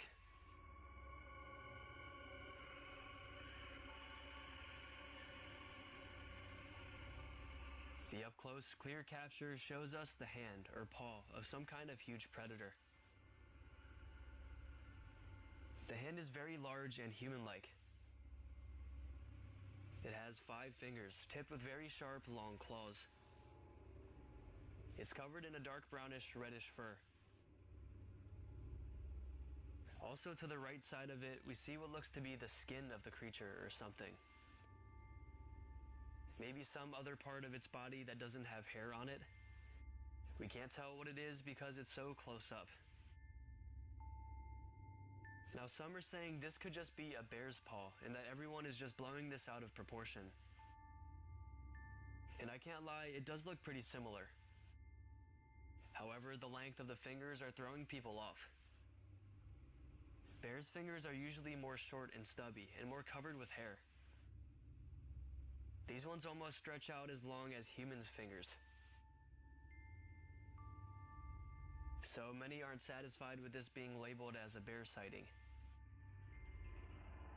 However, with Canada's Bigfoot history being one of the oldest and richest in the world, arguably even deeper than the US, it's hard to not look at Bigfoots and other cryptid creatures alike for answers. The idea of a large, hairy, human-like being appears in indigenous oral traditions from coast to coast, centuries before Europeans arrived.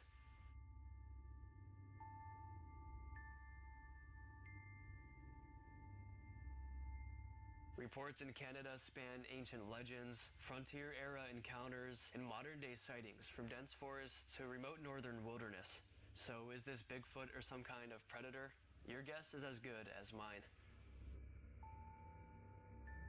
Returning back to the region of Mexico like I promised, here is another weird sighting from there. It was just released on August 4th, 2025. The caption of the clip reads, "A massive metallic UFO orb was spotted over a volcano in Mexico." Locals claim this has been going on for years and allege that there's an alien base inside Pico de Orizaba.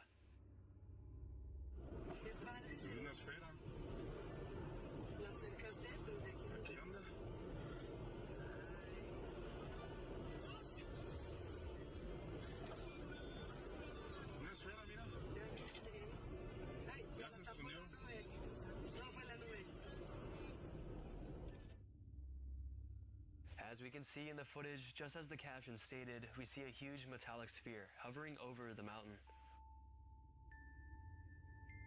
The drivers are shocked at what they're seeing. They didn't know what to do except pull out their phones and record. As they drive, the clouds cover the mysterious object, shielding it from the eyes of the onlookers. They continue to drive and try to capture it again, but they never saw it again. Pico de Orizaba is a massive stratovolcano in Mexico, right on the border between the states of Puebla and Veracruz. It's about 5,636 meters high, making it the tallest mountain in Mexico and the third highest in North America.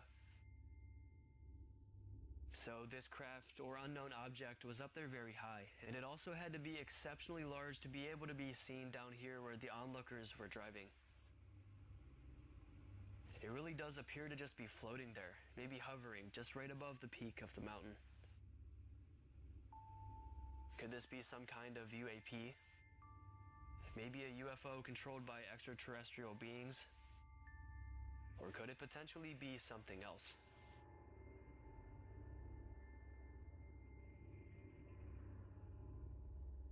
All I know is it doesn't look like any craft from this world.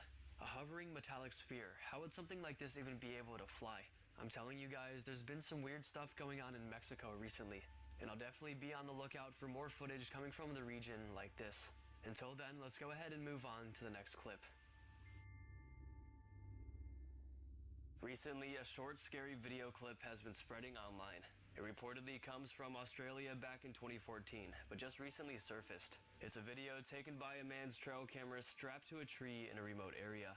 It was taken at approximately 3:27 a.m. in the complete dead of night. Take a look.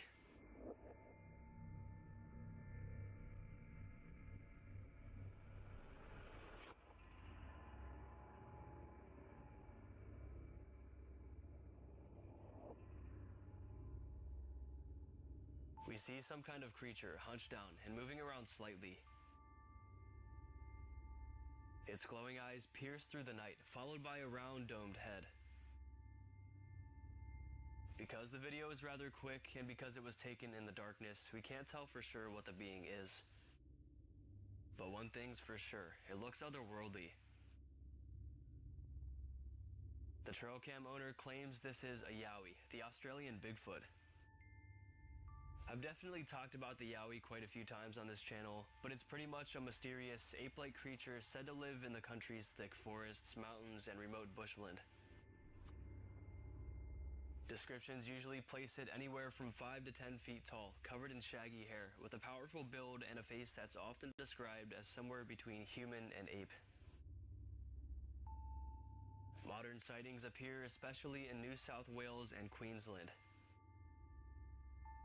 where witnesses claim to have seen huge shapes crossing roads, heard ear-splitting screams in the wilderness, or even found large footprints. Some think the yowie could be a surviving relic of an ancient primate, while others see it purely as myth, folklore, or mistaken identity.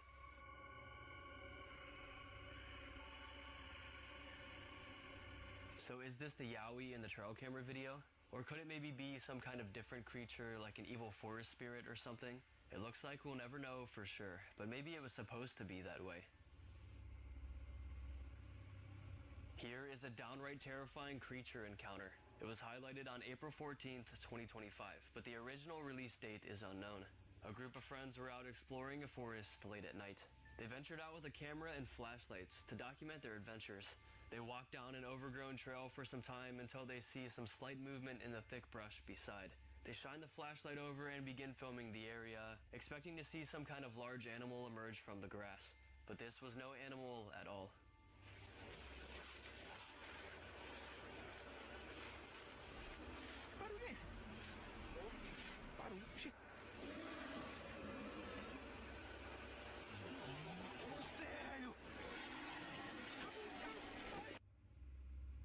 This was some kind of unidentified creature.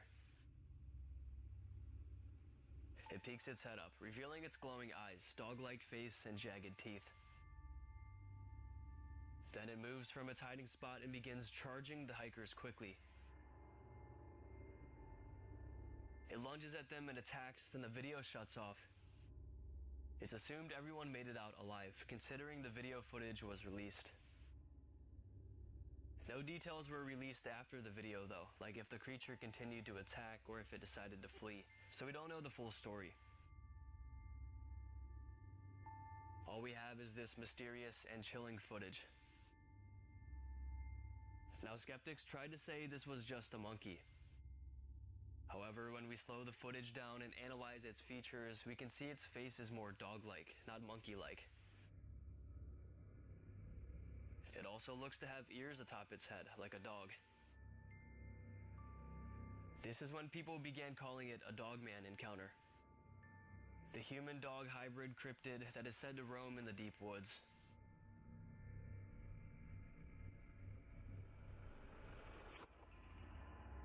It's one of the more dangerous and ferocious cryptids of them all. And considering the creature's crazy behavior in the video and how it attacks the hikers, it would make sense to be a dogman.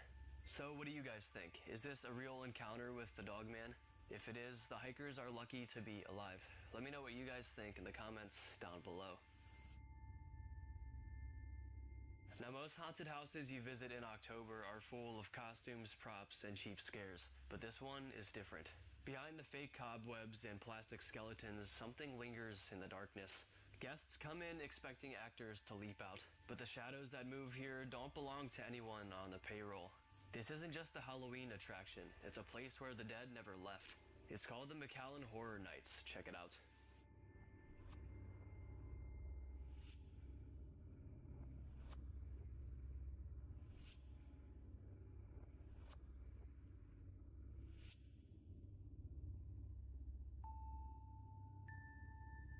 This footage comes from a CCTV camera in one of the back rooms of the haunted house. One of the workers was closing up shop this night at around 9:30 p.m. when one of the animatronics began moving all on its own.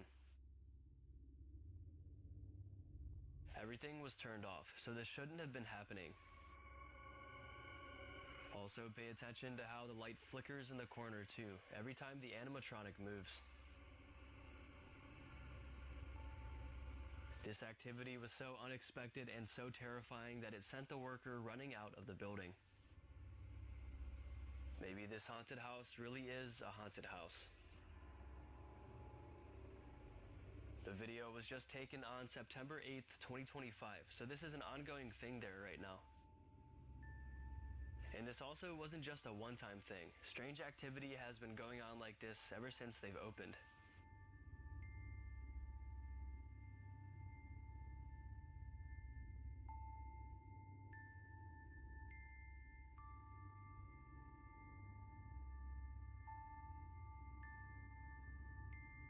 But I mean, think about it. A haunted house would be a perfect spot for a ghost to hide out.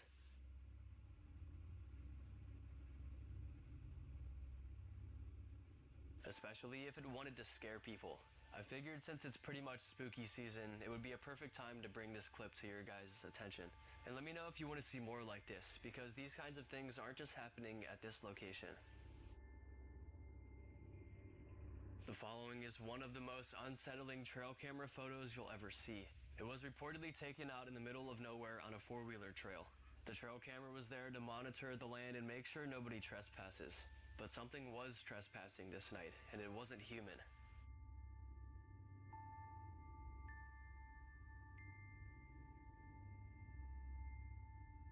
We see a strange humanoid figure walking down the trail. It looks almost human, but not quite. It even has a long tail behind it. Its body is shaped like a human and it walks like a human, but something is very wrong. Its face is also distorted and disturbing looking, not like a human's face. It looks like some kind of human-animal hybrid. And if we look closer, we can just barely make out what look like horns on its head. Now, cryptozoologists are calling this one a skinwalker or a wendigo. Skinwalkers are usually described as witches or dark shamans who have gained the ability to transform into animals, or even take on the appearance of people. Unlike friendly shape-shifting figures in other cultures, skinwalkers are tied to evil acts. And a wendigo is said to be created when a person gives in to eating human flesh, transforming into a twisted, emaciated monster driven by endless hunger. Some say it looks like a gaunt human with glowing eyes and decaying skin. Others picture it as a towering skeletal beast with antlers.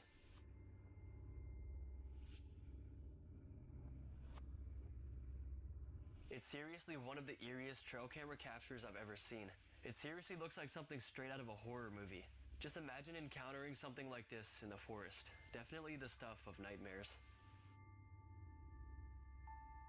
Endangered Dangerfield State Park in Texas. One of their park CCTV cameras captured something strange. Camera number 6 to be exact.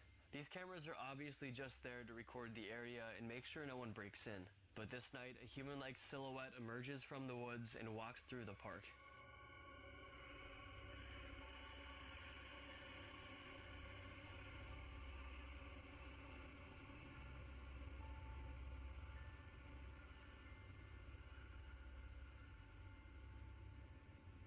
Some are saying this is just a large person in baggy clothes. But a lot of people are saying it's Bigfoot.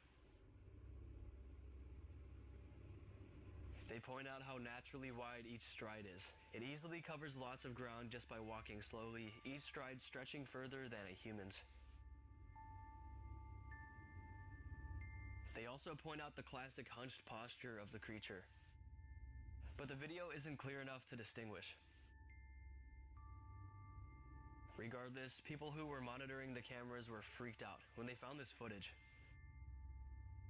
They couldn't tell what it was for certain, so they decided to get some answers on the internet. And what makes people think Bigfoot even more is Texas actually has one of the richest Bigfoot traditions in the US, with stories going back more than a century.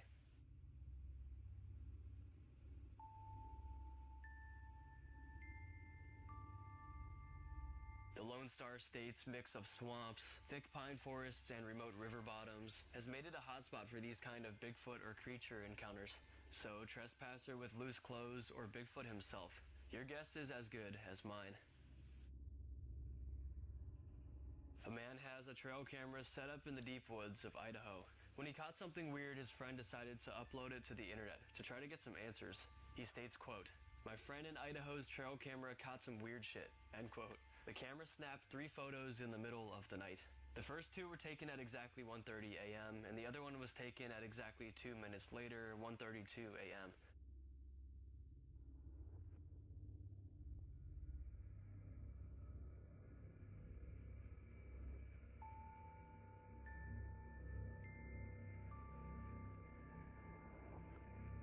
The photos, taken on June 12th, 2025, all have the same anomaly. A weird bar of light floating in the distance. The first photo shows just the light itself, so whatever this light was, it triggered the camera. Now we have to keep in mind, trail cameras are only triggered by the heat and motion of a living being. It's not just motion activated, something living has to be detected. So that would mean this bar of light set off the camera since it's the only thing we see in frame. So that would mean that this bar somehow has the heat and motion of a living thing. Very strange. Now most people said this was just a spider web, because spider webs make strange light appearances in front of trail camera lenses. This is a phenomenon we see often, and a lot of times people mistake it for something supernatural. But this time, it really does seem to be something supernatural. Because why is this deer looking at it in real time? This deer is captured twice, and each time it seems to be looking in the exact same direction as the light, leading the uploader and online viewers to believe it was there in real time.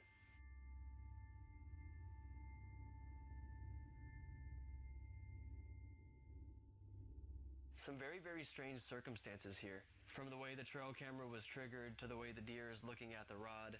I thought this commenter here described it pretty good. Check out what he says.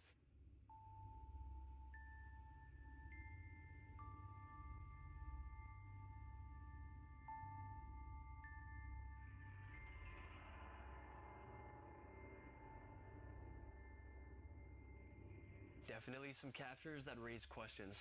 Questions that make us question our reality as we know it. I feel like it's been a while since we've talked about one of your favorite cryptids, the Dogman. And we have another piece of Dogman evidence later in this video, so stay tuned. This photographic evidence, though, comes from a Facebook user named Shy-Unique Legacy, who has reportedly been terrorized by these kinds of creatures on her property. Reportedly, all kinds of Dogman creatures had been making their presence known to her and her family. And this is just one of the pieces of evidence they have to offer.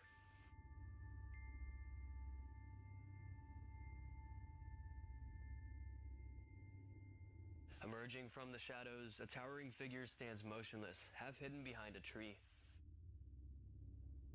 Its glowing eyes pierce through the darkness, even though only one of its eyes is really seen in the photo, reflecting back at the camera. The creature's body is massive and unnaturally long. Its shape distorted in the grainy photo, making it hard to tell where the shadows end and the beast begins. It certainly does look like the stereotypical dogman, the infamous half-man, half-dog creature. From its dog-like snout, pointed raised ears, and eyes.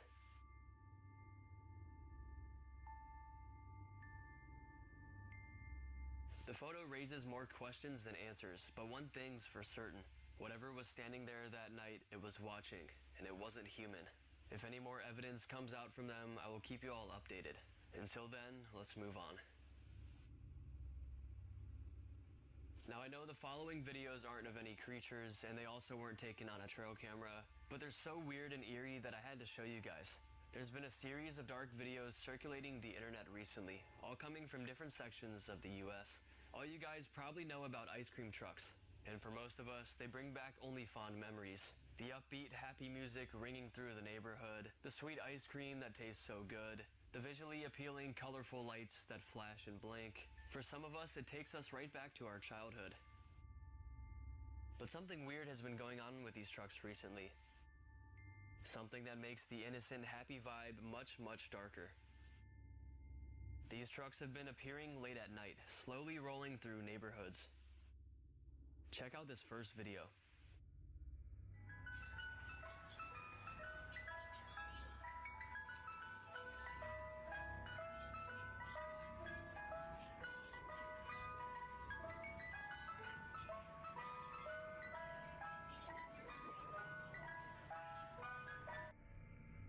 Now, this one actually came out in 2023, but was just released on August 14th, 2025. The caption states, "This is so sus, especially with all the kids going missing in Virginia recently." Now take a look at this next video.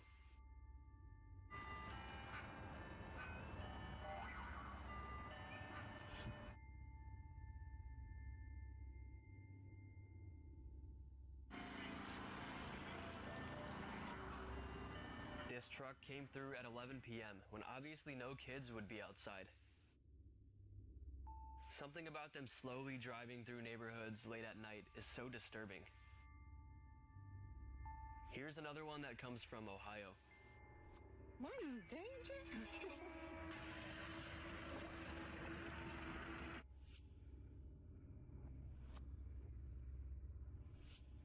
The caption states, "I recorded this last night at 10:30 p.m., guys. I'm in Ohio, and they kept circling around me." This one happened on August 15th, 2025. Seriously though, just think about it. Why would an ice cream truck ever come around this late? The theory is they're trying to kidnap children. Coming around this late at night, if a kid is desperate enough for some ice cream, they could sneak out of their home without their parents knowing. Then the ice cream truck driver could take them. It's just so unsettling.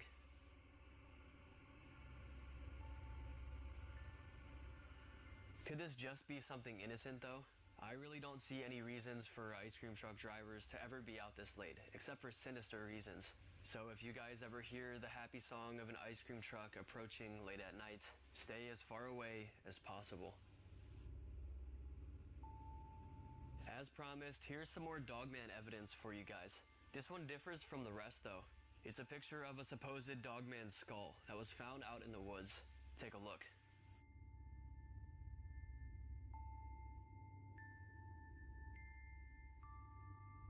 In the image, we see a canine skull sitting on a log.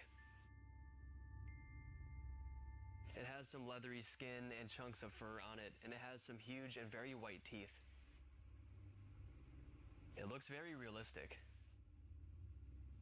Skeptics, though, point out that it could be some kind of dog or a wolf or coyote or something. But something about it looks different, more predatory. The canine teeth are the main feature that tells believers it's not an ordinary dog species. The teeth protrude from its mouth, sticking all the way down to the bottom of its mouth. Skeptics also bring up the fact that it could be a prop, a piece of art meant to trick the internet. But if it is, it's very well done. It doesn't look fake at all. Definitely a very interesting and unique piece of evidence. With cryptid creature evidence, we don't usually see skulls or bodies of deceased creatures, which is what a lot of people argue about when it comes to Bigfoot or other cryptids.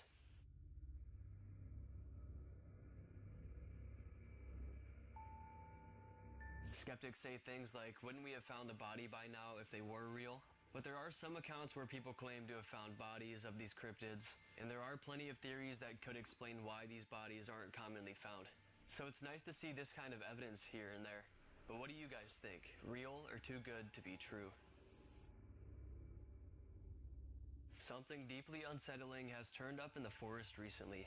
Not just a stray skull or a scattering of bones like sometimes you find in the woods, but heaps of remains. We see different bone fragments from skulls to vertebrae to jaws, all along the ground in a small area.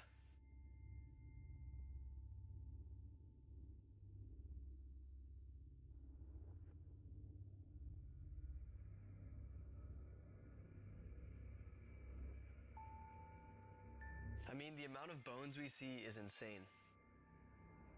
We see what look to be deer skulls and bones, and mixed in are the remains of cats and even dogs. It doesn't look accidental. It feels intentional, like someone or maybe something has been saving these remains. Theories took off immediately. Some argue this could be the work of known predators, like maybe packs of coyotes or other wild animals that all take their prey to the same location year after year. But others point to something far stranger. Could this be a Bigfoot or unknown creature kill site? Evidence of a creature that feeds and collects the bones of animals? I mean, most of these cryptids are said to be very predatory, so could this be too far-fetched? But some even say people could be involved, like maybe some kind of cult out there deep in the woods. A cult that performs rituals or sacrifices with the bones and animal remains. Those skeptics insist it could just be roadkill tossed into the woods by cleanup crews. But many encounter that it's far too many, far too organized to be explained away so easily.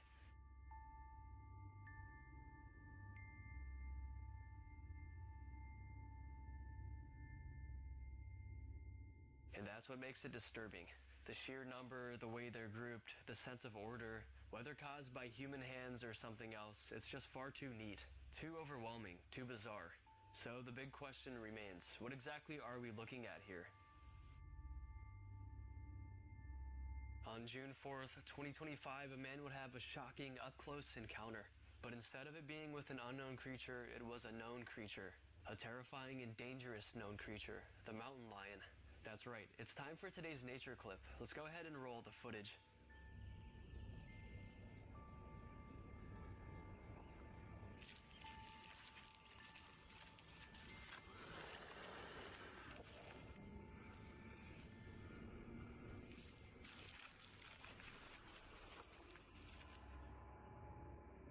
The driver was on a remote mountainous road when he spotted this mountain lion.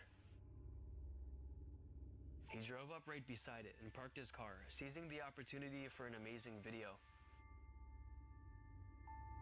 He got such a close look, something we usually can't get with dangerous wild animals like this.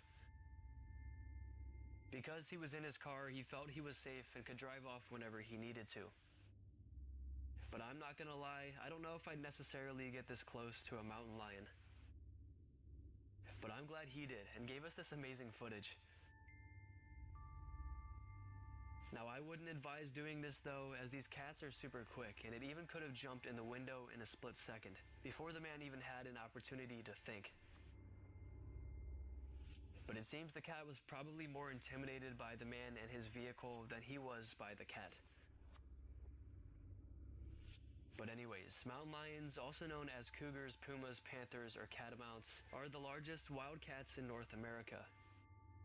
and among the most adaptable big predators in the Western Hemisphere. They have one of the widest ranges of any land mammal in the Americas, stretching from the Yukon in Canada all the way to the southern tip of Chile.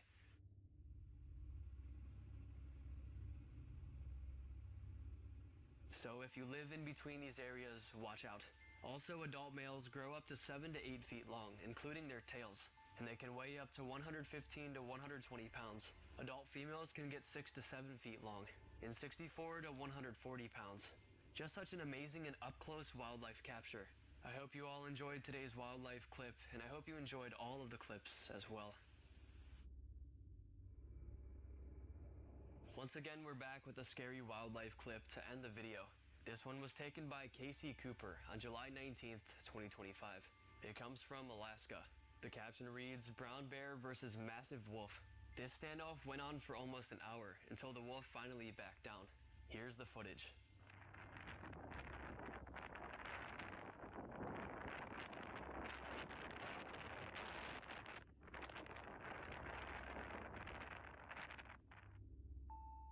The thing that stands out the most to me is the wolf. Look how huge this animal is. It's even taller than the bear when they're both on 4 legs. It looks abnormally huge. According to the internet, the wolves in Alaska can stand around 2.5 to 3 feet at the shoulder. And this one looks to be at least 3 feet. Alaska is home to some of the largest and wildest wolf populations in North America. Wolves thrive in Alaska's rugged wilderness, from dense forests and tundra to mountain ranges and coastal regions. They're apex predators and feared in the area. But this time it was the bear that came out victorious in this standoff.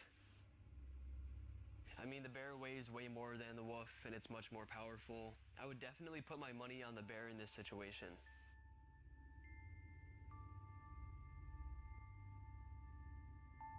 But if it were a pack of wolves, this would be a different story. I wonder why this one was out fighting all alone.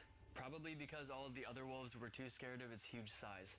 But in all seriousness, this is just such a cool and crazy encounter. Stuff like this goes on all the time in the wild, we just don't get to see it. But thanks to this videographer, this time we got some amazing up-close footage. Time for today's absolutely wild wildlife clip. It comes from Armenia and was posted on November 2nd, 2024 by the New York Post. This is definitely one of the crazier wildlife clips I've covered, so watch with caution. So in the video, rangers are releasing a bear, but as soon as they try to release it, something goes terribly wrong.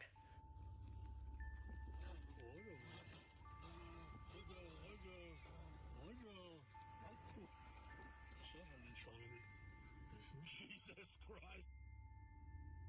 The caption states, "Witness the terrifying moment a bear released into the wild by Charity turns on ranger and attacks." Luckily, the ranger was able to think fast on his feet. He holds the gate and uses it as a shield to block the bear away. And then he jumps in the back of the truck and they drive away quickly. The bear chases the truck for some time and then leaves it alone.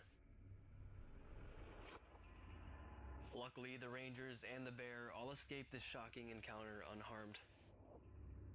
I mean, imagine how bad this could have gone if the ranger didn't have good survival instincts.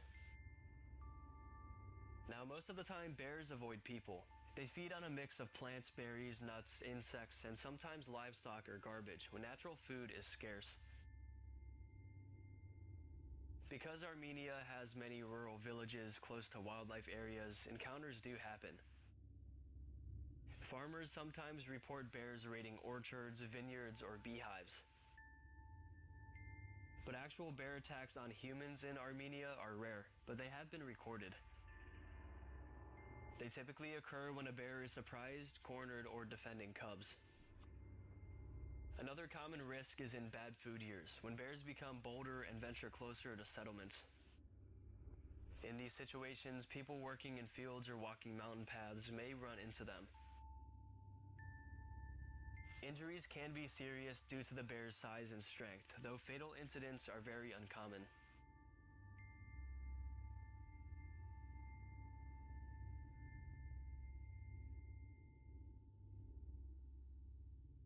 just a very crazy video clip of a rare and terrifying encounter. If you live in Armenia or anywhere near bears, have you ever had an encounter with one? I actually never have. But if you have, tell me about your encounter in the comments. I'll be reading all of them. Thank you. Alright, I think that's going to be it for today's video. I hope you guys enjoyed, and if you did enjoy, go ahead and smash the like buttons, Mom. Let's aim for 5,000 likes for another one of these scary trail camera videos. And if you want to get to know me more, you want to see more of my spooky content, you can go ahead and follow me on Instagram, Maxwell Fear, or you can go ahead and follow me on TikTok, Maximum Fear YT. And be sure to subscribe to the channel, because only 20% of you guys who watch my videos are subscribed. And be sure to hit that bell as well so you don't miss when I upload. And also feel free to check out my special Maximum Fear merchandise and coffee mugs. They're in the description down below. And shout out to my second channel, More Maximum Fear, where I post other scary content that you guys would definitely love. Alright, I hope your fear was maximized. Thank you all so much for watching, and I'll see you in the next one. Number 15. While exploring an abandoned place, this paranormal crew found a demonic doll. What followed next was shocking. Published by Toppy in December of 2021, Sergey takes this rickety staircase into the attic, where he finds this creepy doll. After handing the doll to Nastya, they decide to take it with them. Sergey says they sat in the haunted home for 15 minutes, and heard noises that were unfortunately not recorded. It's unclear if their cameras malfunctioned or what went on, but they have decided to try and communicate with the spirits through the doll. After the doll tells them let's play, the pair decide to pack it up and head home.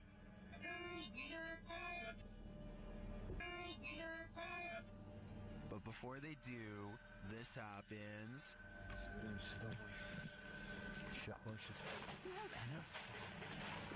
Is this doll truly possessed, or was it just exorcised of its demons? Number 14. Someone is watching in the woods. Published by Mr. Horror, this short clip shows a group hanging out in the forest and what looks like the ruins of an abandoned structure. As the camera turns from the surrounding trees to the building, it captures something creeping around the door frame.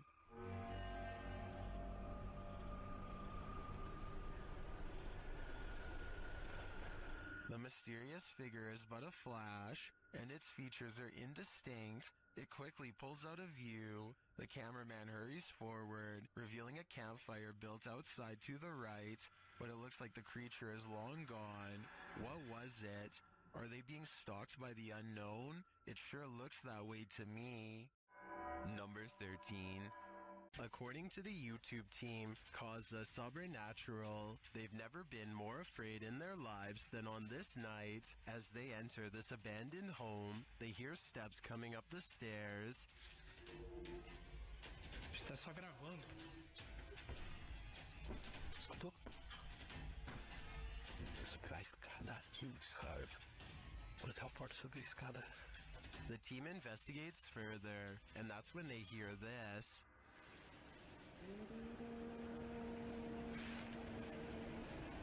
Ah, tomando teu vou dentro, cara. Você escutou isso? Meu Deus do céu. A cantora Lula em cima. What was that?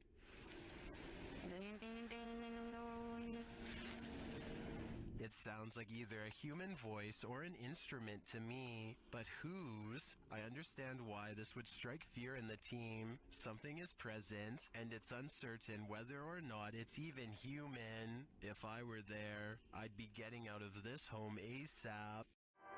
Number 12. I know. That's actually so creepy, dude. There's a guy right there. Kind of freaked out, not gonna lie. Blake Gray fears he's captured, something that would terrify all of us behind the dumpster of an abandoned building while exploring. His brave friend slowly creeps up.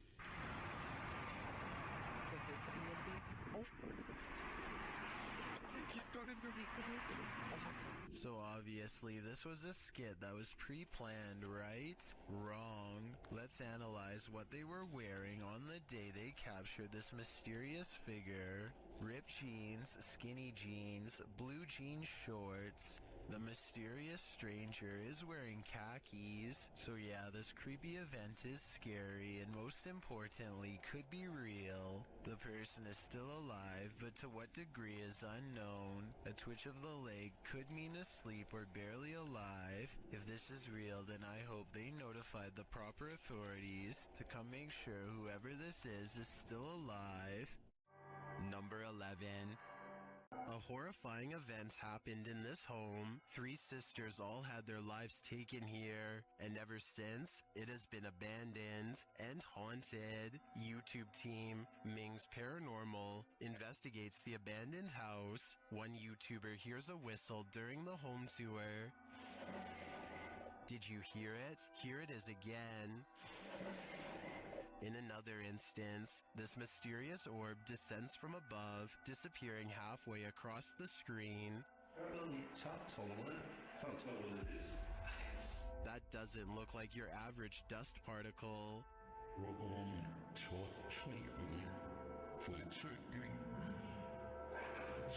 Do the souls of the 3 sisters still linger in this abandoned house? I definitely think the team should spend more time here to see if they can make further contact. But personally, I don't think I'd have the guts to step foot in this place. Number 10. Published by LANH TV New in March of 2022 and originally published by Knob Team Explore, this scary video reveals that the real haunting happens just out of sight. As the cameraman walks us through an abandoned structure, he rounds a corner where 2 bright lights are spotted blinking in the dark distance of the surrounding forest. What are they? He whistles and walks toward them. But before we can get to the bottom of that mystery, something starts rattling off to the left. The cameraman turns in the sound's direction, and he starts to approach the rattling. Rounding another corner, he finds that this door is the culprit. He calls out and then runs away. Assalamualaikum. Turning around, he captures this hanging from the rafters. It appears to be a small pair of legs. The rest of the figure's body remains out of sight. When he turns around and casts the camera back, the figure is no longer there. What is this horror? Something that's gonna stay with me for a long time, that's for sure. Number 9. The YouTube team Ouija Brothers had to end their investigation after this paranormal encounter. They arrive at the abandoned place to find it destroyed. Oh man, nah, look at it. Look at the windows all on the top. Oh no? They've smashed all the windows on the top. They smashed some bottom windows, look. I opened up all the doors, which is handy for us. Once inside, they attempt to communicate with the spirits, and in doing so, they hear a voice. And that can be no. Your phone just said something, didn't it? Here it is again. And that can be no. Your phone just said something, didn't it? And they keep hearing voices, although these aren't being picked up by their audio. Hello?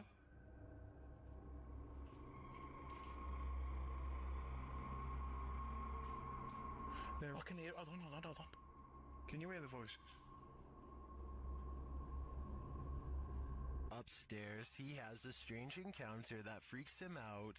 Could you do something else but closer and inside this room, please?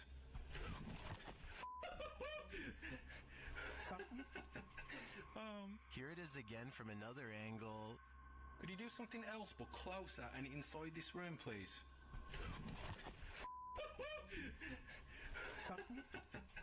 Oh man.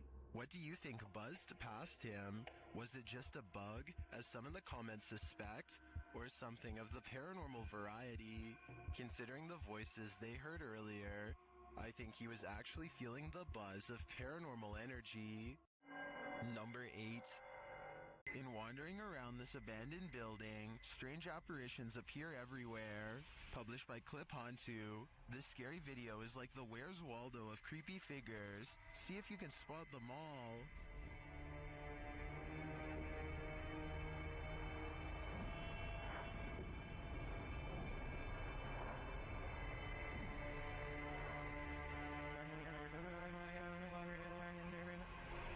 notice this thing on the ledge wasn't there a moment before. It looks like a head of hair or a wig. In the next room, you see a dark figure in the corner. As the camera swings back, it's disappeared. And with the flashlight turned on, you can see the room is completely empty.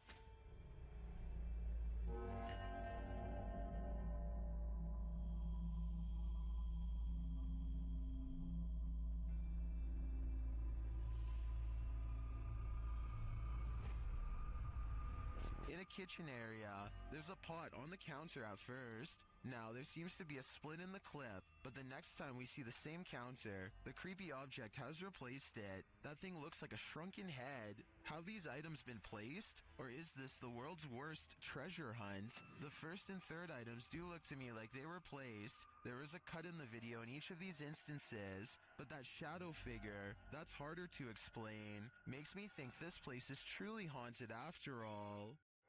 Number 7.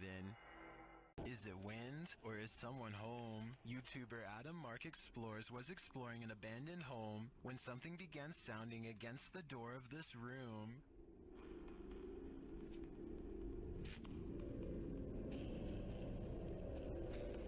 Listen closely.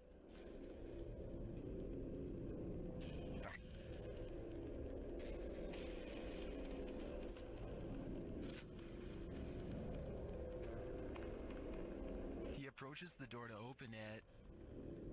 Hello?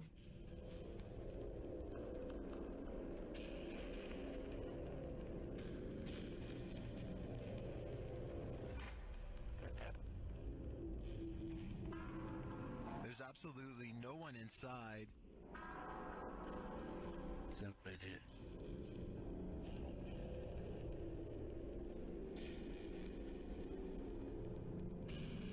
There's no one in here. Although you might think it was just a breeze, watch the door handle again closely.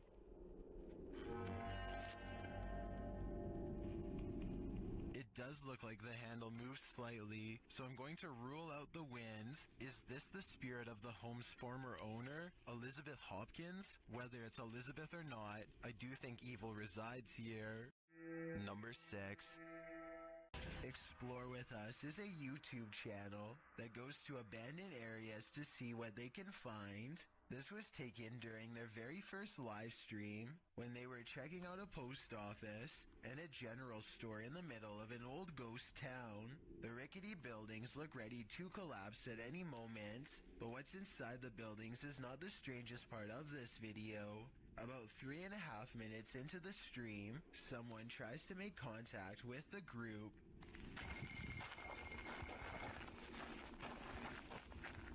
Should I answer that? Hello? Hello? No one is on the other side. All they hear is this strange noise.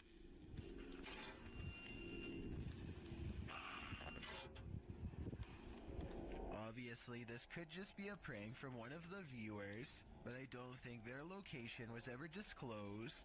Therefore, it could have just as easily been an old resident of this abandoned town. There's just no way to tell for sure.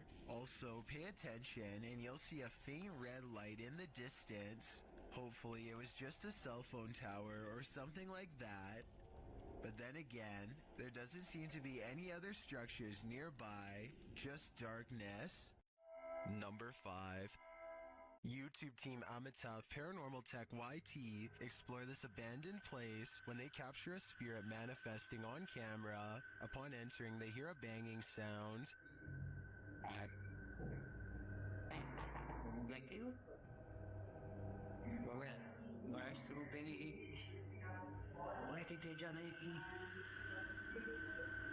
This is followed by a door closing.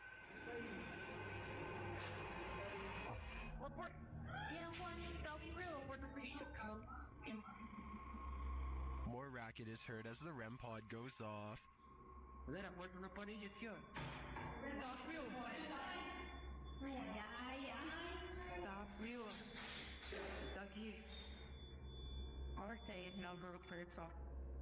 As they stand in the darkness, the banging continues.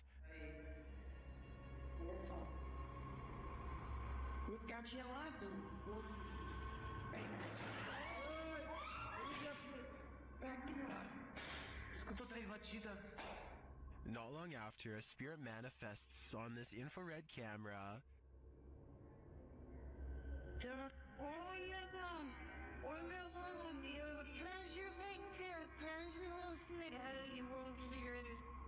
The cameraman leaves the cell, and when he tries to re-enter, he finds he's no longer welcome.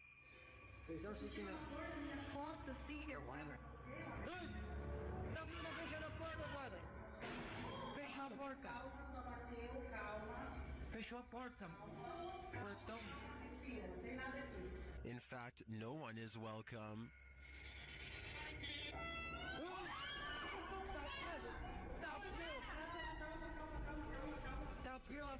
Calma, gente, calma. Galera, a gente viu o negócio arrastando ali, cara. Vou lá ver. Cara, eu vou devagar, não. When they do not leave, the spirit doesn't let up. Ele tá lá na cela, cara. Tem coragem de ir lá. Tá frio. Calma, amigos. A gente só veio pra conversar. It has one last scare for the crew, and this one sends them packing.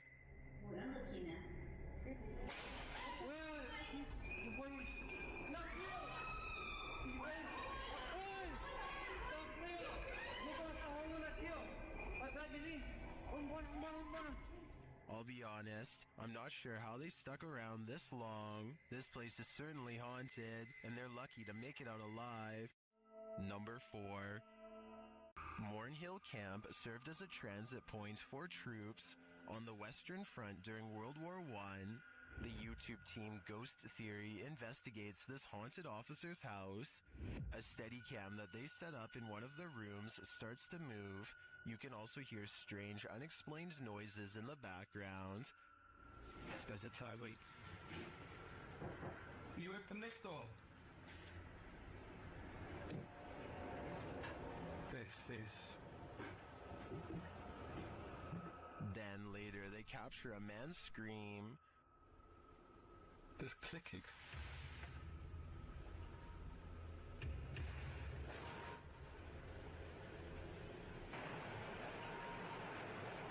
One viewer also points out this strange mist or dust that seems to shift across the room.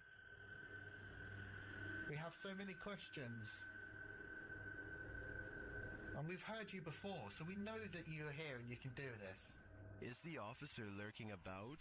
I believe that's his scream, and I don't know if I want to know what caused it. Number 3. While in communication with a ghost that haunts this house, YouTuber Chamos was met with some paranormal activity. The house itself looks totally creepy.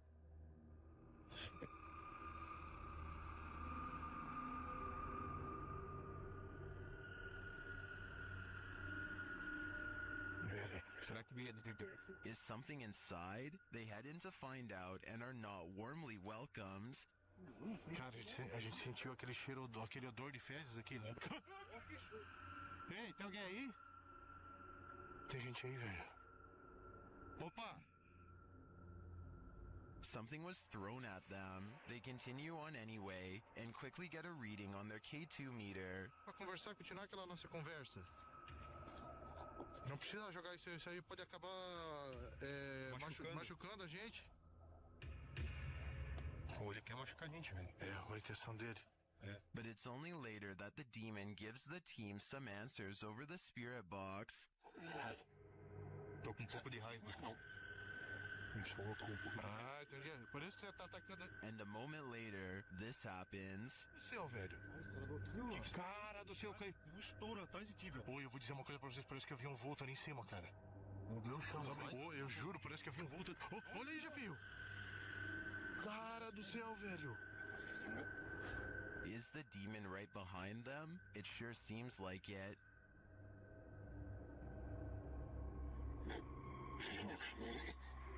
Já sei, sim, ele falou sim, já sei quem é você. Olha, já viu? Oh, meu Deus, cara.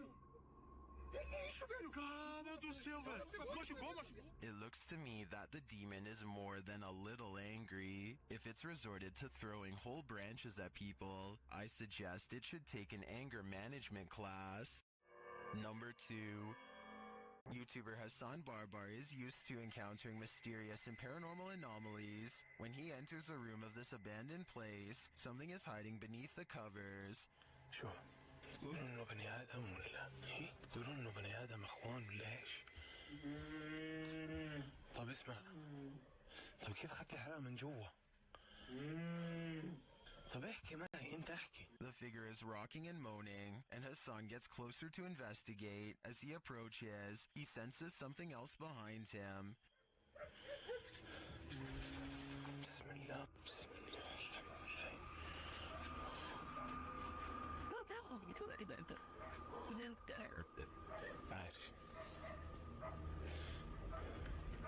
And still, he gets closer.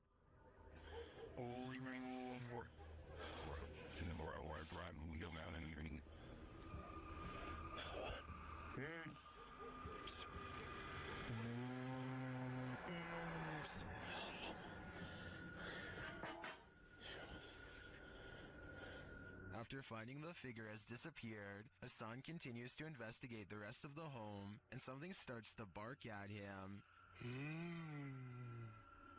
طب اظهر قلب قرد هي. طب انتوا كم واحد هون؟ كم؟ The thing continues to taunt him.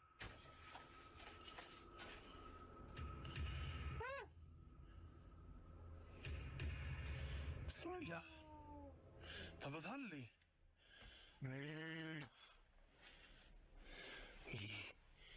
Then things grow even more active.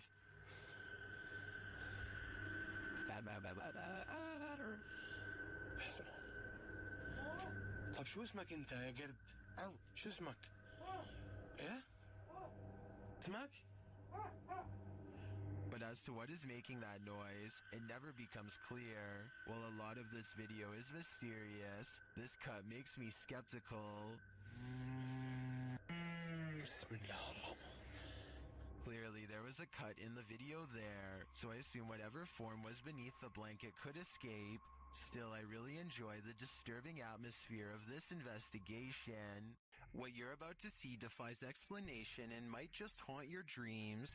What's interesting about this image is the scary figure it showcases. I'll be seeing this in my nightmares tonight. This image is currently trending in the Hindi-speaking YouTube community. I came across it on a popular YouTube channel that creates content in this language, and I wanted to share it with you. It's a great example of how unique elements of horror can be found all around the world, each with its own twist. So, what do you think it is? And more importantly, do you think it's real or just a clever effect? Let me know down in the comments. I've got a challenge for you. Since you've made it this far, why not like this video and hit subscribe in the next 5 seconds? Because I upload 4 new scary videos every week. If you're curious about what I look like in real life, then go to my Instagram at DylanIsChillinYT and tap that follow button to find out. Number 1. When YouTuber Connor from The Explorer returns to the abandoned House of Nightmares, he realizes he's not alone. He approaches the home at around 2 a.m., and as he approaches this room, he's in for it. Trailer off the film.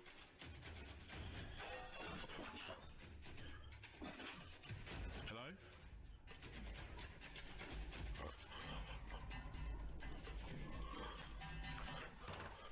Hello? Is someone there?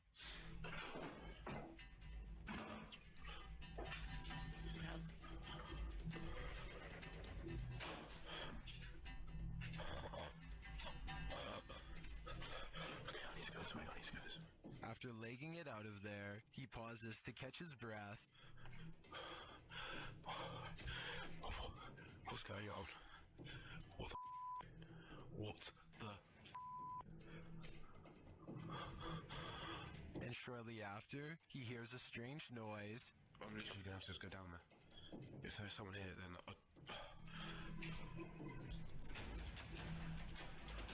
this place is He has to go back in order to leave the house, and that's when this happens. Holy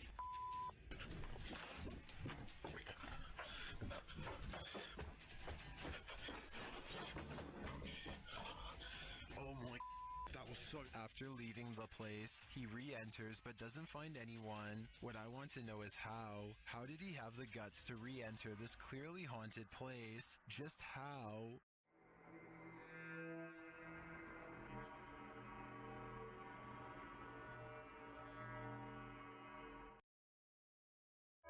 Number 15. Is this a shadow figure in the middle of a crowd of school children? Posted by TikToker Video Berkizin. Some believe that's exactly what it is. Jangan terpengaruh.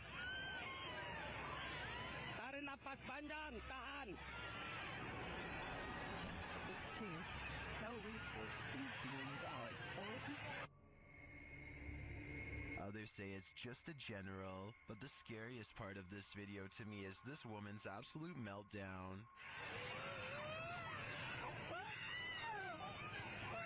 Tahan. Astaghfirullahaladzim. Istighfar. Ashhadu an la ilaha illallah wa ashhadu anna Muhammadan rasulullah. Lepas dia kepada satu orang. I'm not sure exactly what's going on here, but she seems scared out of her mind. One TikToker in the comments clarifies things a little.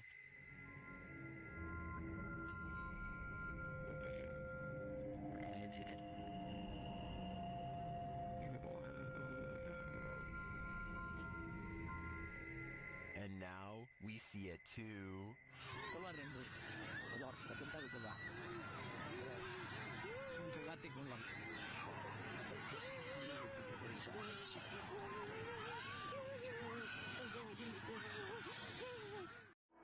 Number 14. Some souls darken the doorways of haunted homes, others grow as bright as they lived. Published by Sajid Hussein in August of 2021, this Nest Cam caught an unusual anomaly on this dark street at night. The video shows a vibrant figure glowing in the yard opposite the camera. The bright figure appears to be moving. It radiates while still for a moment before moving in a flash to a position about a foot away. The light then dims before glowing brightly again. It then enters into the street, glowing and spreading like fire. Throughout this, at times it looks like one entity, and at other times two. At the end of the clip, the light subsides and disappears altogether. Where did the spirit go? Maybe this is the moment it crossed over. Number 13. A YouTuber named Maddie Ann thinks she sees something walking around her backyard, so she grabs a camera and a high-powered flashlight and sets out to record it. By the time she gets outside, she doesn't see it anymore, so she starts scanning the yard with her light to see if it will move again. The disfigured and misshapen shadow is what she finds. You can see it peeking from around a tree for a second before ducking back into the darkness. The shadow is not really the right size for a human, and the head appears to be bald and shaped oddly. What's really weird is how the camera captures no features. If this was a person, then you should be able to see more details under the light. After all, the camera is able to pick up the brown color of the tree, so you would think that the person behind it would show some color too. Instead, Maddie Ann passes over a creature with a blank face. I don't think this was one of her friends, though I guess it could be someone wearing a costume with black mesh over the face. Number 12. This one looks straight out of a horror movie. Posted by Wet Tent YT to the Chills Narrator subreddit and originally published to YouTube in September of 2020. This is an urban exploring adventure turned into a nightmare. The uploader explains that this is a follow-up to a recent video he posted. He came across several tunnels after leaving an abandoned garage, and in these tunnels he encountered a figure he'd seen at the last location. These videos were filmed within hours of each other and showcase a strange person or figure that followed me while exploring. If you looked closely, it seemed to have an axe, and its eyes also looked like they were sort of glowing. In the video, after wandering down a tunnel, the uploader hears something. He sets his camera down on the ground in the tunnel facing the exit. That's when the aforementioned figure is captured, pounding on the roof of the tunnel with what appears to be an axe. Meanwhile, the uploader races down the adjacent tunnel, and when the Axeman leaves, retrieves his camera from the ground, and races back towards where the Axeman exited, shouting, "Who are you?" No response. He should probably be grateful about that. Number 11. Scary scratching from within the basement should alarm anyone. Some would call for help while others would grab their phone, not for help but to make sure whatever's down there is caught on camera. That's what two roommates do after one hears noises in a hidden crawl space of their home. It could have been anything though. Nah, I was scared, man. I heard noises. Go ahead, move this way. Yep. Scary cat, dude. It could have been rats or whatever. What about if we got a whole bunch of rats? Nah, man. The one who hasn't heard the noises is brave. The one who has is scared. Are you going down there? Hell no. There's a light right there, dude. You go down there while I record. There's no way he's going down into the creepy basement crawl space after hearing eerie sounds, so his roommate volunteers to show him up. Like, the light right there, the string. It's around here somewhere. Open the lights, okay? Hold up. I can't reach. Can't reach. I think I gotta step on that chair. There's a chair right here. He squints in the darkness, and that's when he finds the scariest thing of his life. Hold on. Oh, shit! What is that? 1 minute and 27 seconds is when I can barely make out a shadow figure straightening up to greet him. He's screaming and the video ends before we get to see if he escapes from the crawl space. Before it reaches him, the man sees a ghost hiding in his basement according to the title of this video, but I'm not so sure the supernatural is what he's caught on camera. Something scary is in his basement crawl space for sure, but think about it. Can't reach. I think I gotta step on that chair. There's a chair right here. Why would there be a chair positioned directly under his crawl space entrance, unless somebody has been using it to climb into their home? I don't think this is a ghost haunting the basement. I think this is an insanely scary stranger encounter caught on video. Anyway, that's my analysis, but what do you make of this strange sighting? Number 10. It's past midnight at a police station in Pahang, Malaysia. A quiet crew plays chess to help pass the time, completely unaware of something that stays 2 moves ahead.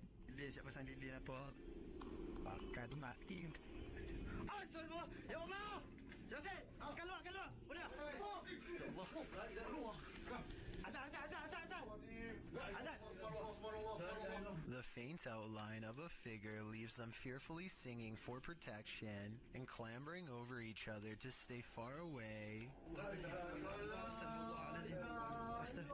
A different police video taken 10 years later shows more scary things that are just beyond creepy.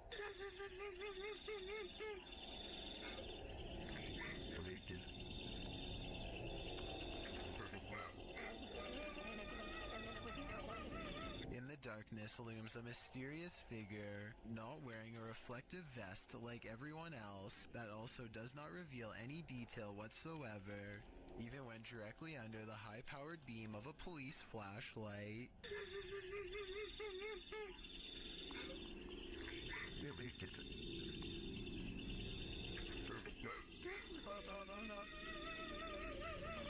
Not to mention those crying noises coming from the woods. It could be speakers, but I really doubt the police would be wasting time faking paranormal videos, so either this is a joke being played on them, or else these scary ghost videos are actually real. I want to get the opinions of people from Malaysia, where this video was made, to help me decide if these creepy videos are real, or part of a viral trend, or what. Either way, you know the paranormal activity's bad, when even the police are too afraid to do something about it. Not that there's much they can do. Number 9. Just when you thought you were alone, posted to the ghost subreddit by littlebit_, the Redditor notes that he and a friend on an investigation of an abandoned church in the middle of nowhere. He explains that his friend had gone to the parking lot on the other side of the building. He had stepped out to call his wife, he writes, and didn't return inside the building for another 10 minutes. Didn't even see this footage until after we had left. Creepy as heck. The footage shows a figure's head appearing in the window pane of the door several times, the short dark peering in at him. Some in the comments suggest it's probably just his friend outside, but as the Redditor explains, his friend wasn't in the building. He thinks the figure looks like a nun or a woman that, if you look closely, the face of the figure appears ghostly white. A close-up shot of the face does indeed suggest that appearance. Is this a ghost? A living person? A stranger or his friend? The question is, can there be a logical explanation to this figure's presence, or are we dealing with the paranormal yet again? Number 8. This paranormal crew investigated the Clearwater Demon House in Reno, Nevada.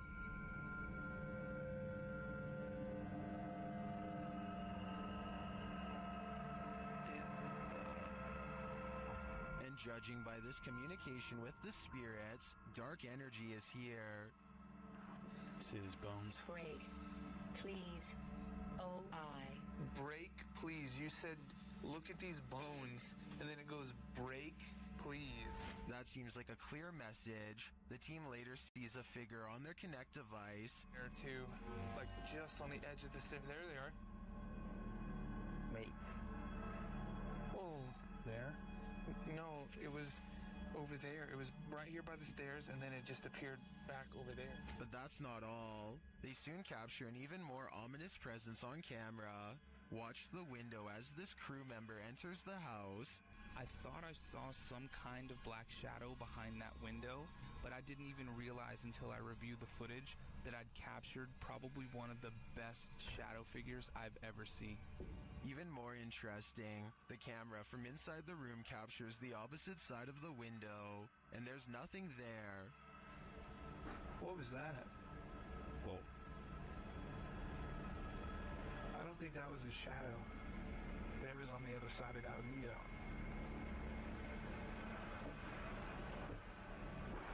They didn't fully comprehend seeing the shadow figure in the moment, but watching the footage back sent chills up their spine.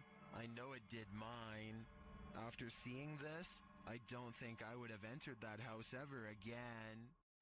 Number 7. The Franklin County Old Jail, which was established in 1818, is widely known for being extremely haunted, and usually, it seems that whoever dares to enter finds themselves getting more than they bargained for. A YouTube channel named Paranormal Purgatory decided to venture down into the jail themselves to have a look around the place. The jail is eerily decrepit and worn down, something you'd expect from a 200-year-old building, but just because it's worn down doesn't mean that the place remains uninhabited. Look at that. Let's get real. See the old rocking horse in there? No, what I see. Go in there. No, what I see. Go in there. No, what I see. Go in there. Did you hear that? I heard that too. It was a whistle. So next to the bed here, I do kind of see what they're talking about here. If you just focus on the bed, there appears to be just kind of this shadow, and then it almost seems to take off to the right here. Old rocking horse in there? No, what I see. Go in there. No, what I see. Go in there. No, what I see. Go in there. Did you hear that? Oh, right there. Okay, I now see exactly what they're talking about. So there's going to be a flash of light. So it looks like it's like a head and kind of a torso, and there's that flash of light, and then it looks like it just sort of pops right up. It happens so quickly. I should play this in slow motion. Right here, don't you see that? And then it just pops right up just in the split second that it's shown in the light. Even though the crew behind the channel had only just started to look around the jail, little did they know that they didn't need to look any further for signs of paranormal life, as you can make out what appears to be some sort of shadow figure right next to the bed, which vanishes just as quick as it appears. During the rest of the video, the crew explores the remaining areas of the jail, but are ultimately unable to find any other signs of paranormal activity. Even still though, seeing this shadow figure in person during an investigation would be enough to terrify anybody. Number 6. A YouTuber named Tanner Shelton is trying to clear his mind by making a TikTok video at the mall when he accidentally records a phantom figure that disappears after a brief but horrifying moment. Hey guys, so I decided to just get out of the house today. I think it's probably good for me to keep my mind off of things and just... She has long black hair over her eyes and a white outfit, and the way she is rooted in place hardly looks like an ordinary shopper going about their day. He admittedly does give her ample time to go back around the corner, so this could have been planned. Number 5. On the Chills Narrator subreddit, a user named Dope Island Skate continues to post all the weird things caught on camera while living in his haunted home. This time he's looking at his living room on CCTV video when creepy stuff starts happening once again on his home security system.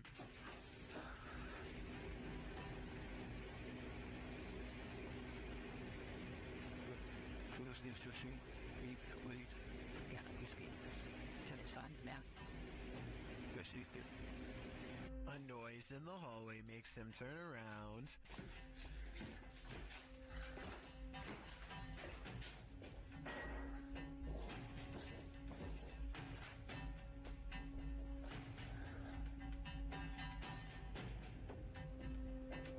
A weirdly shaped small figure is caught on camera, but he must not see it in real life because he doesn't say anything. There is no doubt that the light is moving by itself at 1 minute before he hits the light switch. He does a full 360 around it, not believing his eyes, and you can clearly see nothing is attached. Almost everyone who watched this video on the Chills subreddit thought it was creepy and real, and I don't really have a counter explanation as to how it could be faked. Nothing about this mysterious video is easy to explain, and that's why I think it might actually be real. Hopefully Dope Island Skate continues to keep us updated, unless he decides to move out of his haunted house first, which I would completely understand. Number 4. A creepy figure was spotted at an old villa near a graveyard. Published by Scary and Mysterious Stuff in April of 2022. What would you do if you encountered this figure in the night? Walking past the graveyard, the cameraman enters the grounds of a villa that is said to have been abandoned 2 decades ago. After the sudden passings of 3 family members, villagers claim to hear sounds emanating from the place at night. Rumors of dark magic cast in the area also make these grounds forbidden. As he's exploring them anyway, he captures a shadow figure walking off. He walks after him but doesn't see anyone. Later, he hears crying.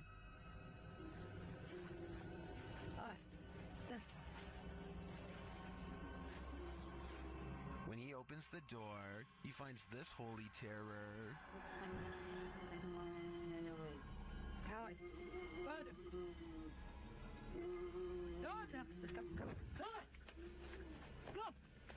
Can he escape it? Or will this sound always be with him? I think this is the type of event that buries deep in the psyche. Number 3. This couple is dedicated to, as their description states, the search of paranormal activity in places with terrifying histories. As is sometimes possible when investigating, ghosts have followed investigators to their homes, and they believe someone they made contact with on a previous investigation did just that. On January 21st, 2021, they hosted a live stream to document what they believed was a haunting in their home. Hoping to document evidence and find answers, they invited the public to join on their session. The first half of the investigation seems to produce little results, but something rather disturbing appears as they venture down the stairs. Through a glazed window overlooks the stairs, the figure of a woman can be seen staring towards the camera. At first glance, it can be easily mistaken for a painting, but when inspecting it closer, you can see there is actual 3D depth to it, something a painting would be impossible to have. The figure looks either like a woman with long dark hair or someone wearing a robe. To further prove it is not a painting, the same window is shown a few minutes later and the figure is gone. Furthermore, they venture outside to show the other side, and it is several feet above the ground, making it impossible for anyone to get up there without a ladder. Nothing around the window resembles the figure, as it has simply vanished. As they descend further down the stairs, an orb can be seen flying fast across the top left corner of the screen. Once they reach the bottom step, a loud, low exhale can be heard. La esfera The sound is too low pitched to be either of the couple, as we could hear them breathe beforehand and it doesn't match. It is also possible it was the sound of something sliding, although we cannot see what or if anything moves. Unfortunately, the remainder of the video becomes uneventful and other apparent orbs can be easily explained. For example, while they are filming a mirror, a glowing orb-like spectacle can be seen flying around. However, when the camera's light is turned off, it disappears, meaning it was simply a glare from the light itself. It's terrifying to imagine something becoming attached to you and following you back to your home. It's one of the risks when going on investigations, meaning it is not for the faint of heart. It also shows how there are more than just the physical dangers on these adventures, with even professional investigators such as Ghost Adventures suffering from severe states of paranormal oppression and even possession. It goes as a warning for those who decide to take up the cause for themselves. Take heed and be aware of what you are getting into, even if you are a skeptic or non-believer. Respect the locations you are visiting. Number 2. Someone's always gotta ruin the party. Posted to TikTok by Santu Kajasi. This group took a bunch of photos at a waterfall in Indonesia. Well, one pic turned out much creepier than the rest. As the group poses before this beautiful falls, a black-robed figure is spotted, lurking in the background. You cannot see its face, but it seems to be watching them. What is this figure doing? And did it lose their life in these falls? I guess we're left with more questions than answers for this one. What you're about to see defies explanation and might just haunt your dreams. What's interesting about this image is the scary figure it showcases. I'll be seeing this in my nightmares tonight. This image is currently trending in the Hindi-speaking YouTube community. I came across it on a popular YouTube channel that creates content in this language, and I wanted to share it with you. It's a great example of how unique elements of horror can be found all around the world, each with its own twist. So, what do you think is going on here? And more importantly, do you think it's real or just a clever effect? Let me know down in the comments. I've got a challenge for you. Since you've made it this far, why not like this video and hit subscribe in the next 5 seconds? Because I upload 4 new scary videos every week. If you're curious about what I look like in real life, then go to my Instagram at DylanIsChillinYT and tap that follow button to find out. Number 1. Never take something from an abandoned property. You never know what may possess it. Posted by Gary B8632 to the Chills Narrators subreddit.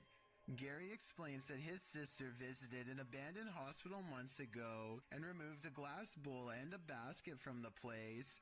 Now it seems like something else came with these taken pieces. The Redditor says his sister was alone in her room around 3 a.m. However, beyond the desk, a shadow figure clearly manifests on the wall, appearing for a moment before vanishing into the darkness of the hallway. The Redditor claims that his sister has been waking up with marks ever since. Did she remove a cursed artifact from the property? And is this shadow person somehow possessing these cursed objects? Best bet? Return these artifacts before the aggression gets any worse.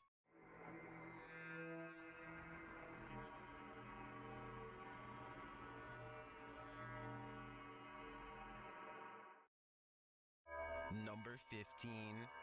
Many paranormal investigators have spent the night at the Stanley Hotel for obvious reasons. YouTuber Franco TV is one of them. Very soon into his stay, the spirits are speaking.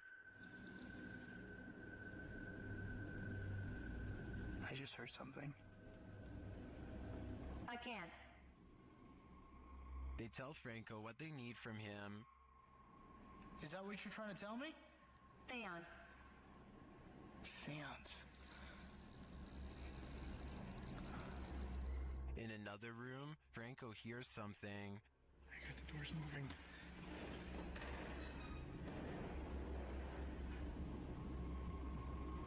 Hello? Someone's in here. When he approaches the door, it moves. This door literally just moved. The thing is, I have a night vision camera right on the other side watching. What is happening?